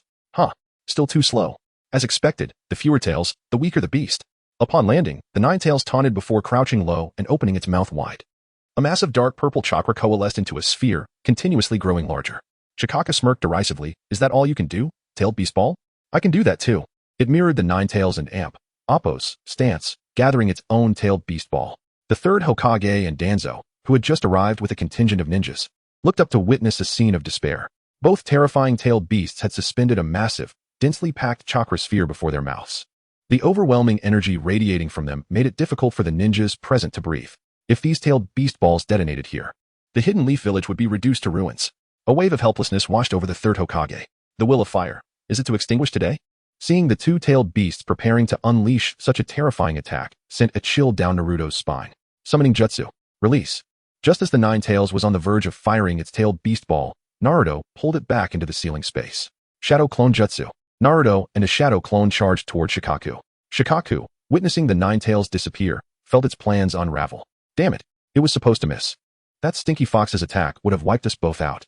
In a fit of rage, Shikaku aimed its tailed beast ball at the residential area of the Hidden Leaf Village. Die, you wicked humans. At that critical moment, Naruto and his clone reached Shikaku. Super large Rasen Shuriken. The clone wielded a massive spiraling sphere slightly smaller than Shikaku and Appo's belly and collided with it. An explosive sound erupted as Shikaku was struck, staggering backward. Simultaneously, the tailed beast ball transformed into a dark shadow, soaring over the heads of the ninjas led by the third Hokage. In the heart of the village, Orochimaru, en route to find Sasuke, suddenly felt an ominous presence enveloping him. He quickly turned to see a black sphere hurtling towards the village from the darkened sky. I wanted Appo's have to lift a finger, but I will be caught in this attack. Orochimaru calculated the trajectory and prepared to employ his escape methods at the right moment. Moments later, the tailed beast ball reached the bustling heart of the Hidden Leaf Village. However, it did not strike the most populated area. Instead, it sped towards the mountain etched with the faces of past Hokages. A fierce wind swept through the village. The next moment, the tailed beast ball collided with the mountainside, producing a thunderous roar as the ground trembled, reminiscent of an earthquake. After several seconds, the shaking ceased, and Orochimaru, drenched in cold sweat, looked up, his heart pounding. The monument depicting the faces of the Hokages had vanished completely, replaced by a massive circular gash that cleaved through the mountainside. It appeared as if a colossal circular blade had sheared off the mountain from summit to base. This was the power of a tailed beast. A glimmer of excitement flickered in Orochimaru's eyes. Returning to Naruto, he remained unaware of the angle at which Shikaku had launched the tailed beast ball. At that moment, he was preoccupied, as Shikaku was struggling to rise after being knocked down. The wounds on its belly were gradually mending with sand. Black Rasen Shuriken. Naruto's true form stood upon Shikaku's regenerating abdomen, aiming a black spiral sphere at its chin. Shikaku heard only the drone of cicadas before an excruciating pain erupted in its lower jaw. It attempted to roar in agony, but found itself voiceless. A touch of its claw revealed the complete obliteration of its chin and throat, leaving only half of its face intact. Naruto watched as the sand rapidly repaired the damage, and he was taken aback. He's still alive after that. Is his weakness perhaps that red-haired brat? Shikaku slowly rose, its fury eclipsing all reason, driven solely by the desire to eradicate every human present. Naruto channeled chakra into his feet, using Shikaku and Appo's body as a path toward Gaara. Just then, the third Hokage, clad in his combat attire, arrived near Shikaku and shouted, Naruto, it's the fake sleep technique. Awaken the Jinchuriki, but do not kill him. Understood. Naruto responded. Shikaku, sensing a human presence on its body, transformed its surface into quicksand, threatening to engulf anyone who stepped on it. Naruto, realizing the danger, employed the shadow clone technique, creating hundreds of clones to serve as stepping stones. He advanced, finally reaching the unconscious Gaara. Die. Shikaku, its chin restored, swiped at Naruto's face. Undeterred, Naruto delivered a powerful blow to the slumbering Gaara. Wake up, or I'll beat you so hard your own mother won't recognize you. In his dream, as his mother narrated a story, Gaara felt a sudden, stomach-dropping sensation. He snapped awake to see Naruto's fist looming over him, accompanied by a fierce reprimand. Shikaku's claw dissolved into sand moments before reaching Naruto's back. With Shikaku's form collapsing, Naruto, Gaara, and a cloud of sand plummeted. Naruto grabbed Gaara and Amp, Appo's collar, and began slapping him repeatedly. If you kill my Jinchuriki, not even 10 lifetimes will be enough to repay me. Gaara, exhausted and bewildered, stared at the youth slapping him, a strange feeling stirring within him. Could this be the bond of friendship? An entanglement for 10 lifetimes? Before landing, Naruto released Gaara, expelling chakra-infused air to cushion his own fall, landing gracefully on the sand. Gaara, however, was driven headfirst into the sand. Danzo, leading a squad of Umbu, immediately sealed the half-buried Gaara with numerous binding chains and talismans, leaving only his mouth unsealed. The third Hokage approached Naruto, fatigue evident on his face, accompanied them, and provided a detailed account of the events, withholding nothing. Naruto nodded, eager to engage with Danzo, whose whereabouts had always been a mystery. This was an opportunity to uncover Danzo's secrets. Naruto silently followed the Umbu. Gaara, bound and sealed, his mouth the only unsealed part, proclaimed, "My name is Gaara." Naruto, trailing behind, retorted, "I must say, your mother had a knack for naming." Several Umbu carried Gaara swiftly toward the Umbu and Appos' special prison. After all, a Jinchuriki delivered by the Land of Wind was an opportunity too good to pass up. Naruto followed the Umbu through a labyrinthine route within the Hidden Leaf Village, eventually descending into a sewer. The stench caused Naruto to inwardly complain. "No wonder I couldn't find it. It's hidden underground." How typical of the Umbu. After traversing a long, dark passage, Naruto's surroundings suddenly opened into a vast vertical shaft. A network of interconnected passageways and bridges lined the walls, along with hundreds of rooms of unknown purpose. Naruto intended to follow Danzo further, but an Umbu led him to a dimly lit room. "We meet again," Ibiki Marino said, seated before an array of bizarre torture devices. Offering Naruto a cordial smile. "Relate everything," Ibiki commanded, holding a black notebook, his gaze fixed on Naruto. "You're making me feel like a criminal," Naruto mused. Before recounting the events, "I was entrusted by the Hokage to guide Konohamaru and his friends in their training when that Gaara came looking for trouble. As the one and only Naruto Uzumaki, how could I allow an outsider to bully me in the Hidden Leaf Village? So I beat him up. But he got desperate and unleashed his tailed beast. I thought, this won't do. Our Hidden Leaf Village has its own tailed beast. We can't be outdone by some hick. So, I summoned the nine-tailed fox." Ibiki's pen left a large blotch of ink on the notebook. "What? You summoned the nine-tailed fox?" The words sounded alien to Ibiki. Naruto nodded. "Is that odd? Jiraiya can summon toads. Kakashi can summon dogs. So why can't Appos Ti summon the nine-tailed fox?" Ibiki took a deep breath to regain his composure. "Putting aside how you summon the nine tails, as far as I know, extracting a tailed beast from a Jinchuriki is fatal." Naruto shrugged. "But I'm alive and well, talking to you, aren't I?" Ibiki sighed. All right. Let's leave that for now. Continue." Naruto nodded. "First, I had the two-tailed beast fight for a few rounds. Then, they suddenly started using extremely powerful techniques. I feared for the village and Appos' safety, so I canceled the summoning. In the end, I successfully prevented the tailed beast from destroying the village, but there was a slight mishap." Ibiki sighed. "That slight mishap resulted in the destruction of the Hokage rock faces." Naruto grinned. "As the saying goes, as long as the Green Mountains remain, there's no need to worry about firewood. As long as we're still here, that's what matters, right? The stones can be recarved by a sculptor. As long as the Green Mountains remain, there's no need to worry about firewood?" When did that become a saying in the ninja world? I think you made that up, but it does make sense. Ibiki scribbled furiously in his notebook. After a moment, Ibiki rose. "I need to consult with my superiors. Naruto Uzumaki, wait here for a while." With that, Ibiki left the room and locked the door behind him. Naruto muttered, "They're really treating me like a criminal." In the Hokage's office, the third Hokage was embroiled in a heated argument with Danzo, Hamura Mitokado, and Koharu Udatane, the Hidden Leaf and Appos' elders. Sending the one-tailed Jinchuriki to the Hidden Leaf Village is a blatant violation of the Alliance Treaty by the Land of Wind. We should execute those Sand Village Genin immediately and declare war on the Land of Wind," Danzo stated grimly. The third Hokage exhaled a plume of smoke, responding calmly. "Declare war? Are you aware of the Fire Country's current national strength? Would the daimyo even agree to a war with the Land of Wind? The village of Sunagakure seeks to provoke us into taking the first step, thus providing them with justification to launch a full-scale war against us." Danzo, with his typically sullen demeanor, was unusually flushed as he pointed an accusatory finger at the third Hokage, exclaiming, "Did you not witness the devastation wrought upon Konoha by the One Tail? Had it descended even slightly, how many lives would have remained in the village?" He continued, "You tolerate today, you tolerate tomorrow. A coward such as yourself cannot lead Konoha to greater heights. You lack the will of fire." The third Hokage, taken aback by the audacity of Danzo and Appos' words, chuckled in disbelief. "I lack the will of fire? As a ninja, I cannot endure. What then am I if not a ninja? It appears that none of us possess the will of fire, except for you, Danzo. Here, take my Hokage hat. You may assume my position." He forcefully placed the hat on the table, causing Danzo to rise in indignation. "You old fool, you." At that moment, Shikamaru, sensing the escalating tension between the two, interjected, "Given the magnitude of this crisis, should we still proceed with the Chunin exams?" The room fell silent. Mito Gate, noticing the quiet, thoughtfully spoke, "I believe we must continue with the Chunin exams.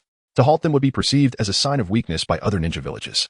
Furthermore, with our trump card in hand, we must decisively crush the new generation of Sunagakure, ensuring they dare not harbor any further ambitions." Danzo abruptly inquired, "What of the one-tail host?" The third Hokage pondered briefly, recognizing that having two Jinchuriki in one village would disrupt the balance among the nations. Passing it to a village without a Jinchuriki would also upset this balance. To eliminate, it would provide the Wind Country with grounds for war. Thus, the only option was to return the Jinchuriki to Sunagakure. Just then, Ibiki entered the Hokage and Appo's office, placing the gathered testimonies before the third Hokage. The host, Gaara, has disclosed everything. The Wind Country and Appo's plan is straightforward, to unleash the One Tail upon Konoha, inciting war between the two nations. After delivering his report, Ibiki exited the office. The third Hokage reviewed Naruto's testimony, his expression shifting from shock to disbelief, and ultimately settling into a state of numbness. We need not fear the petty schemes of Sunagakure any longer, he stated calmly. The other three present immediately fixed their sharp gazes upon him. What gives you the confidence to say such a thing? Shikamaru asked. Because, the third Hokage declared, slamming Naruto and Appo's testimony onto the table, our ninja, Naruto Uzumaki, can command the Nine Tails as a summoning beast. Moreover, I witnessed him suppress the rampaging Shikaku without even tapping into the Nine Tails chakra. Is that truly the case? The Nine Tails? A summoning beast, suppressing the rampaging One Tail? The other three quickly grabbed the testimonies of Gaara and Naruto, skimming through them. Moments later, their expressions varied greatly. Danzo's countenance darkened further, while the other two high-ranking Konoha officials struggled to contain their amusement. The third Hokage promptly issued his command. The allied Chunin exam shall proceed as scheduled. The following morning, a nervous Temari and Kankuro stood at the entrance of the Forest of Death alongside the recently released Gaara, preparing for the second round of Chunin exams. They had initially planned to leave Konoha, but were restricted by the village's Jonin, who informed them they would be safely released after completing the exams. What scheme do they harbor? Temari whispered. Kankuro, gritting his teeth, replied, perhaps we should eliminate a few of Konoha and Appo's Jonin during the exam. Even if we cannot return, it would not be in vain. A ninja is meant to sacrifice. Temari felt resentment towards their father, the fourth Kazekage, who had led them into this predicament. Nearby, Naruto sensed a burning gaze upon him and turned to discover it was Gaara watching him intently. He wondered what Konoha's higher-ups were thinking, allowing such a dangerous individual to roam free, and why Gaara seemed fixated on him. Was he seeking revenge? Suddenly, Sakura nudged Naruto with her elbow. Naruto, I saw the Nine Tails yesterday. I heard everyone say it was you who released it. Naruto nodded, stating, isn't it common knowledge that I am the vessel for the Nine Tails? They've been gossiping about it for over a decade. You just found out? Sakura, unsure of how to respond, offered a nervous laugh. Sasuke observed Naruto's nonchalant demeanor, jealousy igniting within him. If Naruto could command such a powerful beast, could he ever hope to catch up? He had witnessed the battle between the two-tailed beasts from afar, terrified to the point that his legs had weakened. Not far away, disguised as a grass ninja, Orochimaru observed Sasuke and Appo's back, licking his lips in anticipation. If I cannot best Itachi, can I not conquer this naive younger brother? Chapter 49, The Hunter and Appo's game. Now, I shall announce the content and rules of the exam. Mitarashi Anko surveyed the 26 teams gathered outside the entrance to the Forest of Death, her voice ringing out. This examination primarily tests your survival skills in the wilderness, as well as your teamwork and combat abilities. There are 78 candidates divided into 26 teams. 13 will obtain the Heaven Scroll, while the other 13 will secure the Earth Scroll. You must acquire both scrolls within 5 days, 120 hours, and reach the tower at the center of the Forest of Death. There are 5 rules. First, no food or water is allowed. Second, any team member who dies or is severely injured will result in disqualification. Third, you cannot abandon your mission or leave the Forest of Death. Fourth, you must not open the scrolls until you arrive at the tower. Upon hearing the Proctor and Appo's words, Choji pulled out snacks he had hidden in his backpack and began stuffing his face. Shikamaru shook his head in resignation. Eat more. It will help you endure once we're inside. Naruto turned to Sakura and Sasuke. Once we enter, we snatch those scrolls. After obtaining them, we'll find a hiding spot and wait until the 5th day to head directly to the tower. What do you think? Isn't this plan flawless? Sasuke shook his head. This one and Appo's enhance our strength. We should seek out powerful opponents and fight continuously. Sakura, her face pale, remarked.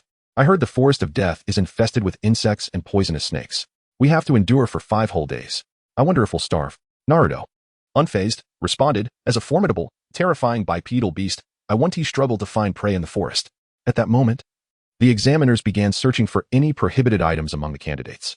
When Anko approached a group of grass ninjas, she paused, sensing something strange about one of them. Orochimaru, fixated on his disciple, inquired, is there a problem, Proctor? Anko felt an inexplicable oddity about this grass ninja, yet could not pinpoint it. Shaking her head, she moved on to another area. Disguised as a grass ninja, Orochimaru sighed in relief. Should his identity be discovered, he would have no choice but to eliminate his disciple. After the inspection concluded, Only a few snacks were confiscated, with nothing particularly alarming uncovered. After distributing the scrolls, Mitarashi Anko stood beside the entrance of the Forest of Death, calling out loudly, "Now, please enter, candidates." 26 teams from 6 ninja villages rushed into the forest. Naruto, who had initially planned to block the entrance to seize the scrolls, dashed in with his teammates only to find that the other teams that had been around moments ago had vanished without a trace. Could it be that there is a teleportation array at the entrance? Naruto quickly climbed to the top of a large tree to survey the surroundings. Indeed, our location is no longer near the entrance. It seems each team has been teleported to different places. Naruto, come down. Don and Appos, expose your position. Sakura shouted anxiously from below. Naruto leaped down from the tree and flicked Sakura and Appos' forehead, shouting like that will only attract attention faster. Sasuke looked at Naruto with a questioning gaze. Shouldn't we search for the other teams? After pondering for a moment, Naruto smirked and asked, have you ever been hunting? Sakura shook her head rapidly. Are we looking for food first? Naruto chuckled. Soon enough, food and scrolls will come running to us. With that, Naruto turned to Sasuke and commanded, use your fireball jutsu to ignite this forest. Sasuke hesitated for a moment, questioning the necessity of such an act. Naruto replied with conviction. The exam rules didn't prohibit arson, did they? These trees aren't valuable. Burning them won't affect the village. After considering Naruto's reasoning, Sasuke decided to comply and began forming hand seals. Fire style. Fireball jutsu. He unleashed a massive fireball that instantly sparked a wildfire. Naruto conjured a sharp chakra blade and swiftly began chopping trees. In no time, he had created a fire break along the edge of the blazing inferno, ensuring that the fire would spread in only one direction. Watching the flames grow larger, Naruto sighed. If only I could fly. I could observe the direction in which our prey escapes. What should we do next? Sasuke inquired. Release the hounds. No, I meant release the clones. Naruto then began forming hand seals. Shadow clone jutsu. With a bang, hundreds of shadow clones appeared around them. The next moment, these clones swiftly dispersed, encircling the edge of the fire and searching ahead. Sasuke was astounded by the sheer number of Naruto and Appos' clones, wondering just how much chakra he possessed. Could he truly manipulate the Nine-Tails chakra at will? Minutes later, one of the clones returned, carrying a small deer. Seeing this, Naruto extracted a kunai from his pouch and skillfully prepared the meat in a matter of moments. Sakura hurried over to assist, and soon, a feast of grilled meat was ready. Alas, they had no salt or seasoning.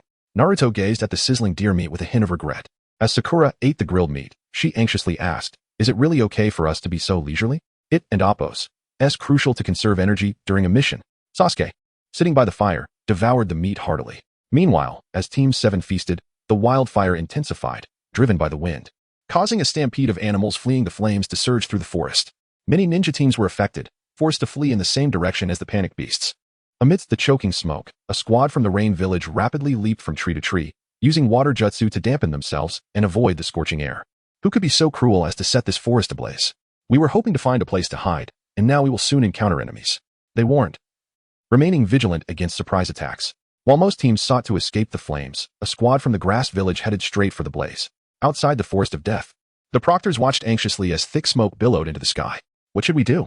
Should we extinguish the fire? Is this part of the exam? The head proctor, Mitarashi Anko, caught a whiff of the burnt aroma carried by the wind and felt an ominous premonition rise within her. The exam had only just begun, yet such chaos had already ensued. Chapter 50. The assessment container, a vast expanse of forest lay reduced to charred remains. Team 7 sprinted across the still smoldering ground. Naruto, you 1T need to intervene this time. We will rely on our own abilities to secure the scroll, Sasuke declared earnestly, glancing at Naruto and Appos' back. Naruto turned to Sakura and asked, do you feel the same way? While running, Sakura nodded. If we continually depend on your abilities alone, it feels as though Sasuke and I have become burdens.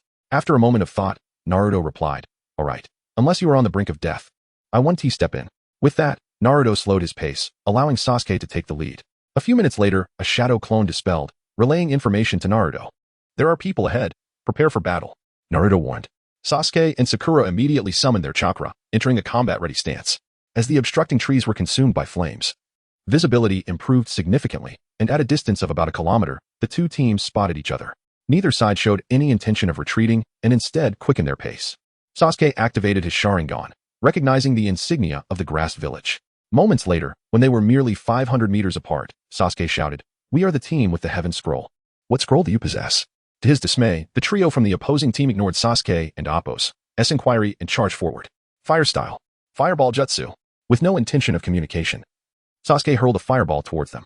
Amidst the flames, a massive serpent appeared, shielding the three grass ninjas. As the fire subsided, a large, grayish-blue snake with flickering tongue fixated its gaze on Naruto and the others. Sasuke and Appo's fireball seemed to have inflicted little damage. The three grass ninjas wore conical hats and gray-white robes, with a thick purple rope tied around their waists. The leading female ninja bore an ominous expression that suggested she was no ally. "What splendid eyes you have," Orochimaru remarked, perched upon the serpent's back, her long, pointed tongue licking her lips as she gazed at Sasuke with avarice. The next moment, the two grass ninjas behind Orochimaru vanished and appeared before Sakura and Naruto. Naruto suddenly inquired, "The exam rules didn't state that killing is prohibited, correct?" At this moment, Sasuke was entirely intimidated by Orochimaru's presence, seemingly oblivious to Naruto's words. Orochimaru flashed a sinister smile and turned slightly toward Naruto, saying, "Of course, killing is permissible. To be killed or to kill is the fate of a ninja." "Oh." Naruto nodded in acknowledgement and then addressed the grass ninjas ahead of him. "The heavens are merciful. I offer you a chance at life. Surrender your scroll, and I shall spare you." His tone was calm, as if discussing what to have for breakfast. Sakura trembled as she asked, "Isn't this just an exam?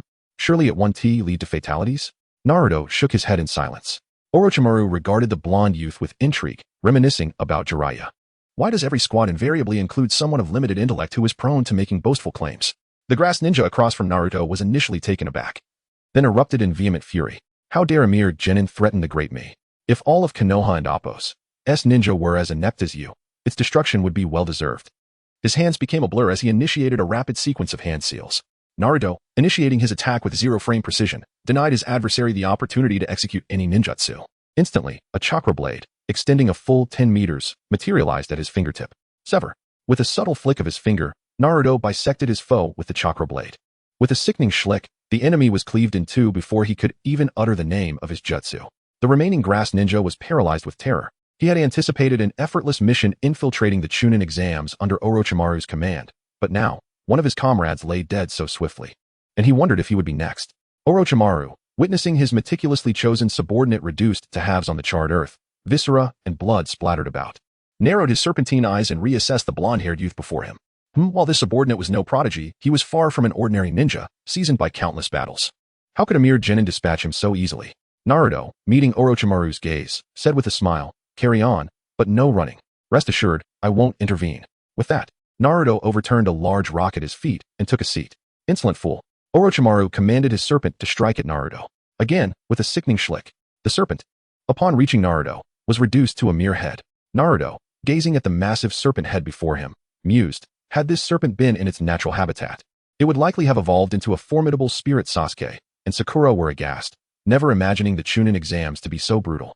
The acrid stench of blood transported Sasuke back to the night of his clan and Appo's annihilation, where he felt just as feeble and helpless. Just then, Naruto called out, "Sasuke, Sakura, this world is merciless.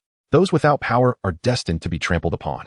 Orochimaru, curious to ascertain whether Sasuke was a worthy vessel, held back, remaining vigilant for any sudden attack from Naruto. Sasuke, finally heeding Naruto's words, retrieved a kunai with trembling hands and plunged it into the back of his own hand, attempting to rouse his body's latent power through pain. I will no longer cower. If death is my fate this year, I will not flee." Sasuke's Sharingan manifested with Tutomo. He hurled the kunai at Orochimaru. Orochimaru sidestepped with ease. Sasuke then executed a rapid sequence of hand seals. Lightning blade, trailing a chaotic array of electrical arcs, he lunged at Orochimaru. Impressive, however not quite enough. Orochimaru neutralized Sasuke and Appo's attacks with mere footwork. Sakura, witnessing Sasuke and Appo's struggle, finally mustered her courage. "I refuse to remain a failure." Her legs no longer trembling, Sakura performed hand seals and bellowed, "Earth style, earth flow wall." The grass ninja, who had been awaiting Orochimaru and Appo's orders, had assumed that the opposing kunoichi was paralyzed with fear, but was taken by surprise. A circular wall erupted from the ground, trapping him within. He mustered strength in his legs, attempting to leap over the wall. Just then, Sakura and Appo's fist, imbued with immense force, descended upon the grass ninja and Appo's head. Chapter 51. Curse Seal. As Sakura and Appo's fist was about to connect with the grass ninja and Appo's forehead, she felt a sudden surge of energy within her body. With a resounding thud, the grass ninja was knocked back into the earthen enclosure. However, Sakura noticed that the force of her punch had been significantly diminished, causing minimal damage to the grass ninja. This ninja did not perform any hand seals, and his eyes are ordinary. Hishun and Appo's be able to use any ocular techniques. How is he interfering with my attacks? Sakura stood atop the earthen wall, warily eyeing the grass ninja below. What and Appo's wrong? Keep attacking. The grass ninja taunted. The grass ninja hesitated to deal a fatal blow to Sakura, fearing retaliation from the enigmatic Naruto. However, he also dared not flee, fearing Orochimaru and Appo's wrath. Thus, he engaged Sakura in a non-lethal skirmish, demonstrating his diligence while avoiding provoking the perilous Naruto. Sakura retrieved a kunai wrapped with an explosive tag from her pouch, and leaping backward, hurled it forward. The grass ninja opened his mouth, emitting a high-frequency sound wave imperceptible to human ears. Boom. The kunai detonated prematurely in midair. The earthen wall shattered instantly. The grass ninja emerged from the smoke, engaging Sakura in close-quarters combat. Nearby, Sasuke, with his Sharingan fully activated, repeatedly unleashed the lightning blade, his right hand growing numb. However, his attacks consistently fell short of the elusive Orochimaru. Is this the extent of the Uchiha clan's power? Orochimaru's voice echoed around Sasuke, seemingly emanating from every direction. Damn it! Sasuke and Appo's Sharingan darted about, attempting to track Orochimaru and Appo's rapid movements. Suddenly, a crimson chakra emanated from Sasuke and Appo's body, quickly enveloping him in a red chakra shroud. Orochimaru was shaken by this sight. What? How does Uchiha Sasuke possess the chakra of a tailed beast? What have the Leaf Village elders done to him? If Sasuke has become a Jinchuriki, he is no longer suitable as my next vessel. The chakra shroud behind Sasuke morphed into a tail, and his features became more feral, with elongated canines and sharpened nails. Clone technique. With a puff, Sasuke created two clones, who stood back to back in a triangular formation, and simultaneously began performing hand seals. Great fireball technique. 3 fireballs were launched simultaneously in 3 directions, only one of which was real, in an attempt to force Orochimaru to halt. Wind style, great breakthrough. A gust of wind erupted from Orochimaru and Appo's mouth, deflecting one of the fireballs. Naruto, observing the battle with his keen eyes, discerned Orochimaru and Appo's technique. This fellow like Haku can perform hand seals with a single hand. Sasuke was unable to evade the redirected fireball and was struck. Sakura attempted to aid Sasuke, but was intercepted by the grass ninja. You can barely handle yourself. What makes you think you can help anyone else? The grass ninja sneered, kicking at Sakura. The two once again engaged in combat. With no flammable materials nearby, the fire soon died down. Sasuke's clones dissipated, and he stood unsteadily, his Sharingan fixated on Orochimaru. The chakra shroud surrounding Sasuke began to dissipate. Could it be this chakra about to be depleted? Sasuke watched in disbelief as the red chakra vanished completely. Orochimaru resumed his hand seals. Wind style, wind cutter technique. Orochimaru conjured an invisible blade of wind, aimed directly at Sasuke. Originally, Naruto intended to intervene, but upon realizing the wind blade's damage was minimal, he dismissed the thought of stepping in. A few minor injuries were still within manageable limits, without experiencing pain. One cannot grow. With a swift hiss, Sasuke, already weakened due to the depletion of his Nine-Tails chakra, was struck directly by the wind blade unleashed by Orochimaru. His shirt was torn to shreds, swept away by the residual winds, and numerous lacerations marred his body. Orochimaru squinted at the bare-chested Sasuke, murmuring to himself. What a false alarm. It turns out he was merely infused with a bit of tailed beast chakra. I must quickly implant a cursed seal on Sasuke. With the interference of the cursed seal, the higher-ups of Konoha will no longer be able to seal the tailed beast within him. With a sudden surge of power, Orochimaru lunged towards the already staggering Sasuke. Hiss. It seemed Sasuke had reached his limit. Naruto concentrated chakra into a sword at his fingertips and charged at Orochimaru. Just as Orochimaru was within 5 meters of Sasuke, Naruto and Appo's 10-meter-long sword struck Orochimaru at the waist. With a swift hiss, Orochimaru's lower half stumbled forward a few steps before collapsing to the ground, rolling over due to inertia. As Orochimaru's upper body seemed poised to fall, suddenly, his neck elongated several meters, revealing 2 venomous fangs aimed at Sasuke's throat. Cursed seal technique. Orochimaru's fangs sank into Sasuke's neck, and in the moment he released his grip, a 3-tomo symbol appeared at the site of the bite. What have you done to me? Sasuke clutched his neck, writhing on the ground in agony. Orochimaru retorted with a cold chuckle. Endure the trial. Then, you will thank me. Naruto's second sword was already descending, severing Orochimaru's terrifyingly long neck. With several sharp sounds, Orochimaru and Appo's upper body and a segment of his neck fell to the ground, now littered with ash and debris. As Naruto examined Sasuke and Appo's wounds, the severed head on the ground suddenly stirred, and hands emerged from Orochimaru's mouth. Naruto swiftly picked up Sasuke and retreated quickly, distancing himself from the eerily animated Orochimaru. Looking up, he saw a woman, covered in slime, emerging from Orochimaru and Appo's mouth. Naruto furrowed his brow, hissing, although her appearance had changed. She was still the same person. What kind of ninja technique was this? It was rather grotesque, akin to a snake shedding its skin, unable to kill even after severing the neck. How bizarre. Orochimaru opened his mouth, and a snake slithered out, followed by the snake spitting out a long sword. Orochimaru grasped the hilt and drew the sword from the snake and Appo's mouth, which then retreated back inside. Observing this scene, Naruto and Appo's expression reflected his disdain. He irritably remarked, "Is the name of your technique disgusting enough to make you want to hurl? It's utterly revolting." Ignoring Naruto's jibe, Orochimaru spoke slowly. "I recall the name Uzumaki Naruto now. You are the host of the Nine Tails. I never imagined you would grow to such an extent."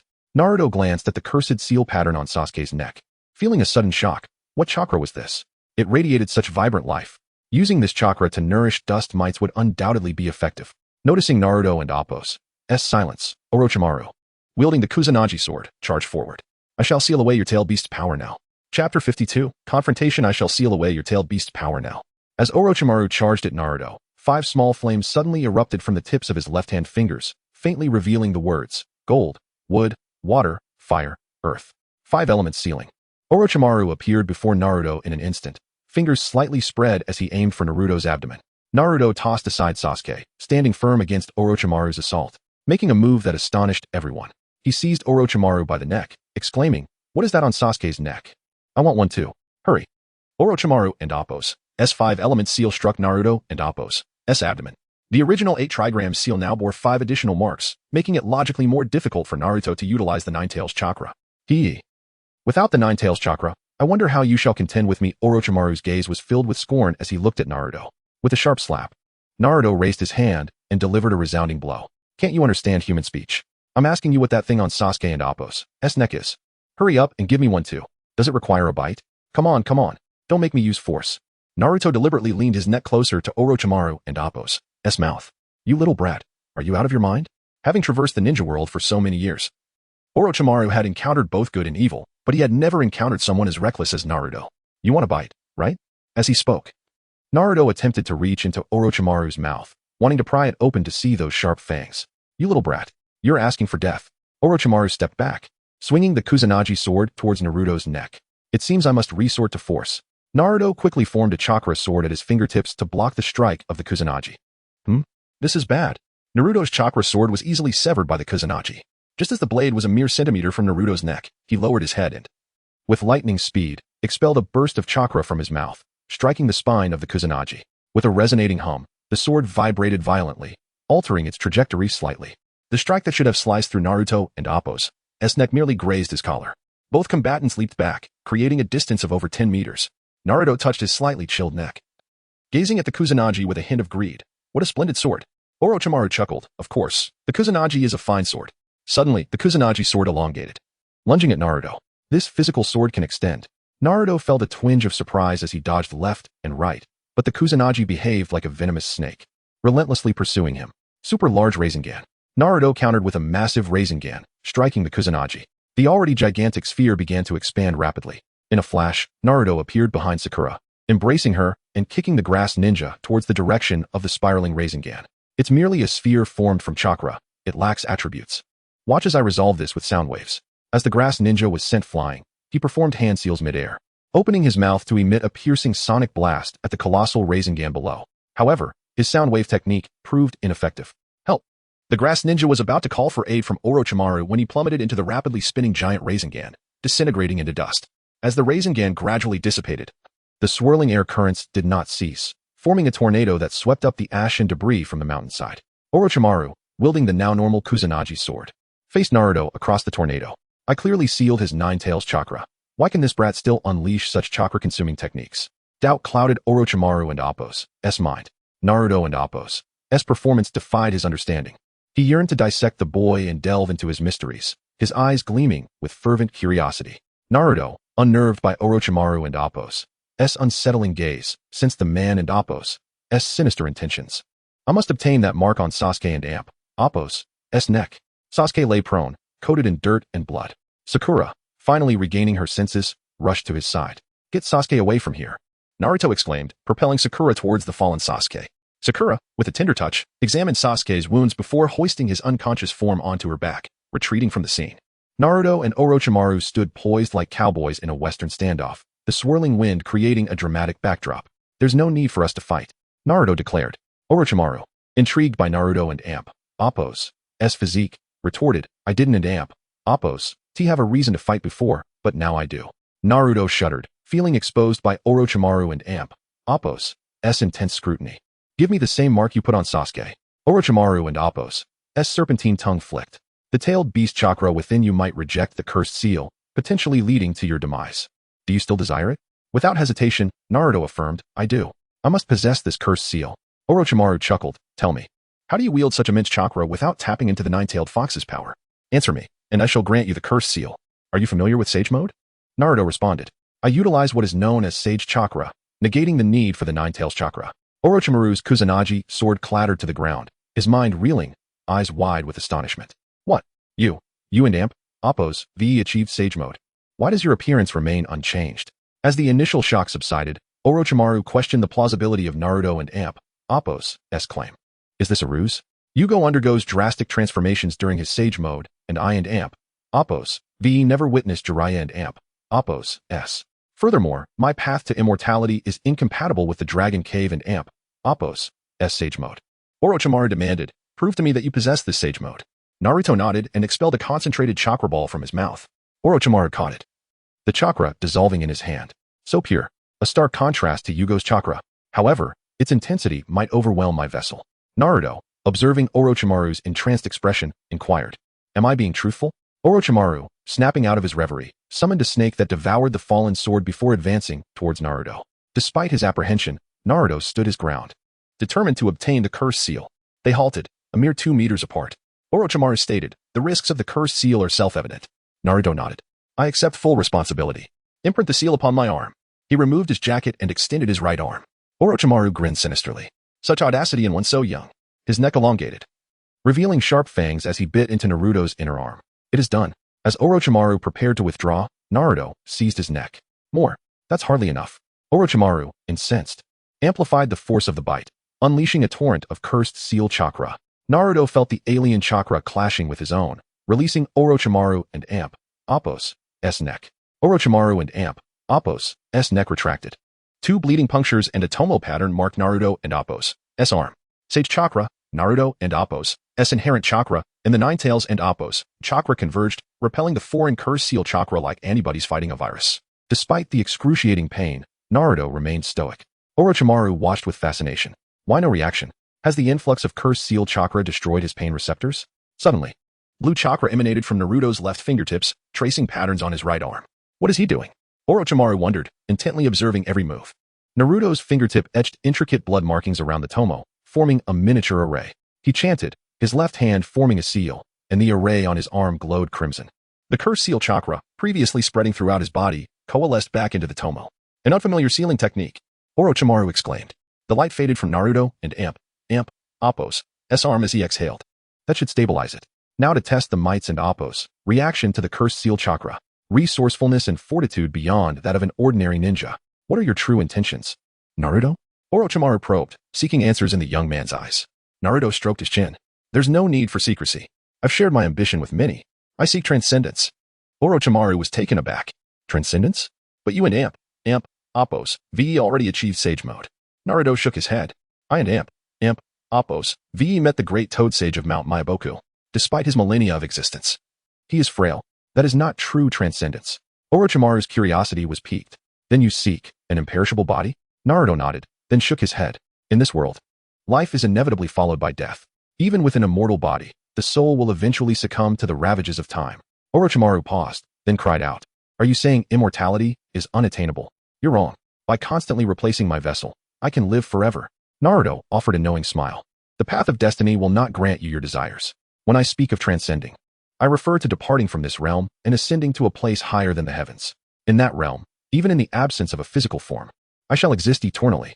Upon hearing Naruto and Apos' words, Orochimaru and Apos' manic expression faded, and he began to laugh, covering his face. Destiny? A place beyond the heavens? Transcendence? Ha! I initially thought I had encountered a kindred spirit, yet it turns out you are an even greater lunatic than I. Suddenly, Orochimaru turned and departed. Naruto Uzumaki. I shall remember you. I will continue to live and witness your path to transcendence. Huh? Watching Orochimaru's retreating figure, Naruto sighed. I also wish to ascend in body. Had I not been so lacking in talent, who would willingly choose the path of the corpse to become a sage?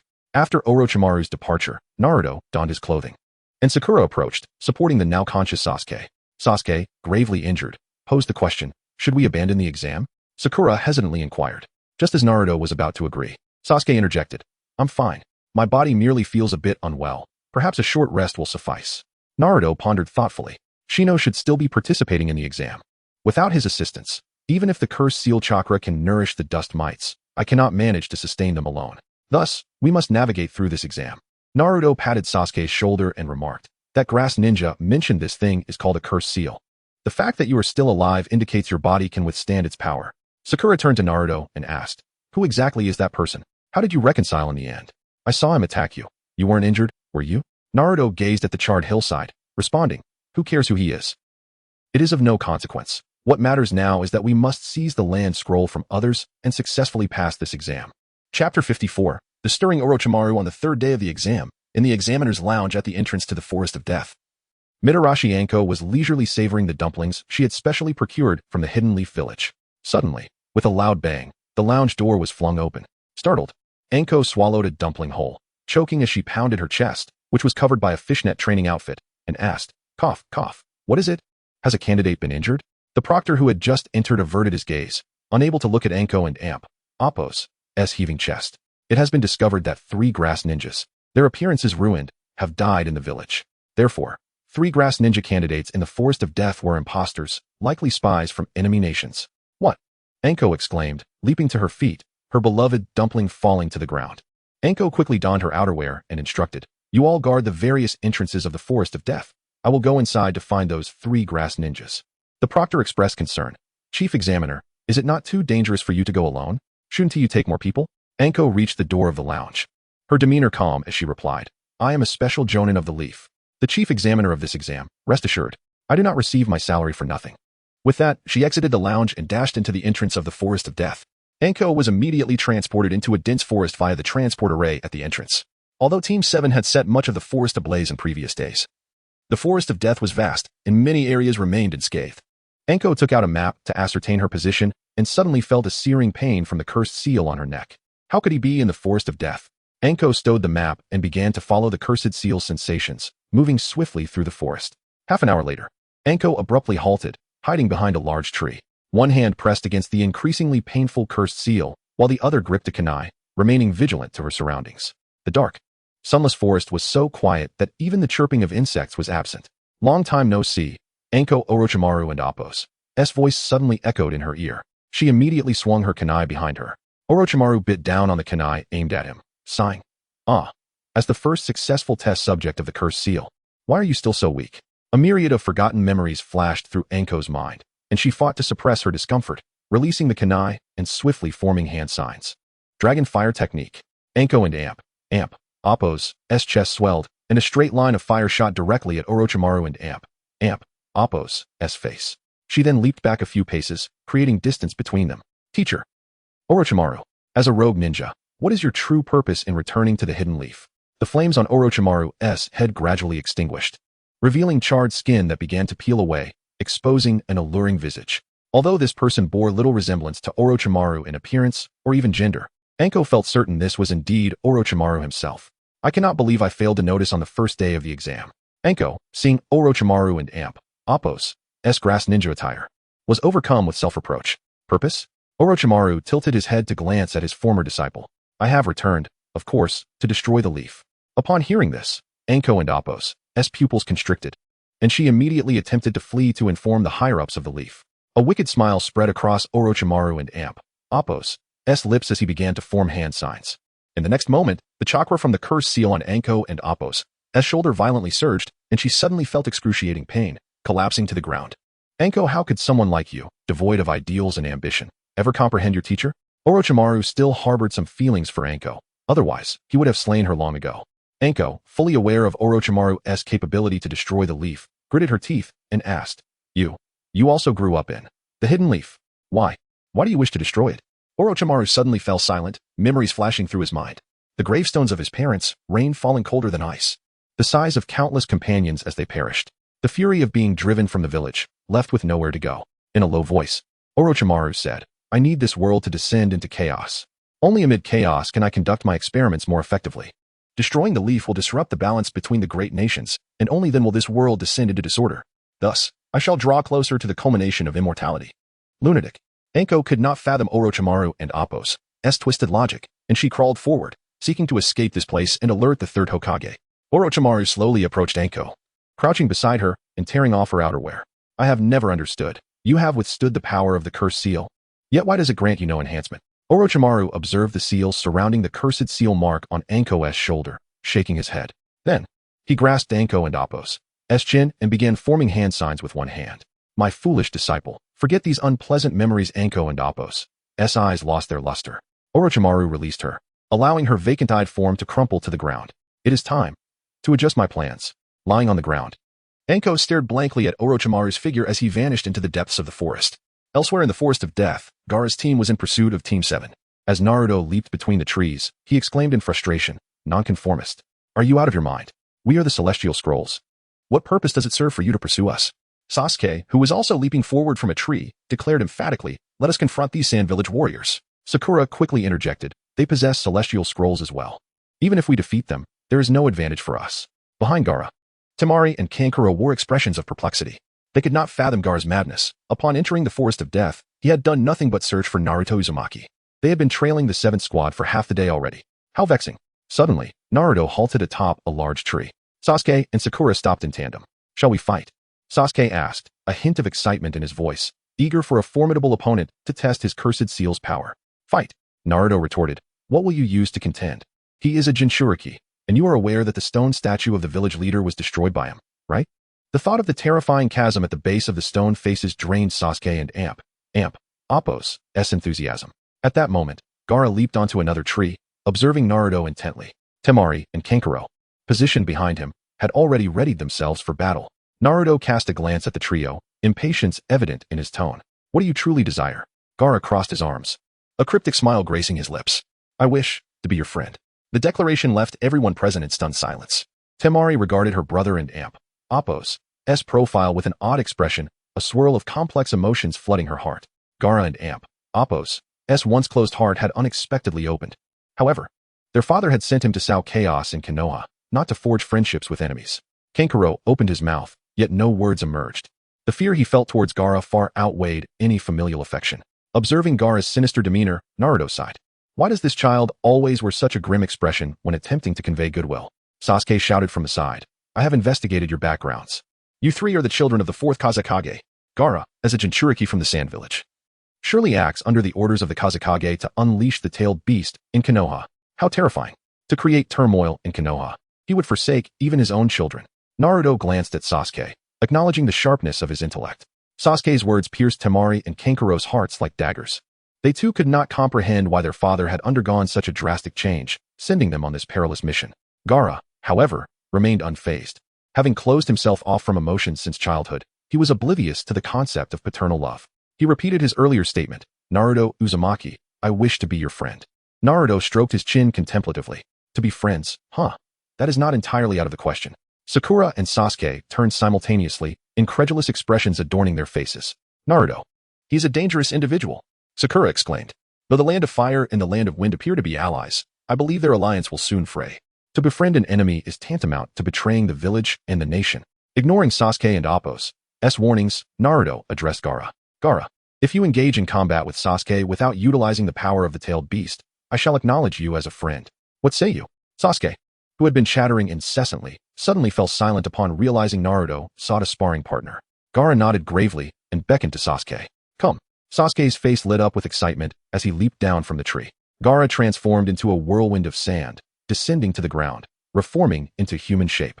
Naruto observed the two, standing in confrontation below, nodding in satisfaction. Sasuke, empowered by the cursed seal, had been incessantly eager for a fight. Gaara would serve to expend some of his excessive energy. Sakura, however, watched Sasuke with concern, her harmonious family background rendering her incapable of understanding his thirst for power. Born from deep-seated enmity, Temari jumped down from the tree, unfurling her massive iron fan, and swept it toward the forest. Wind release. Sandstorm. A gale, laden with countless invisible wind blades, swept through the trees. In the next moment, hundreds of trees were severed, crashing to the ground and clearing a space in the forest. Temari's actions aimed to create a relatively open battlefield for Gaara, preventing any tricks from the adversary, while also serving to intimidate Naruto and the others. Gaara leaped onto a log and addressed Sasuke. "Come." Sasuke immediately began forming hand seals. Shadow clone technique. Two clones joined his original self, all three hurling shuriken towards Gaara. Futile, Gaara dismissed the shuriken, the sand surrounding him effortlessly blocking the attacks. The clones vanished upon impact, while the real shuriken fell powerless to the ground. Gaara raised his right hand towards the advancing Sasuke and his clones, commanding, Sand Shuriken. The suspended sand coalesced into dozens of shuriken, shooting towards Sasuke. With a series of thuds, the sand shuriken pierced through the three Sasuke forms, embedding into the wooden ground. Three clones. Gaara's brow furrowed slightly in curiosity as he scanned the surroundings for Sasuke's true form. Suddenly, a shuriken on the ground transformed into Sasuke. Fire release. Great fireball technique. A massive inferno erupted from Sasuke's mouth, obscuring Gaara's vision. Quickly, Gaara formed hand seals. Desert wave. A protective wall of sand encased him instantly. The next moment, the fireball crashed around him like a meteor. Sasuke activated his Sharingan, weaving hand seals. Lightning cutter. A crackling sound filled the air as numerous distorted blue arcs emanated from Sasuke's right hand. Before the flames could dissipate, his body became a blur, arcing towards Gaara, who remained concealed within the sand.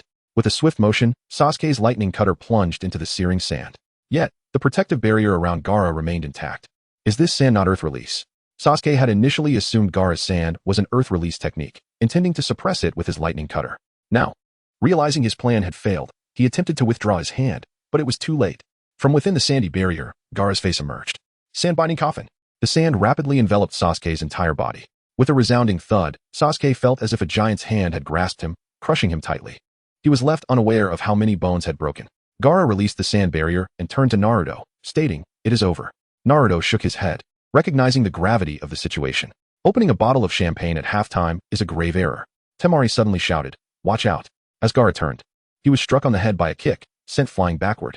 Sasuke, his left side adorned with fiery black patterns, rapidly pursued the airborne Gaara. "I refuse to believe that sand can protect you forever." Raikage. Fist. Sasuke unleashed his full power, his fist crackling with lightning, and struck Gaara squarely in the face. In an instant, Gaara's head sank into the ground, creating a sizable crater, with spiderweb-like cracks rapidly spreading across the surface. Yet, Sasuke did not relent. He let out a long-suppressed roar of frustration. Is being a Jinchuriki truly so remarkable? With arcs of lightning dancing around both fists, Sasuke's hands transformed into mere phantoms, raining down upon Gaara like a tempest. Chapter 56. The storm approaches. Temari watched in horror as her brother was pummeled into the earth. She swiftly unfurled her iron fan, preparing to intervene, only to be restrained by Kankuro. "Do not worry. Gaara is not that weak." Hearing Kankuro's words, Temari gradually closed her fan. Sasuke's lightning-infused fists continued to rain down. "What has changed in my grip?" Sasuke felt Gaara, now entrenched in the earth, growing increasingly solid. He ceased his assault, leaping back to gain distance. With his feet firmly planted, Sasuke realized he could no longer endure the cursed seal state. The fiery patterns on his body began to glow crimson before retreating back to the three-tomo mark on his neck. The powerful cursed chakra within him ebbed away like a receding tide, and the injuries he had sustained previously flared up, yet he still fought to remain standing. From the depths of the crater, a rotund tanuki clad in red markings and a conical hat suddenly emerged from the earth, arms outstretched. "This is..." Temari's pupils constricted. It was Gaara's Shikaku shield. Unscathed, Gaara stepped forth from behind the shield. "Splendid. You have successfully roused my ire." Sasuke felt a wave of despair rise within him as he gazed at Gaara, now brimming with murderous intent. Why are Naruto and this Gaara so powerful? Why can't I defeat them despite giving my all? Why am I so weak? Yet, I must avenge my deceased parents and clan. Die. Gaara began to weave hand signs. Just then, Naruto appeared before Gaara, seizing his hand before the sand could react. "Give me some face. Sasuke has already lost." Sasuke-kun. Sakura appeared beside Sasuke, reaching out to support him. Idon and Amp. Appo's. Teenager pity. Sasuke pushed Sakura and Amp. Appo's hand away, but suddenly lost his balance and fell to the ground. Seeing that Sasuke was no longer able to fight, Gaara's fury gradually dissipated. He turned to Naruto and asked, "Are we friends now?" Naruto regarded the somewhat peculiar boy with a sigh. Is it so tragic for a Jinchuriki to have no friends?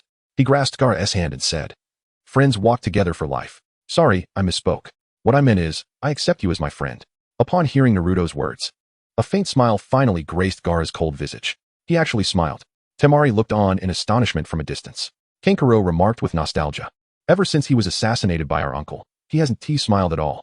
"All right, my friend. There is no feast that does not come to an end. Let me bid you farewell for now and journey to different places." With that, Naruto turned and approached Sasuke, lifting him up. "I'll carry Sasuke." Sakura turned her back. Naruto placed Sasuke on Sakura's back and teased, "After getting beaten, you feel better now, right?" Sasuke kept his eyes shut, unwilling to listen or respond. Sakura shot Naruto a glare. Sasuke is injured, and you still mock him. Naruto shrugged helplessly. Without a strong heart, how can one survive in the ninja world? We must hurry to seize a land scroll. The remaining 2 days should be devoted to Sasuke's recovery, ensuring he can pass the exam. Gaara watched the 3 retreating figures, murmuring to himself, in this world, I too have friends now. On the morning of the 4th day of the exam, outside the main gate of Konohagakure, the 3rd Hokage stood alongside Danzo, awaiting the arrival of the Kazekage and Appo's delegation. The 3rd Hokage turned to the Enbu ninja behind him, masked as animals, and commanded, "You may leave. Danzo and I have matters to discuss." Moments later, the 3rd Hokage turned back, surprised to find the Enbu still standing as if they had not heard his order. "You all." Just as the 3rd Hokage was about to inquire, Danzo abruptly barked. "Did you not hear the Hokage's words? Depart." "Yes." The Enbu responded in unison, vanishing in an instant. A chill crept into the 3rd Hokage's heart. Have I been too lenient with Danzo? The Enbu have clearly become his private soldiers. However, Danzo is devoted to Konoha and the Land of Fire, alas. His desire for power is somewhat excessive. Danzo inquired, what matters are so sensitive that they cannot be overheard? After a moment of contemplation, the 3rd Hokage replied, "Is the Kazekage truly here solely for peace talks?" Danzo and Appo's tone grew colder. "We must be prepared to eliminate the Kazekage at a moment and Appo's notice. If they show any signs of hostility, we strike immediately and declare war on the Land of Wind." The 3rd Hokage gazed into the distance, his eyes becoming somewhat distant. The 3rd Great Ninja War had not ended long ago. Are we to ignite the flames of war once more? Danzo sighed. "Saru, I know you dread war, but some things cannot be avoided." At that moment, figures appeared along the road outside Konoha. The leading figure waved and called out to the village entrance, "Jiraiya-sensei." The serious expression on the 3rd Hokage's face lightened considerably. It turned out Jiraiya had returned. Following Jiraiya were individuals clad in white and blue robes, with veils covering their faces, accompanied by dozens of Sand Village ninjas. Disguised as the Kazekage, Orochimaru coldly observed Jiraiya and Appo's retreating figure. Damn, this guy was supposed to be on a mission. Thankfully, I had already devised my plans before the Chunin exams. Otherwise, Jiraiya could have disrupted my scheme. This time, you can die alongside the old man. Jiraiya turned and smiled, addressing Orochimaru, Kazekage. I hope your visit to Konoha goes smoothly. After finishing your official business, if you seek a place to relax, feel free to find me. Orochimaru chuckled awkwardly, responding meaningfully, everything will surely proceed smoothly. I have come for peace. The 3rd Hokage approached Orochimaru, shaking his hand warmly. 4th Kazekage, welcome to Konohagakure. Orochimaru, with absolute confidence in his disguise technique, knew that the 4th Kazekage, Raza, rarely made public appearances and always wore a veil. Even those closest to the 4th Kazekage had not realized that he had been replaced. Thus, the 3rd Hokage, unfamiliar with the 4th Kazekage, was even less likely to discern the truth. Orochimaru warmly shook the 3rd Hokage's hand. The peace we earned through countless sacrifices must not be shattered by misunderstandings. The 3rd Hokage nodded in satisfaction. Please, do come in. Danzo stepped aside, allowing the Kazekage's delegation to pass. Until this group of individuals entered Konoha village, a shadowy Umbu ninja suddenly appeared beside Danzo. Lord Danzo, currently, no other suspicious individuals have been detected around the village. Upon hearing this, Danzo narrowed his eyes. With so few companions, could they truly be here for negotiations? Am I perhaps overthinking this? Chapter 57. The Sound Ninja Trio vs. Team 8 activated by her Byakugan. Hinata was searching the forest for other teams alongside Kiba and Shino. Kiba crouched beside a large tree, sniffing the bloodstains on the trunk. Signs of battle were scattered everywhere. Yet no other ninja squads were in sight. Shino expressed his concern. It's quite strange. Since the day before yesterday, we haven't encountered any other teams. Tomorrow marks the final day of the exam. If we fail to secure the Heaven Scroll, we will not advance. Just then, Hinata's Byakugan detected an approaching presence, and she whispered, someone's coming. Understood. Shino released a swarm of insects from his sleeve, dispersing them throughout the woods. Kiba exchanged glances with Akamaru, then began to form hand seals. Beast clone jutsu. In the next moment, Akamaru and Appo's form began to shift into that of a human, while Kiba transformed, sprouting fangs and claws. Hinata retrieved 4 kunai laced with explosive tags from a box at her waist and threw them simultaneously. The kunai embedded themselves at the roots of 4 trees. Having prepared for battle, the trio concealed themselves, awaiting the arrival of the unknown enemy. A few minutes later, the silhouettes of the Sound Ninja Trio emerged within the perimeter encircled by the explosive tags. Dressed in earth-toned garments adorned with 3 red death symbols, Sakan bellowed. No need to hide. We discovered you long ago. Just as Kiba was about to respond, he noticed Shino signaling for silence from a short distance away. Then, Shino released a small green cicada from his hand. The cicada flew to a distant tree and rested upon its trunk. Shino formed hand seals. The green cicada, receiving the command, began to vibrate its abdomen, producing a sharp sound reminiscent of human speech. What, scroll, do you seek? With long, straight black hair cascading down to her heels and a purple bow at the ends, Kin suddenly twitched her ears. She swiftly raised her hand and threw a flying needle, pinning the green cicada to the tree trunk. The cicada's sound ceased abruptly. Heh, a bunch of cowardly creatures, too afraid to speak, yet they call themselves ninjas? Kin scoffed, crossing her arms. Tosu, whose head was wrapped in bandages, tilted it slightly before reaching into his white cloak. A dozen scrolls, stained with dark blood, tumbled out. With a chilling laugh, Tosu taunted, hee hee. What scrolls do you desire? The Heaven Scroll or the Earth Scroll? We Sound Ninja are far more generous than other ninja villages. If you want them, feel free to take them, all hiding behind a large tree. Hinata felt a wave of dread wash over her at the sight of the bloodied scrolls at the feet of the O-shaped legged Tosu. So many scrolls had been stolen. These Sound Ninja were not here to pass the exam. Was their true objective the lower-ranked ninjas from other villages? Hinata exchanged glances with Kiba and Shino, and they began forming hand seals. In the next moment, all 4 explosive tags ignited simultaneously. Sakan swiftly noticed the flickering flames of the explosive tags and pressed his hands to the ground, shouting, vacuum wave. 2 shockwaves erupted from Sakan's palms, causing the earth beneath the Sound Ninja trio to become as soft as quicksand. At the moment of detonation, the 3 Sound Ninja had already vanished underground amidst the explosion, debris flying in all directions as clouds of dust billowed into the air.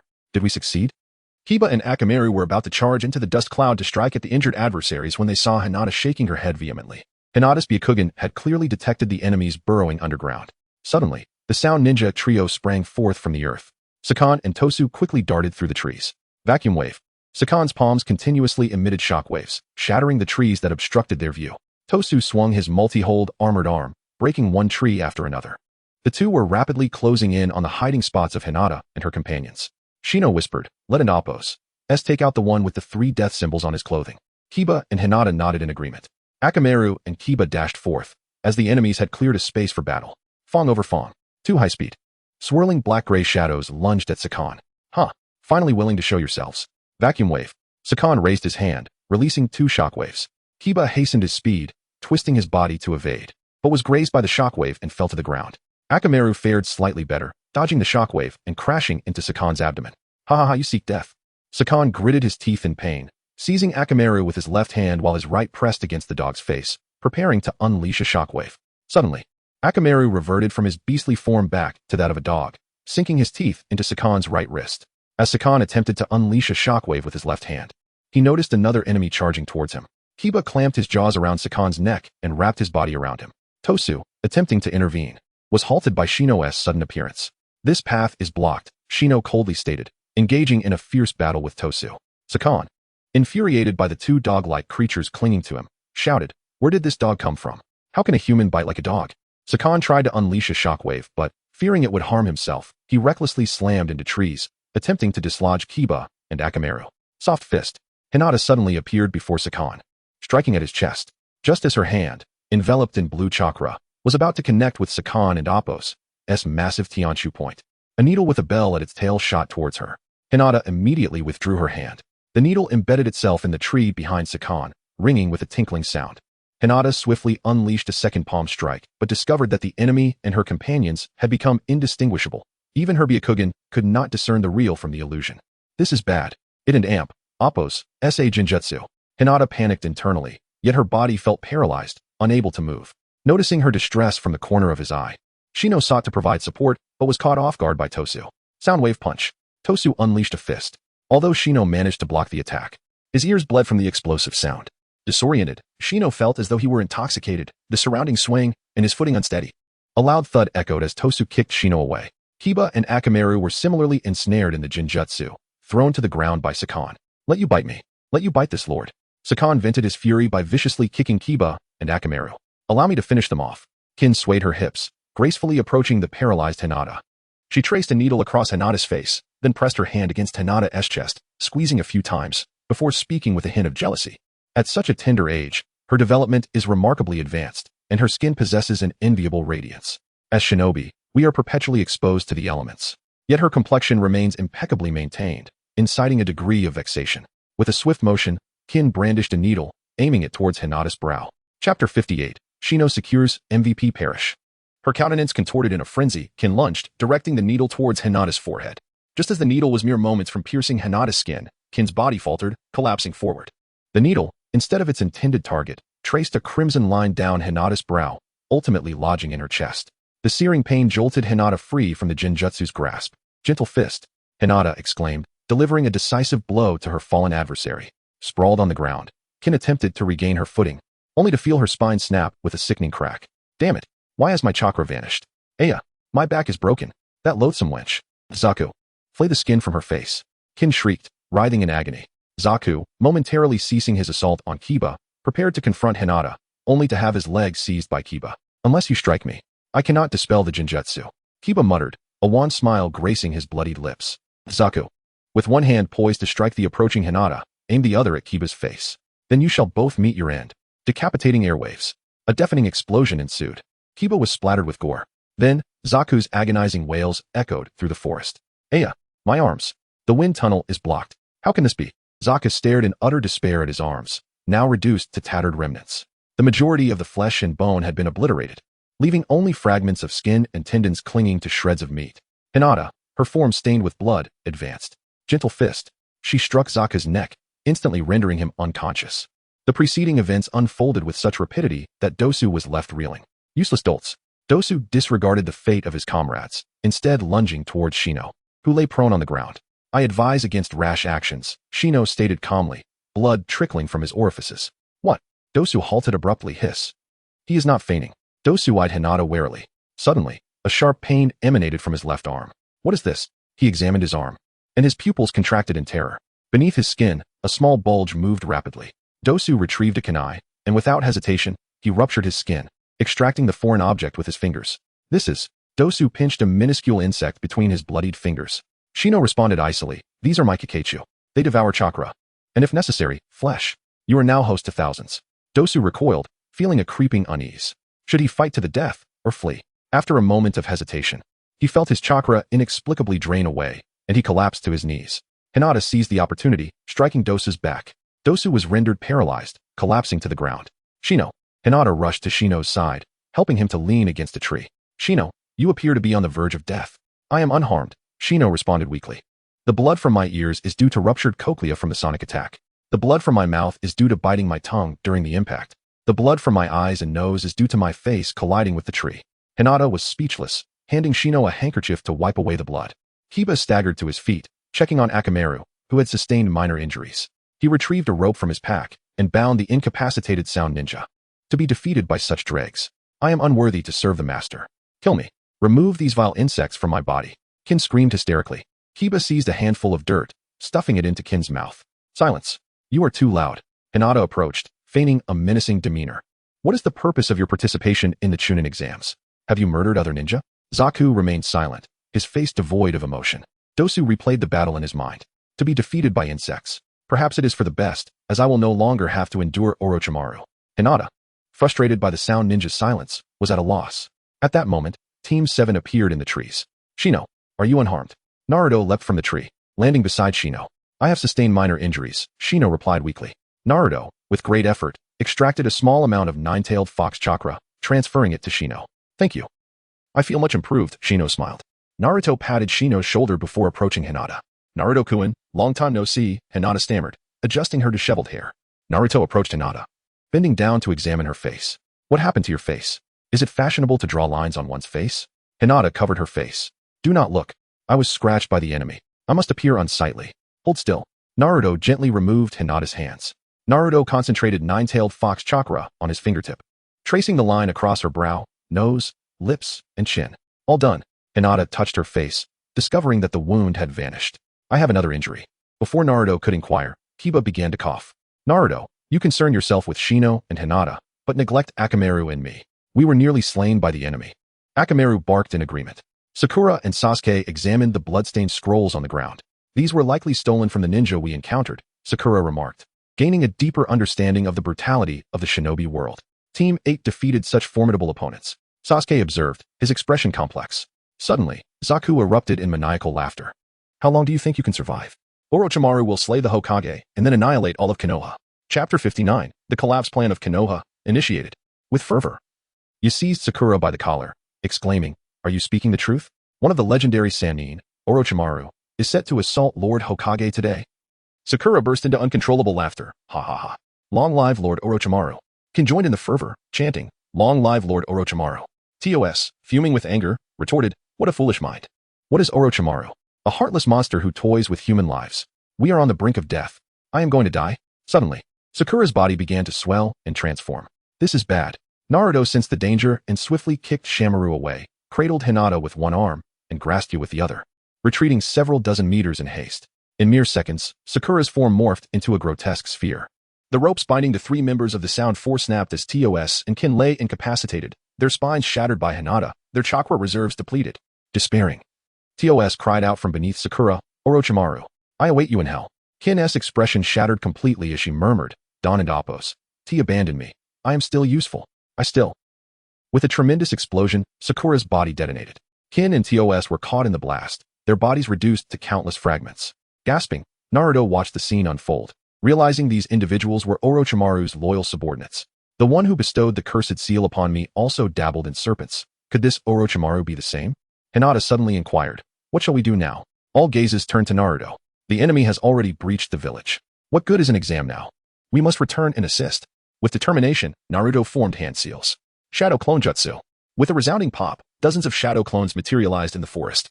Go inform the surviving Leaf Ninjas at the exam site to cease the testing and support Konoha. At his command, the shadow clones scattered in all directions. Sasuke interjected.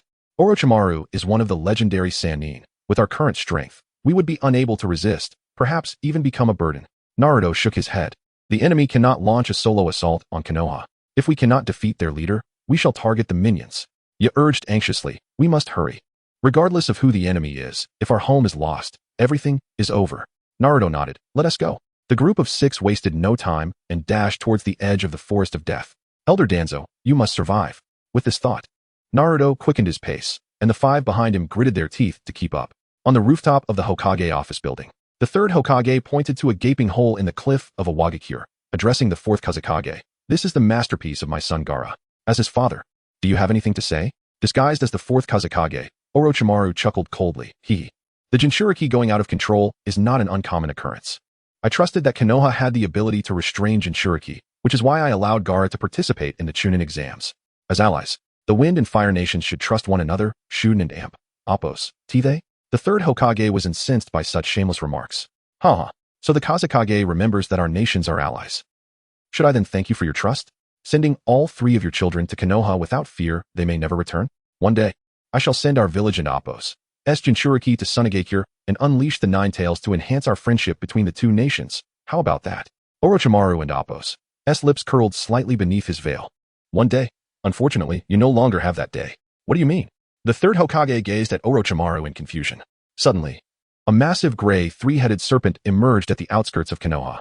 The beast towered over the village walls, raising its 3 enormous heads adorned with red cloth, and then forcefully pressed against the village barrier. Enemy attack. 4th Kazekage, are you tearing up the alliance? The 3rd Hokage tore off his Hokage robes, revealing a black combat uniform underneath. Orochimaru and Amp, Appos, S4 subordinates leapt from the Hokage office building. Half of the 3rd Hokage and Amp, Appos, S guards pursued Orochimaru and Amp, Appos, S subordinates, while the other half swiftly positioned themselves behind him. Orochimaru's 4 subordinates reached the 4 corners outside the Hokage office building. Simultaneously, they began forming seals and shouted, "4 purple flames formation." In pursuit of the 4 guards, 3 of them crashed into the suddenly materializing translucent purple barrier. Aya! A chorus of cries erupted as the 3 transformed into fiery projectiles, rolling on the ground desperately, trying to extinguish the flames engulfing them. One among them, his hands scorched and deformed, failed to complete his hand seals. The guard who had not collided with the barrier brandished his blade against the enemies within the barrier, but after several futile attempts, he retreated to the rooftop. Without turning around, the 3rd Hokage commanded his 5 guards, "You must protect the personnel inside the building. You cannot intervene in a battle of this magnitude. You would only become a hindrance. Hokage-sama, you must be careful," fully aware of their limitations. The 5 guards complied and exited the rooftop to enter the building. Orochimaru removed the wind hat from his head, his voice no longer masked. Sensei Sarutobi, I have come to repay my debt."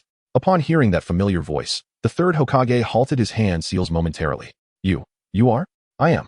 Orochimaru unveiled his face, gradually tearing away the disguise of the 4th Kazekage.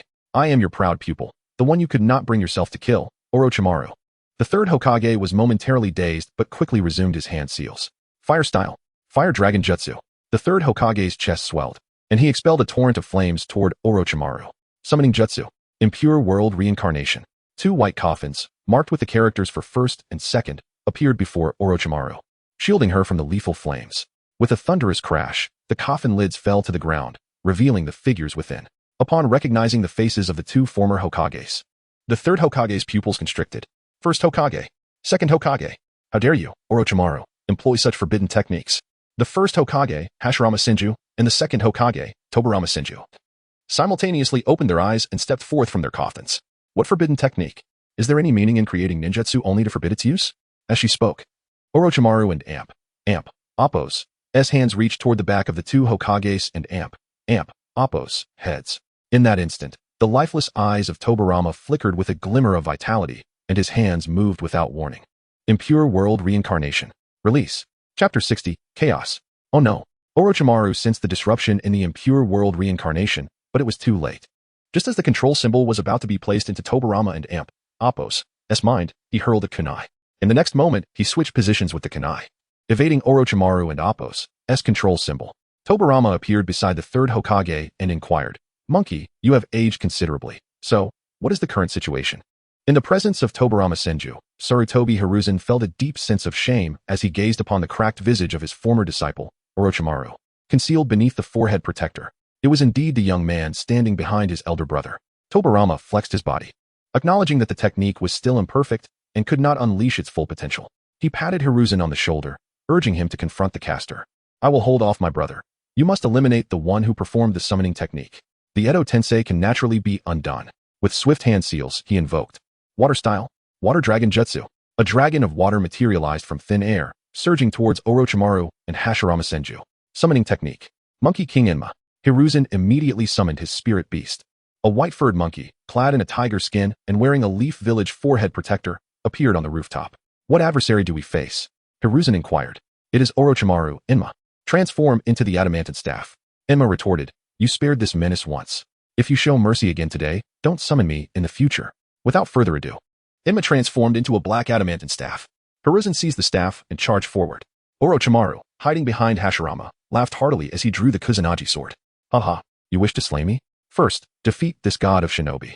Hashirama, who had just dispelled the water dragon with his wood style, began forming seals once more. Wood style. Birth of the trees. Numerous trees and vines erupted from the walls of the Hokage office building, rapidly filling the entire barrier space. A shuriken shot toward Hashirama, who tilted his head slightly to evade. Not good. Orochimaru swung his sword towards the shuriken. Tobirama utilized the Flying Thunder God technique, swapping places with the shuriken and appearing above Orochimaru. He did not flinch as the Kusanagi sliced into his shoulder. Tobirama unleashed his ninjutsu, expelling a high-pressure water column aimed at Orochimaru's face. Water Style, Water Break Wave. Just as the column was about to pierce Orochimaru, Hashirama delivered a lightning-fast kick. Orochimaru and Appo's body transformed into an afterimage, darting sideways. In the next instant, the high-pressure water column blasted through the Hokage office building. Without the support of the trees, the structure would have surely collapsed. The guards and staff hidden in the basement of the building trembled in fear as they gazed at the gaping hole in the ceiling, unable to fathom the terrifying battle unfolding outside. "Damn it, brother. Even dead, you are so bothersome." Tobirama's shoulder wound began to heal as he stood protectively before Hashirama. Darkness technique. A pitch-black darkness swiftly spread across the rooftop. Tobirama knew this technique would not affect his elder brother. It was merely to obscure their vision and prevent Orochimaru from exerting finer control over Hashirama. One generation held by the other. Was it not futile to summon them? Outside the veil of darkness, Orochimaru begrudgingly considered dispelling the Edo Tensei, a technique that had required significant effort to perform. Just then, Hiruzen struck with his staff, challenging. "Do you lack the confidence to overcome me?" Orochimaru parried with the Kusanagi sword, and the two began to grapple, leaping from the rooftop to the ground below. The rooftop was completely shrouded in darkness, becoming the battlefield for the 2 Senju brothers. While the open space in front of the building transformed into the arena for Hiruzen and Orochimaru, the master and disciple. Enma, now in the form of the adamantine staff, communicated telepathically with Hiruzen. "Can we avoid the Kusanagi sword? It's excruciating. If I take more hits, I might have to relinquish my title as the Monkey King." Hiruzen responded, "That sword must be the Kusanagi. I will do my utmost to attack him with ninjutsu." Shadow Snake Hands. Dozens of snakes sprouted from Orochimaru's left hand, lunging towards Hiruzen. Not right. Orochimaru raised an eyebrow as he witnessed Hiruzen transform into a puddle of mud, revealing it to be merely a clone. Triple Rashomon. Without hesitation, Orochimaru invoked his strongest defense. 3 gigantic gates resembling demon faces rose from the ground, forming a 3-sided prism that encircled him. However, the anticipated assault did not materialize. Quite capable, aren't you? Hiruzen and 4 shadow clones suddenly appeared atop the 3 Rashomon gates. The real Hiruzen and his clones began to form different hand seals simultaneously. Orochimaru's hands became blurs as he hurriedly formed seals of his own. Hiruzen bellowed, 5 elements. Great wave technique. 5 different chakra affinity ninjutsu erupted from Hiruzen and his 4 shadow clones, launching an assault on Orochimaru ensconced within the Rashomon. Meanwhile, on the outskirts of Konohagakure, Jiraiya, who had been lost in reverie, rushed towards the chaos surrounding the invading Suna and Odo ninja upon hearing the commotion. Witnessing the damaged barrier and the infiltrating enemies, he realized, could these massive snakes be the work of Orochimaru? Without hesitation, Jiraiya activated his Sage Mode. Sage Art. Frog Call Technique. With a thunderous crash, Gamma Bunta descended from the sky, landing squarely atop the 3-headed serpent. The serpent turned to bite at Bunta, who unsheathed a massive short sword from his belt and swiftly struck 3 times. The heads of the serpent fell, raising a cloud of dust, with one head crushing an unsuspecting Odo ninja. The great serpent thrashed violently, and after a downpour of blood, the summoning technique was finally dispelled. The corpse of the serpent vanished beneath Bunta, who sat heavily on the ground, causing tremors. The ninjas of Konoha clashed with the invaders, while the civilians sought refuge in shelters. Jiraiya darted through the fray, resembling a harbinger of death as he reaped lives with swift efficiency, eliminating several enemy ninjas in mere minutes. Suddenly, a violent explosion erupted from the direction of the Hokage office. Jiraiya leaped atop Bunta's head, squinting into the distance. There, he beheld an enormous white serpent with 8 heads emerging from the Hokage office building. What else could that be? Jiraiya glanced to the other side of the building, where an immense wooden giant towered above the structure, swinging its arms as if engaged in combat with something. Hold on. Old man. Bunta, let us go. Gamma Bunta immediately adjusted direction, his 4 legs propelling him into the air, stirring up a whirlwind of dust below. Chapter 61. Jiraiya to the rescue. In the depths beneath Konoha, Danzo stood beside the railing of a vertical shaft, quietly listening to the series of explosions emanating from the entrance. An Umbu ninja, wearing an animal mask, appeared behind him. Lord Danzo, the 3rd Hokage, is under attack, and a large number of Suna and Odo ninjas are invading Konoha. Should we take action? Danzo fell into contemplation upon hearing this. The attack from Sunagakure and Appo's ninjas was somewhat justifiable, but how could a recently established Odogakure have the audacity to invade Konoha? After a moment, Danzo issued his orders. Do not concern yourselves with the battle between the 3rd Hokage and the 4th Kazekage. Focus all efforts on eliminating the invading enemy ninjas. Understood. The Umbu ninja vanished in a flash. Danzo lifted his gaze towards the small opening at the top of the shaft, where a beam of light fell upon his wrinkled, aged face. A crisis, as it is known, presents both danger and opportunity. The stagnant waters of Konoha village are due for a transformation. Back on the ground, the 4 purple flames formation surrounding the Hokage's office had been dismantled when Orochimaru transformed into the 8-headed serpent, Yamada no Orochi. Sarutobi Hiruzen coughed up blood as he stood amidst the ruins, gazing up at the serpent adorned with white scales. One of the colossal serpent heads slowly opened its mouth, and Orochimaru emerged in a feminine form from within. Orochimaru, you. Sarutobi Hiruzen exclaimed in astonishment, you actually mastered that jutsu. Orochimaru looked down upon the diminutive figure of Sarutobi Hiruzen with disdain. Ha, old man, even if you are called the professor of ninjutsu, you cannot learn every jutsu in existence. As for me, I will possess eternal life. I shall forever tread the path in pursuit of truth, and you pitiful mortals will merely become a mound of dust in the river of time. What significance does that hold? Sighing deeply, Sarutobi Hiruzen replied. It is my failure to have taught you well. However, I too have an eternity to impart the lesson of life's meaning to you. Orochimaru's pupils constricted as he sensed a profound aura of death emanating from the elderly man, who appeared to be nearing his end. What do you intend to do? Orochimaru roared, extending the Kusanagi sword in his hand towards Sarutobi Hiruzen. As Sarutobi Hiruzen was forming hand seals, he shouted, Monkey King, hold him off for a moment. You must be swift. That sword will hurt like hell. The transformed Monkey King materialized as a massive Vajra staff, quickly enlarging to shield Sarutobi Hiruzen. Orochimaru's Kusanagi sword extended several meters, striking the Vajra staff with a piercing metallic screech. Hiruzen, is the Shiki F gene ready? If not, I might perish before you do. Sarutobi Hiruzen, concentrating on summoning the Shinigami, heard the Monkey King's urgent call. Overwhelmed with guilt, he thought, I am sorry, old friend. I have caused you suffering. Just then, a cascade of yellow pollen floated down from the sky. Looking up, Sarutobi Hiruzen realized that the vines entwined around the Hokage and Appo's office had blossomed into gigantic pink flowers. The yellow pollen drifting through the air was the very pollen falling from those flowers. Oh no, it is the flowering tree technique of the first Hokage. As Sarutobi Hiruzen recognized the peril, he inhaled too much pollen, and his body began to grow numb, forcing him to halt the Shiki F gene. Orochimaru, perched high above on the serpent's mouth, was unaffected by the pollen due to his elevation above the Hokage's office. Die, old man, Orochimaru bellowed. As one of Yamada no Orochi's heads revealed its venomous fangs and lunged towards Sarutobi Hiruzen, Senju Tobirama was preoccupied, being relentlessly pursued by Hashirama's wooden constructs, leaving him no chance to assist his mentor. As the gargantuan serpent head drew closer, Sarutobi Hiruzen, paralyzed, experienced a rapid succession of memories flashing before his eyes. My life has been a precarious balance. Whether I was a good Hokage is for future generations to judge. Forgive me, Konohamaru. Grandfather cannot watch you grow up. Resigned, Sarutobi Hiruzen closed his eyes. Is this truly how I end? How pitiful. The Monkey King lamented. Just then, a thunderous voice resonated from the sky. Sage Art. Super large Rasengan. Jiraiya leaped from atop Gamabunta, wielding an immense Rasengan aimed at Yamada no Orochi. You scoundrel, leave the tough ones to me, grumbled Gamabunta, raising a massive short blade and executing a downward strike against Hashirama's wooden figure.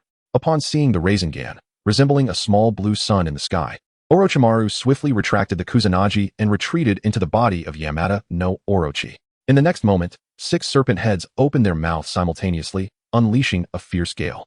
The colossal Rasengan collided with an invisible wind barrier, unable to reach Yamada no Orochi and Appo's body. After Gamabunta and Appo's blade missed its target, he quickly executed a feint, using his powerful legs to propel himself past Hashirama's wooden figure, barreling toward Yamada no Orochi. Suddenly, 2 of Yamada no Orochi's heads expelled green liquid towards Gamabunta. While airborne, Gamabunta shielded his eyes with his blade. The green substance struck him, producing a cloud of white smoke.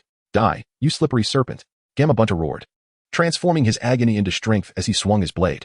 2 of the serpent heads, engaged in wind release, were severed in the process. Jiraiya and Appo's super large Rasengan finally breached the wind barrier, crashing down upon Yamada no Orochi with a resounding explosion. The colossal serpent began to writhe violently, its remaining 6 heads colliding with surrounding structures, reducing the Hokage's office and nearby buildings to ruins in mere moments. Seizing the opportunity, Jiraiya landed beside Sarutobi Hiruzen. Sensei, you haven't passed on, have you? Sarutobi Hiruzen coughed out blood and replied, not yet. I am still here. Summoning technique. Jiraiya hastily summoned Gamakichi to transport Hiruzen to safety. As Sarutobi Hiruzen regained some sensation, he insisted, I can still fight. I cannot leave you to face Orochimaru alone. Jiraiya shook his head. He is your most exceptional student. But sensei, I have never been inferior to him. Sarutobi Hiruzen regarded Jiraiya. His words unspoken. Gamakichi leaped away with Hiruzen on his back. This hurts like hell. Gamabunta rolled on the ground, attempting to rid himself of the corrosive liquid. Suddenly, the severely injured Yamada no Orochi ensnared Gamabunta with its massive body. Having returned to the village, Naruto swiftly dispatched a sound ninja before turning his gaze toward the colossal beasts within the village. Should I release the 9 tails? To assist the fight. Chapter 62. Entangled in one's own web, Yamada no Orochi tightened its grip around Gamabunta, with 6 serpent heads sinking their fangs into various parts of his body, injecting copious amounts of venom. Jiraiya, I can't hold on much longer. Gamabunta's body began to stiffen, rendering him unable to retaliate. Use that technique, Jiraiya shouted, understanding the command. Gamabunta swelled his belly and unleashed a torrent of brown liquid towards Yamada no Orochi. Jiraiya rapidly formed hand seals. Summoning technique. Release. Fire release. Gamabunta oil fire bullet. As Gamabunta vanished, a ferocious flame erupted from Jiraiya's mouth. The oil-soaked Yamada no Orochi was instantly engulfed in flames, its anguished roars echoing throughout Konoha village. Watching the serpent writhe in the inferno, Jiraiya's heart was a tumult of emotions. Orochimaru, how did we arrive at this juncture? Was I too oblivious? I failed to perceive your transformation from the start. Were we not once comrades bound by life and death? He is not dead, shouted Senju Tobirama, evading attacks from the wooden constructs. At that moment, as a seed from a tree on the ground transformed into a massive wooden dragon, it crashed into Tobirama and Appo's body. As he fell from the sky, he cried out, be careful. With no one to restrain him, Hashirama immediately commanded the wooden figure and wooden dragon to assault Jiraiya. Is this the technique of the first Hokage? As Jiraiya beheld the 2 colossal entities advancing towards him, he bit his finger and began to form hand seals with remarkable speed. The summoning technique. Suddenly, a blood-soaked blade erupted from Jiraiya's chest with a sickening sound. Ha ha ha, Jiraiya, you and Appo's lost to me once again. In the fiery chaos, a massive white-scaled serpent spat forth the Kusanagi sword, piercing Jiraiya from behind. This grotesque creature, with a human head and serpent body, was none other than Orochimaru's true form. Damn it, the sword is poisoned. My body is paralyzed. Jiraiya's ninjutsu was interrupted. And it was too late to cast another, as the toxin from the Kusanagi sword restricted his movements. He could only watch helplessly as the wooden figures and dragon advanced towards him, unable to evade their assault. The charred Orochimaru, with a maniacal expression, shouted, "Anyone who stands in my way must die." At that moment, an enormous orange figure appeared in Orochimaru's reflection, blocking Jiraiya's path. It was Naruto and Kurama arriving on the battlefield. Kurama lunged forward, intercepting the wooden figure's attack and biting the wooden dragon that attempted to flank him. "You bastard, Hashirama. I thought you were dead." Kurama roared at Senju Hashirama, who stood atop the wooden figure. "The Nine Tails? Is that Uzumaki Naruto?" Orochimaru felt a sense of foreboding as he gazed at the figure atop Kurama. Standing on Kurama's head, Naruto, with his back turned to Hashirama, looked down at Jiraiya, who was impaled by the Kusanagi sword, and asked, "Am I too late?" "Indeed. You vile creature, you are Orochimaru." With a swift motion, Naruto unleashed a black sphere of chakra. Orochimaru hurriedly withdrew the Kusanagi sword and twisted his serpentine body to dodge the oncoming attack. Although he evaded Naruto's strike, his tail became ensnared in the black vortex created by the sphere, tearing off a portion of it. "Shadow clone technique," Naruto exclaimed, creating 4 shadow clones. 2 charged towards Orochimaru, while the other 2 targeted Senju Hashirama atop the wooden figure. "This little brat can actually hold off my brother. Though my brother is not at full strength, achieving this kid is remarkable." Senju Tobirama, fully recovered, disregarded his astonishment and hurled a kunai towards Orochimaru. "Ha ha ha. Uzumaki Naruto, do you think you can kill me with just 2 shadow clones? Dream on." Orochimaru summoned countless venomous snakes, transforming the battlefield into a sea of serpents. One of Naruto's shadow clones was instantly engulfed by the snakes, detonating the black sphere and annihilating thousands of them. Another clone assisted the injured Jiraiya, retreating to the rooftop of a nearby building. Kurama struggled to hold off the wooden figure and dragon, while Naruto and Apos, main body and 2 clones could not land a blow on the evasive Hashirama. "Kill him," Orochimaru commanded Hashirama amidst the writhing sea of snakes. Would release. Would clone. Hashirama created 8 clones in an instant. Naruto found himself at a disadvantage, forced to flee from Hashirama's overwhelming barrage of attacks. Kurama, too, was overwhelmed, being knocked to the ground by the wooden figure and subsequently ensnared by the wooden dragon. Darkness technique. Tobirama utilized the Flying Thunder God technique, swapping places with a kunai and appearing beside Orochimaru. Oh no. Just as Orochimaru attempted to escape, his entire serpent body was engulfed by darkness. Tobirama moved swiftly within the shadows, launching lethal strikes against Orochimaru. "At this rate, I'll be killed by the second Hokage." Within the darkness, after enduring several blows, Orochimaru and Apos' serpent body sprouted 2 arms. As the hands formed, he quickly formed hand seals. "Edo Tensei, release." With Orochimaru and Apos' unwilling roar, the darkness dissipated instantly. As Tobirama charged towards him, his body shattered into a pile of yellow earth, revealing the living sacrifice wrapped within. The wooden figures restraining Kurama vanished simultaneously as Hashirama transformed into yellow earth. Naruto, who had been fleeing, seized the opportunity. Shadow clone technique. Hundreds of clones, utilizing Rasengan, carved a path through the sea of snakes, surrounding Orochimaru from all sides. Naruto shouted to Kurama, "Fox, aim towards the mountain. Let's unleash a big one." Kurama, struggling back to his feet, replied, "Don't forget what you promised me." Orochimaru, spitting out the Kusanagi sword, extended it to an alarming length of several meters and swung it horizontally at the approaching shadow clones. "What good are all these clones if they share my chakra? It's a foolish strategy." Orochimaru scoffed at Naruto's tactics as the number of clones dwindled to a mere handful under the blade's assault. "The real killing move is here." Orochimaru heard Naruto and Apos' voice and abruptly twisted his serpentine body to look back. There, Kurama and Apos' tailed beast bomb was locked onto him. Orochimaru murmured to himself, "I wonder if I can withstand this." Chapter 63. Ascendancy. Orochimaru's serpent body quickly formed hands and pressed them against the ground. Triple Gate of the Afterlife. Summoning technique. 10,000 snakes. 3 gates erupted from the earth, and behind them, a massive snake adorned with purple-black markings and horns appeared before Orochimaru. "Orochimaru, how many living sacrifices have you prepared for summoning me this time?" Last time, 10,000 snakes began to speak, but abruptly turned its head in alarm. "What is that?" In mere moments, Kurama and Apos' tailed beast bomb had compressed to several times its original size, its chakra density terrifyingly immense. "Orochimaru, you damn bastard. Are you trying to use me as a shield?" Before 10,000 snakes could unilaterally cancel the summoning, it was too late. "Die!" Kurama roared. and the tailed beast bomb transformed into a black line, shooting forward. Boom, boom, boom. The triple gates were instantly pierced through. Orochimaru and Appo's strongest defense crumbled before the tailed beast bomb, proving utterly inadequate. The enormous body of 10,000 snakes, coiled upon the ground, was directly penetrated, leaving numerous circular wounds. The architect of the Leaf's downfall, Orochimaru, was left with only a small segment of his serpent body. He had intended to burrow underground to evade the attack. But the tailed beast bomb skimmed the surface, carving a deep trench as it flew, leaving Orochimaru with nowhere to hide. Ultimately, most of his form was torn apart by the bomb. With a series of explosions, the shattered gates and the fate of 10,000 snakes were lost to oblivion. Naruto gazed at the straight trench in the ground and the gaping hole at the foot of the Iwagakure mountain, inhaling sharply. No wonder every major nation seeks a tailed beast. The destructive power of a tailed beast truly deserves the title of a national treasure.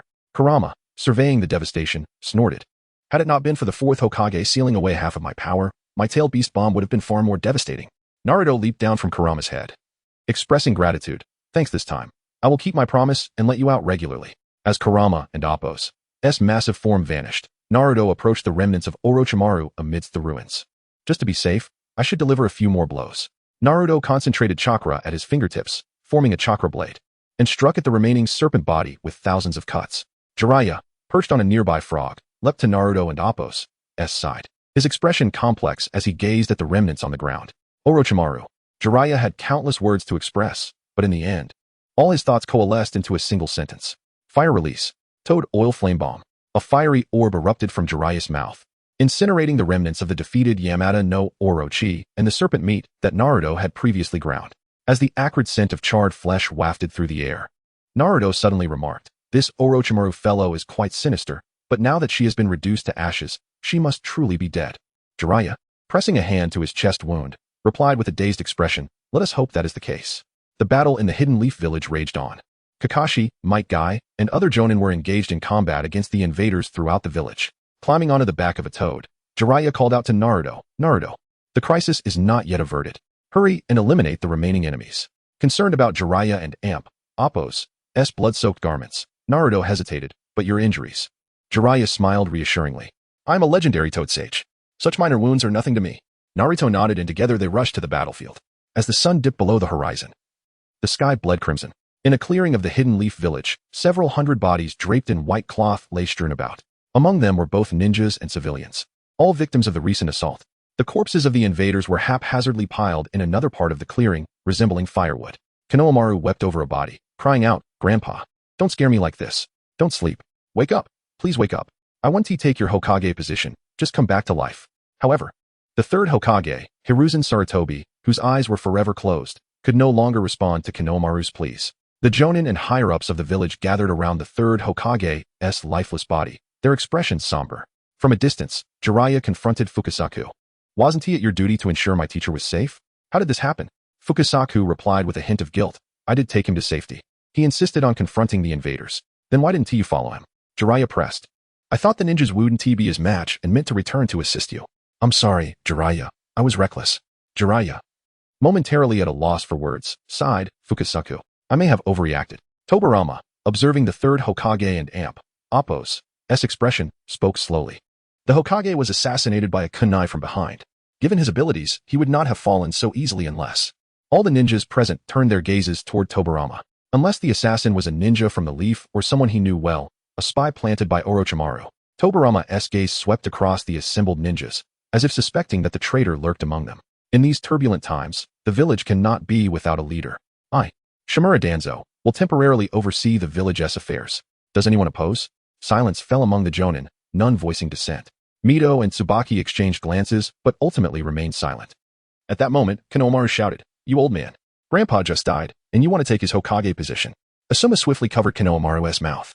Children should not speak out of turn. Despite the varied expressions around them, no one protested. Seeing the silence, Danzo immediately issued commands. "Yamato from the Umbu will lead the reconstruction efforts of the Hidden Leaf Village within a month." From the shadows, Yamato broke into a cold sweat at the thought of rebuilding in such a short time. Asuma, organize a diplomatic team to negotiate with the Sand Village regarding the whereabouts of the Kazekage. Asuma nodded firmly, understood. Tsubaki, you will report to the Fire Lord about the situation in the Leaf Village and discuss personnel arrangements. Tsubaki silently acknowledged. Danzo gazed toward the setting sun and declared, From now on, the village is under lockdown. Identify all suspicious individuals. The assembled Jonin responded in unison, yes, Lord Danzo. Meanwhile, Naruto and Shino were in the hospital laboratory conducting experiments. Naruto activated the cursed chakra in his right arm, covering the glass slide smeared with dust mites. How is it? Is it working? Naruto inquired eagerly. Shino, focused on the microscope, replied without looking up, patience, we need to observe a bit longer. Naruto, sensing the urgency, began pacing the lab. After half an hour, Shino finally stepped away from the microscope, leaning against the lab table, exhausted from the lengthy battle.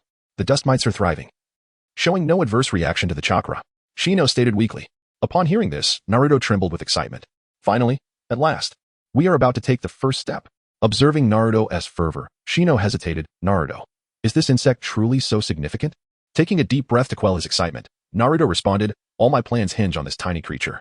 Without it, everything I seek will remain an illusion. Shino, I truly appreciate your help. A rare smile broke across Shino's usually stoic face. Naruto, we are friends. I am genuinely happy to assist you. Naruto paused, realizing that though he had initially coerced Shino into helping him, Shino genuinely considered him a friend. This pure friendship felt precious to Naruto, who had previously been ensnared in a web of deceit. Indeed, friends need no further words. Naruto grinned, tossing Shino a ration pill. Let us take a break, and tonight we'll finish our work. Shino caught the pill and swallowed it. After an hour's rest, we'll continue. As the two hid in the laboratory, the hospital was overflowing with patients. Those without rooms were laid out in the corridors. Medical ninjas were tirelessly working to save those who had survived the battlefield. In the Hidden Leaf Village, Umbu ninjas systematically scrutinized the population for suspicious individuals, detaining the idle and unoccupied, treating them as spies, and imprisoning them in the Umbu dungeon for interrogation. Near the village gate, Yamato led a team of barrier ninjas and construction workers, working through the night to repair the damaged walls and barriers. Wood release. Great wood pillar technique. Yamato formed hand seals, and several thick trunks shot up from the ground, landing with a thud in mere moments. The nearby craftsmen hurriedly began processing the timber. Beneath Yamato's weary eyes, deep dark circles formed. This labor was indeed grueling. Back in the Hidden Leaf Hospital laboratory, Shino, having regained some strength, stood up. Let us begin. Naruto nodded and removed his outer garments.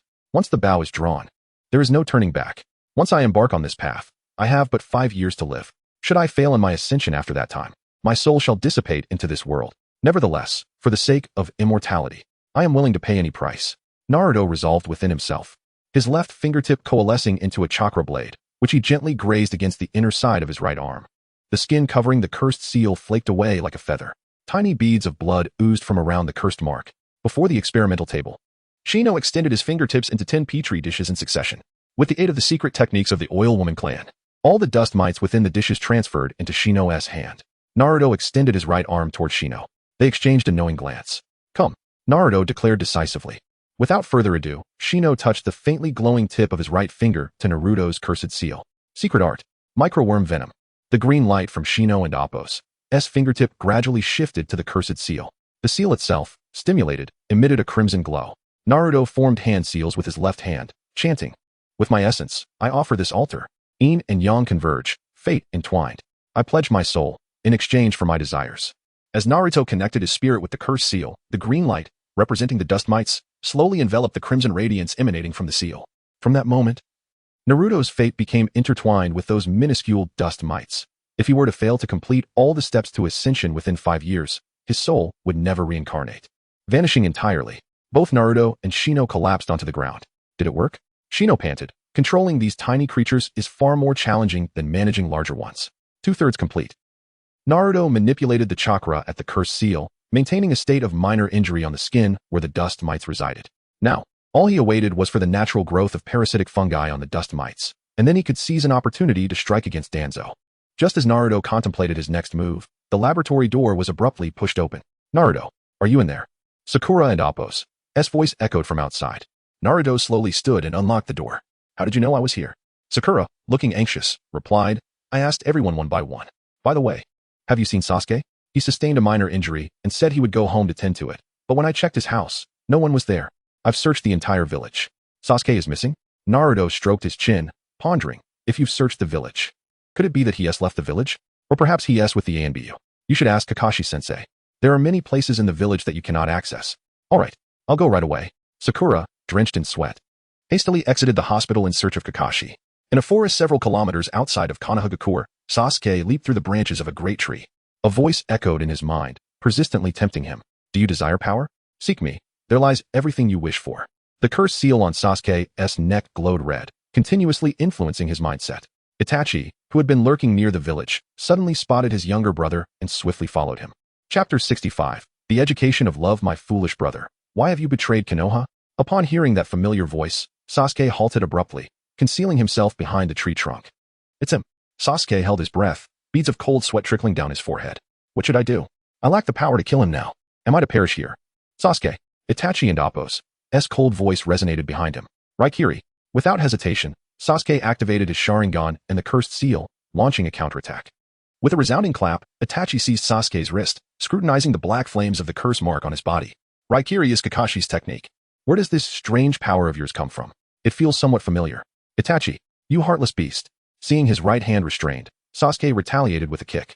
Itachi did not block. Instead, he flung Sasuke away. Fire style. Great fireball technique. The voices of the two brothers echoed in unison. Sasuke and Appo's voice brimmed with rage, while Itachi's remained calm and devoid of emotion. Two fireballs, one small and one large, illuminated the dark forest. Boom. The fireballs collided, exploding like fireworks. Swish, swish, swish. Dozens of shurikens sliced through the flames, tracing arcs in the air towards Itachi. He maneuvered through the gaps with remarkable agility. Not precise enough. You didn't find the enemy and Appo's blind spots. Itachi critiqued Sasuke and Appo's assault. Those words shattered Sasuke further, for long ago.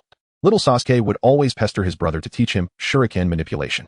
Back then, his brother was always like this, calmly pointing out Sasuke and Appo's shortcomings. Bastard. You have no right to lecture me. Just as Sasuke prepared to unleash Raikiri once more, Itachi suddenly closed the distance, pressing his forehead against Sasuke's. It's over. In that moment of locking eyes with Itachi's three-tomo Sharingan, a massive blood moon materialized before him. Itachi softly intoned, Genjutsu. Tsukuyami. My foolish brother. Your hatred is still far from sufficient. Sasuke was thrust back into that eternal nightmare. Beneath the blood moon, the air was thick with the scent of blood. The blood of his kin pooled in the courtyard, forming a small stream, and that gentle brother transformed into a demon who slaughtered their clan, even their parents perishing under his blade. Sasuke ran desperately, striving to escape this hell, yet no matter how many doors he pushed open, behind each lay the lifeless, cold bodies of his parents, sprawled in their own blood. Itachi, I will kill you, even if it costs me my life. I will drag you to hell with me. Itachi gazed into Sasuke and Appo's trembling eyes, murmuring, is life in Konoha too comfortable? At 12 years old, you finally awakened your double Tomo Sharingan. Sasuke has already harbored thoughts of defection. He is no longer suited to remain in Konoha. Awaken. A booming voice resonated within the infinite repetition of the Tsukuyami. The bloody scene of the massacre night froze, then rapidly disintegrated. Sasuke broke free of the Genjutsu. His Sharingan and the cursed seal began to transform. The double Tomo Sharingan evolved into the three-tomo Sharingan. The fiery mark of the cursed seal turned red, swiftly spreading across Sasuke's entire being. His hair lengthened rapidly, and his clothing tore as two massive wings sprouted from his back. Die. Sasuke and Appo's claw-like right hand pierced through Itachi and Appo's chest. Did I succeed? A manic expression crossed Sasuke and Appo's face. Itachi did not retaliate. He merely stared coldly at Sasuke, now transformed by the cursed seal, before his body transformed into hundreds of crows and flew away. You are still too weak. Come kill me when you no longer rely on external power. Itachi and Appo's words echoed in the night sky. In the forest, only Sasuke remained, slumped on the ground. His Sharingan and cursed seal reverted to their normal state. The sense of liberation from near death filled Sasuke with shame, and he pounded the ground in despair, weeping uncontrollably. Useless, useless, useless. I am nothing but a waste, reduced to pity by my enemies. I truly feel like a failure. At that moment, the voice that had just awakened Sasuke from his Genjutsu echoed once more in his mind. Find me. I will make you stronger. Hurry and seek me out. Sasuke gradually ceased his weeping, rising slowly, his gaze resolute. Itachi, you will regret not having killed me. Following the voice's guidance in his mind, Sasuke vanished into the shadows of the night. 3 days after the assault on Konoha village, the reconstruction efforts were fervently underway. The walls and barriers at the village and Appo's edge had been repaired, and the damaged houses were being swiftly rebuilt. Naruto strode through the bustling streets, accompanied by 4 bodyguards. Do you ever tire of this? Can't you follow me discreetly like before? Must you cling to me like a persistent leech? He remarked, his irritation palpable. One of the masked Umbu ninjas behind him replied, Lord Danzo has ordered us to protect the Jinchuriki of Konoha, ensuring their safety and preventing any unnecessary contact with others.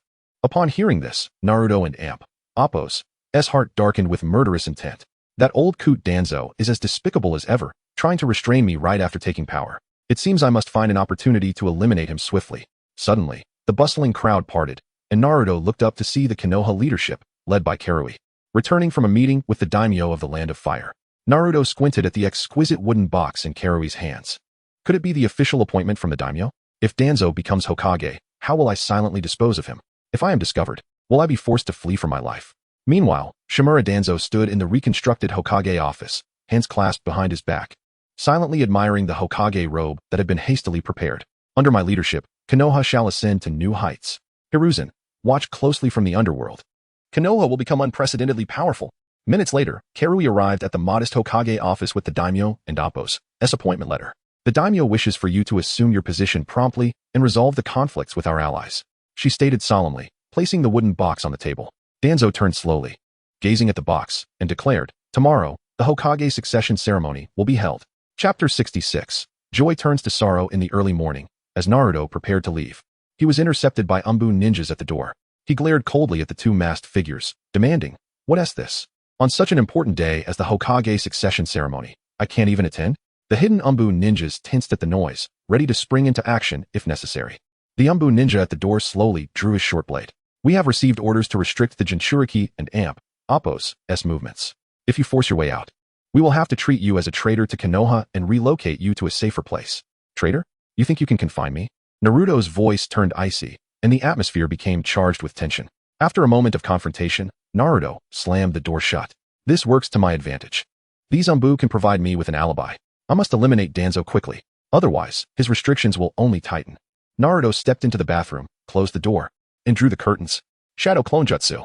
In the cramped space, a shadow clone materialized. Naruto placed his hand on the clone and Appo's chest, channeling vast amounts of natural energy into it. As long as the clone avoids combat, it can hold out for several days. Subsequently, Naruto used transformation jutsu to become a small, transparent shuriken. The clone picked up the transformed shuriken, drew back the curtain, and hurled it through a small window. Whoosh! The transparent shuriken flew through the opening and soared into the sky.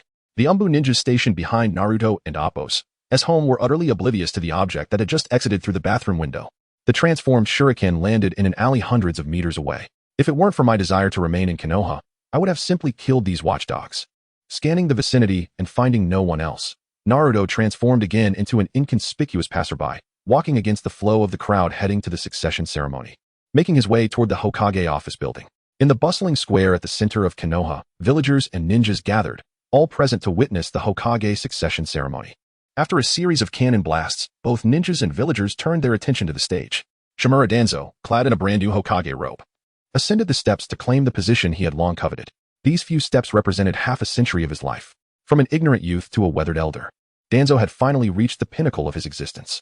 Standing before the podium, he adjusted his Hokage hat and scanned the eager crowd below with his left eye. The noise ceased abruptly. The Yondaime has vanished, and the Sandaime bravely perished in the recent attack. But I, Shimura Danzo, shall inherit the will of fire from all Hokage before me. I will protect Konoha with my life.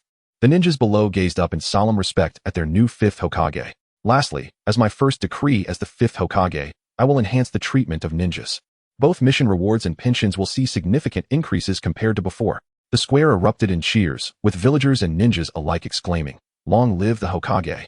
Long live Konoha. Wage increases. The Hokage truly cares for us grassroots ninjas. Those ordinary ninjas without clan support were genuinely elated. They risked their lives for meager rewards, long yearning for a raise. Likewise, the villagers who relied on the ninjas for their livelihoods were thrilled. Danzo's lips curled into a slight smile as he proclaimed, under my leadership, Konoha shall stride toward glory. Half an hour later, Danzo returned to the Hokage office with a sprightly gait. Do not disturb me unless it's urgent, he commanded. Understood. Several of his bodyguard ninjas replied in unison before exiting the office and gently closing the door behind them. Danzo settled comfortably into his chair, releasing a long, contented sigh. Hiruzen, you shall bear witness. I will undoubtedly lead Konoha further than any Hokage before me. Danzo set the Hokage hat on his desk and began reviewing a thick stack of documents. What is that scent? He sniffed a few times, suddenly detecting a peculiar fragrance wafting in. Could it be a flower scent from outside? Unbothered, he continued reviewing the papers. Minutes later, he tightened his Hokage robe. Am I getting old? Why does it feel so cold in here? Danzo glanced toward the window, finally realizing something was amiss. He hurriedly approached the window and reached out to touch the thick layer of ice on the glass. Hiss! Tawanzo suddenly recoiled, as the bandage on his hand had stuck to the frost, tearing away a small piece. Something was amiss. Tawanzo shouted loudly, get a grip. Yet, The only response was an eerie silence. He quickly removed the bandages from his head and right hand, revealing all of his Sharingan. With a crash, Tawanzo shattered the window and stepped into the desolate street. Gazing at the thick ice on the ground, which seemed to have formed over centuries, he exhaled a cloud of white breath and began to sprint through the village. Where had all the villagers gone? With so little time left, even the legendary ice release could not possibly freeze such a vast area. After running a considerable distance within the village, Tawanzo found no sign of life aside from himself. The streets, houses, and trees were all enveloped in a thick layer of ice. Tawanzo stood upon the stage where he had conducted his succession ceremony just hours earlier. The square was now empty, with not even a scrap of litter on the ground. He stared up at the dim sky, which resembled neither night nor day, puzzled beyond comprehension. When did this all begin? Oh, it was that peculiar scent. All anomalies started after I caught a whiff of that fragrance. Could it be an enemy's Jinjutsu? He swiftly formed hand seals. Shadow clone technique. A shadow clone appeared beside Tawanzo. The clone's right eye instantly transformed from the 3-Tomo Sharingan into the kaleidoscopic Sharingan. Kodo Amatsukami. The shadow clone directed the Jinjutsu Kodo Amatsukami at Tawanzo, attempting to escape this frozen realm of silence. Why? Why am I still in this cursed place? Is there a Jinjutsu even stronger than Kodo Amatsukami? Tawanzo, still rooted in place, was struck by an overwhelming shock. Suddenly, a gigantic eye appeared in the murky sky above. Tawanzo looked up at the ominous purple eye, fearfully shouting, "Naruto Uzumaki." That is Naruto Uzumaki's eye. Chapter 67. Naruto Uzumaki vs. Shimura Danzo. Naruto Uzumaki. I have long suspected something was amiss with you. Tawanzo bellowed at the massive eye in the sky. A tailed ninja, even with the aid of a tailed beast, could not suddenly transform into a genius. Your existence is far too suspicious. A Jinchuriki that Konoha cannot fully control is far too dangerous. Therefore, you must be eliminated. Naruto and Appo's voice thundered, causing the entire frozen world to tremble. Shimura Danzo, welcome to the icy hell. Our souls are now intertwined. The pain you endure, I shall experience in turn. At this moment, we are the two individuals most capable of empathy in the world. Tawanzo, with frost now adorning his brows, struggled to lift them. What icy hell? Merely a more sophisticated Jinjutsu. Watch as I swiftly turn the tide and eliminate you. Under the gaze of the ominous eye in the sky, Tawanzo's frozen hands began to form seals. Uo in me. Izanagi. Activate. As one of the Sharingan on Tawanzo's right arm turned to a dull gray, the thick ice in the icy hell shattered instantly. Rays of sunlight streamed through the gaps in the clouds. Reality began to return. And the streets of Konoha began to show signs of life once more. What is happening? Naruto, concealed above the ceiling, suddenly snapped back to reality. The insect fungus has failed? No. That cannot be. Could it be the ninjutsu Tawanzo just activated? This is bad. The 3-Tomo on Naruto's arm emitted a green glow, and this green light spread through the rune patterns to his fingertips. He aimed his fingertip at a small hole in the ceiling, releasing a minute amount of invisible powder down into the Hokage's office. Tawanzo abruptly stood from his office chair. Has it emerged? His chest heaved violently as he scanned the office, but found no trace of Naruto Uzumaki. Could he have fled? Someone. Just as Tawanzo was about to call for his subordinates, he caught another whiff of that strange fragrance. Tawanzo, oh Tawanzo, how could you fall into the same trap twice? Filled with immense regret, Tawanzo watched as the icy surroundings began to encroach upon him, and his hands quickly formed seals. Suddenly, a marble pierced through the ceiling, striking Tawanzo's hands and interrupting the activation of his Izanagi. With a loud crash, Naruto broke through the ceiling and landed in the Hokage's office. If I do not descend into hell, who will? This time I will personally drag you down, Naruto declared, locking his gaze on Tawanzo. The thick layer of ice fully encased the Hokage's office, and the two plummeted into icy hell. Tawanzo angrily questioned, Naruto Uzumaki, why have you betrayed the village? Naruto scoffed, Killing the Hokage is indeed an act of betrayal against the village. But how can the constraints of this world limit a seeker of the path of immortality? Immortality? Tawanzo narrowed his eyes. You must be delusional. Even as a Jinchuriki, you cannot attain the status of a sage of 6 paths. As he spoke, Tawanzo and Appo's hands began to form seals. Wind release. Vacuum great sphere. His chest swelled, yet the destructive wind technique did not manifest. He merely exhaled a regular breath. Why can I not execute the wind release? What is wrong with my chakra? Naruto slowly removed his sunglasses and gazed at Tawanzo with his eerie eye. Damn it. What trick have you employed? Tawanzo charged at Naruto. You old fool still wish to compete in taijutsu with me?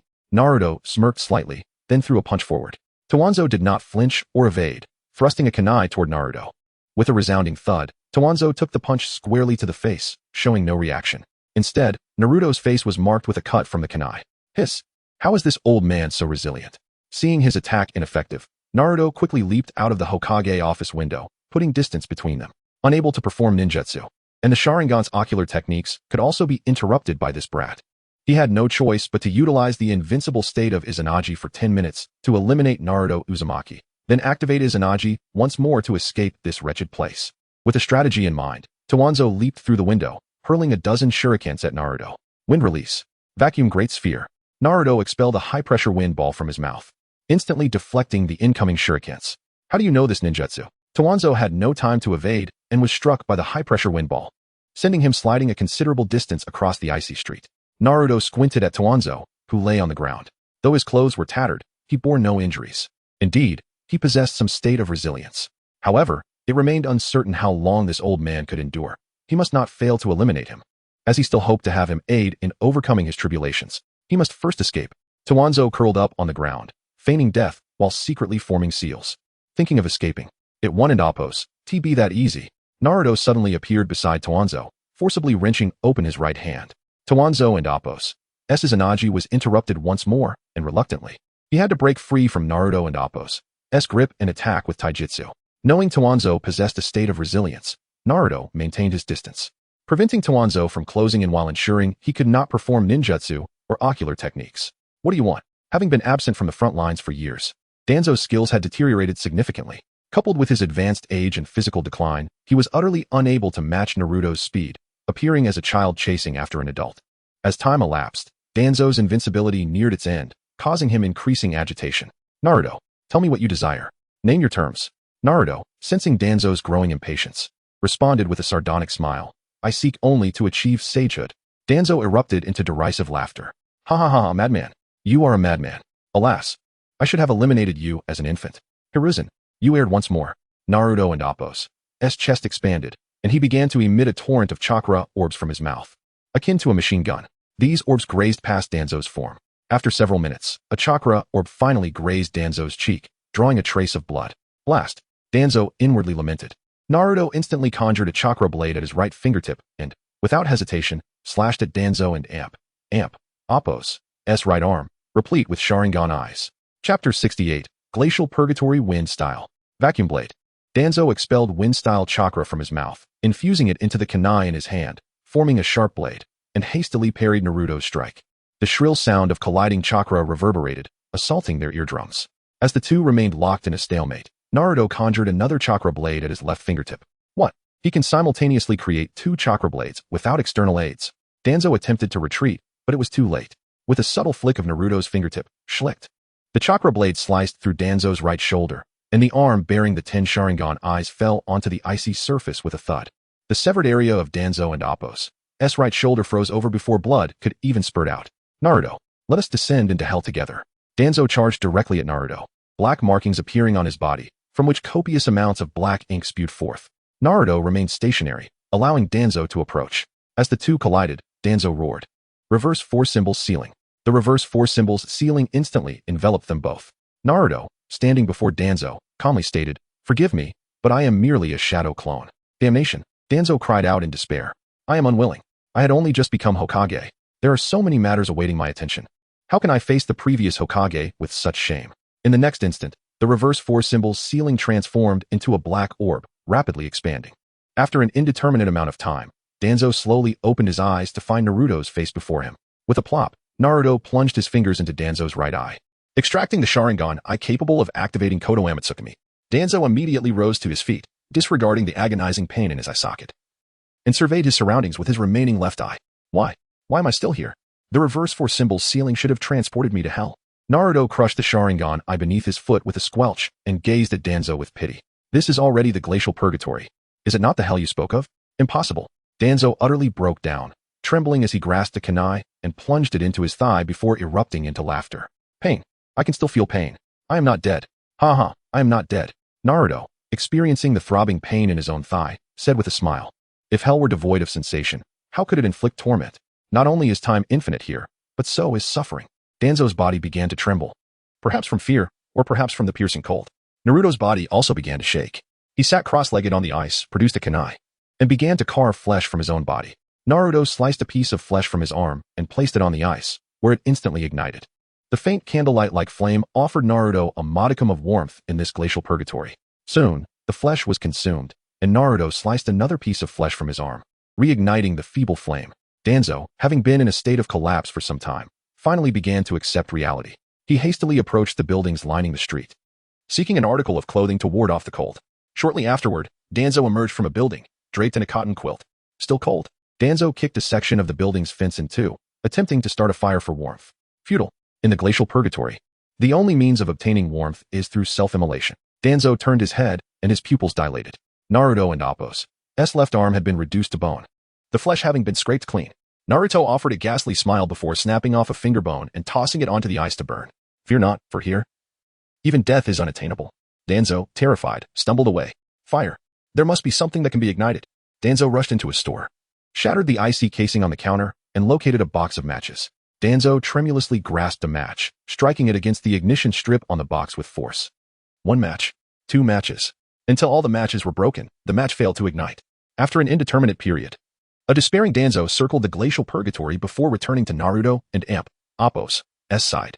Naruto had been reduced to a skeleton, yet he continued to break off his bones to use as fuel. Danzo, I have imparted the method of obtaining warmth to you. It is time for me to depart.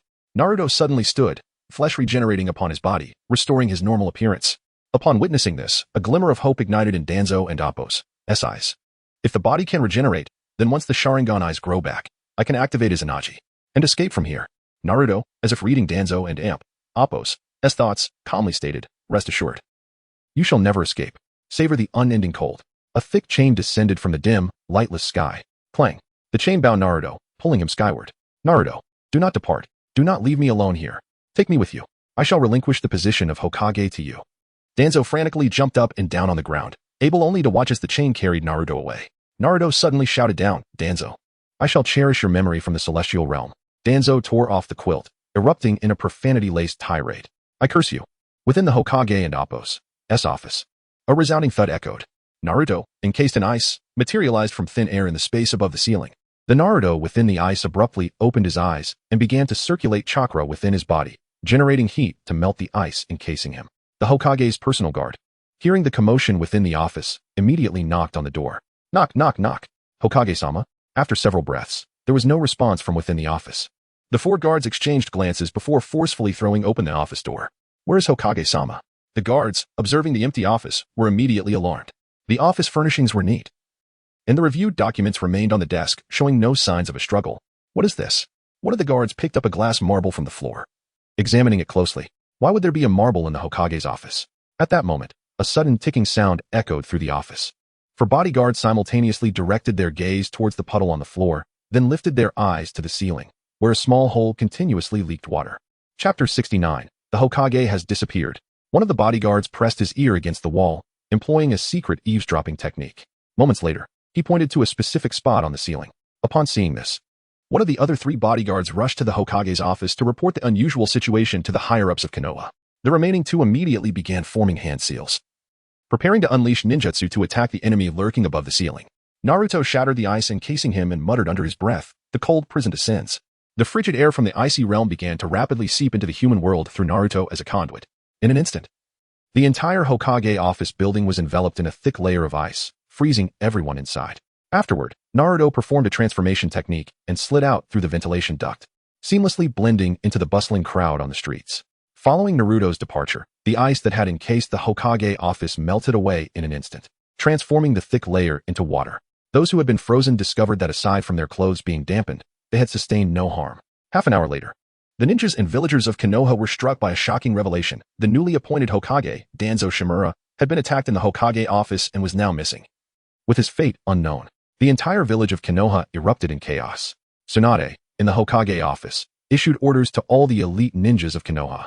Immediately seal off the village. The enemy has likely not yet departed. We must find the Hokage. A nationwide search for the Hokage commenced. The dozens of Umbu ninjas who had been keeping Naruto under surveillance also received orders to halt their current tasks and join the search for the Hokage. Naruto returned home with an air of nonchalance, having meditated for less than 10 minutes when a loud knock echoed at the door. Upon opening it, he found Kakashi standing there. Naruto, something big has happened in the village. In his pajamas, Naruto scratched his messy hair, bewildered. What happened? After observing Naruto's reaction, Kakashi spoke gravely. The Hokage office was attacked by unknown assailants. Although no other casualties occurred, the 5th Hokage has mysteriously vanished. What? Naruto and Appo's eyes widened in shock. Vanished? Could it be that Orochimaru is still alive and seeking revenge on Konoha? Kakashi rubbed his chin, contemplating. There's a possibility. The enemy might still be in the village. Quickly change your clothes and join everyone in searching for the Hokage. Okay, Naruto responded, and within a minute, he changed out of his pajamas and followed Kakashi out into the hidden corners of Konoha, searching for the fifth Hokage, Danzo Shimura, who had already departed from the realm of the living. After exhausting the village's efforts in vain, Konoha initiated a crackdown on potential traitors, establishing a dedicated investigation unit to scrutinize both villagers and ninjas. An atmosphere of anxiety enveloped Konoha, with some resorting to mutual accusations. On that day, Naruto was taken by the investigation unit for questioning.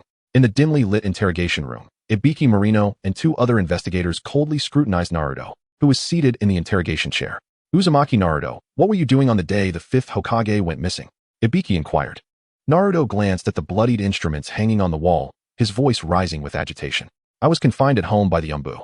I wanted to attend the fifth Hokage's inauguration, but they wouldn't let me leave. Sighing heavily, he continued. I ended up sleeping at home until Kakashi-sensei came to inform me of what had happened. Ibiki's piercing gaze focused intently on Naruto's face, scrutinizing every micro-expression. However, Naruto, a cunning fox in two lives, acted as naturally as breathing. No irregularities were found in his testimony or expressions, compounded by the presence of numerous Umbu ninjas providing him with an alibi. Very well, Uzumaki Naruto, you may leave. If any issues arise, we will contact you for further questioning, Ibiki stated expressionlessly. Naruto nodded and slowly rose, leaving the interrogation room with a heavy heart.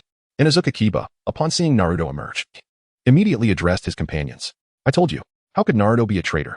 Hinata Niji cast a sidelong glance at Naruto. That is hard to say. He harbors many questionable intentions. Sakura, appearing somewhat dazed, approached Naruto hesitantly and asked, Naruto, do you think the ones who abducted the fifth Hokage could also be the same ones who took Sasuke?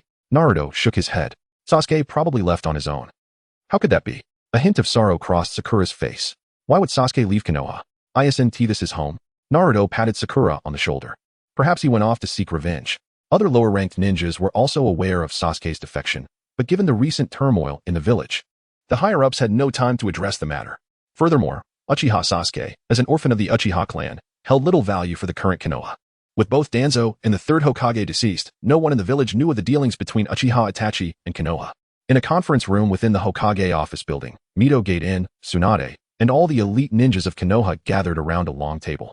After surveying the room, Tsunade solemnly stated, the likelihood of retrieving the fifth Hokage is slim. Konoha is in chaos and urgently requires a new leader. You may recommend suitable candidates. Might Guy abruptly stood. I recommend Kakashi for the position of Hokage. He is undoubtedly a trustworthy individual. Everyone turned their attention to Kakashi, whose expression remained obscured by his mask. Mito Gate and quietly wrote down Kakashi and Appo's name on a piece of paper.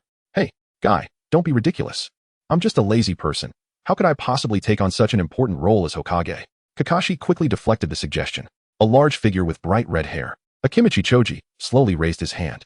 The position of Hokage requires someone with both wisdom and strategy. While Kakashi is certainly capable, I believe Nara Shikaku would be a more fitting choice for Hokage. Seated in the corner against the wall, Jiraiya, who had remained silent for a long time, suddenly spoke up. I have a suitable candidate. Chapter 70. Seeking Tsunade. The room fell silent, everyone eager to hear whom one of the legendary Sannin would recommend. Jiraiya took a deep breath and began. Both Hitaki Kakashi and Nara Shikaku are exceptional individuals, but in my view, they are still too young to helm Konoha.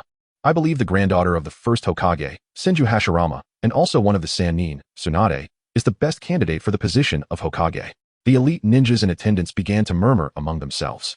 That esteemed individual indeed holds significant prestige among our generation of ninjas. However, Lady Tsunade has been absent from the village for quite some time. Does anyone know her current whereabouts? Even during the funeral of the third Hokage, Tsunade did not return. Is such a person truly fit to assume the role of Hokage? Tizune Komatsu remarked, gazing at Jiraiya. Although Lady Tsunade has previously made substantial contributions to Konoha, she has not set foot in the village for many years. I have reasonable doubts about her loyalty to Konoha. She left Konoha. Jiraiya paused, noting that her departure was precipitated by her inability to endure the deaths of her lover and brother. Mito Minj suddenly interjected, stating that as a ninja, death is a commonplace occurrence. Those who are overly weak are ill-suited for the position of Hokage.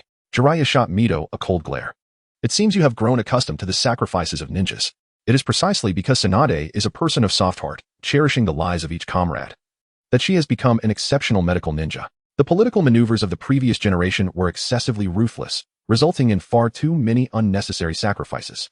Konoha is due for some new changes. The assembled J-nin listened attentively to Jiraiya's words, thinking that he truly deserved his title as one of the legendary three, boldly confronting the last two remaining old-timers. Mito wished to retort, but upon glancing at Jiraiya's bandaged chest, he fell silent. Jiraiya had played a crucial role in the incident involving Orochimaru's attack on Konoha, even setting aside his merits. Mito could not conceive of anyone in Konoha capable of restraining Jiraiya. Sensing the awkward atmosphere, Tizune Komatsu hastily inquired, "Jiraiya, do you know where Lady Tsunade is?" Rising slowly, Jiraiya declared earnestly, "I shall find Tsunade post-haste." With his assurance, no one in attendance dared propose a new candidate for Hokage.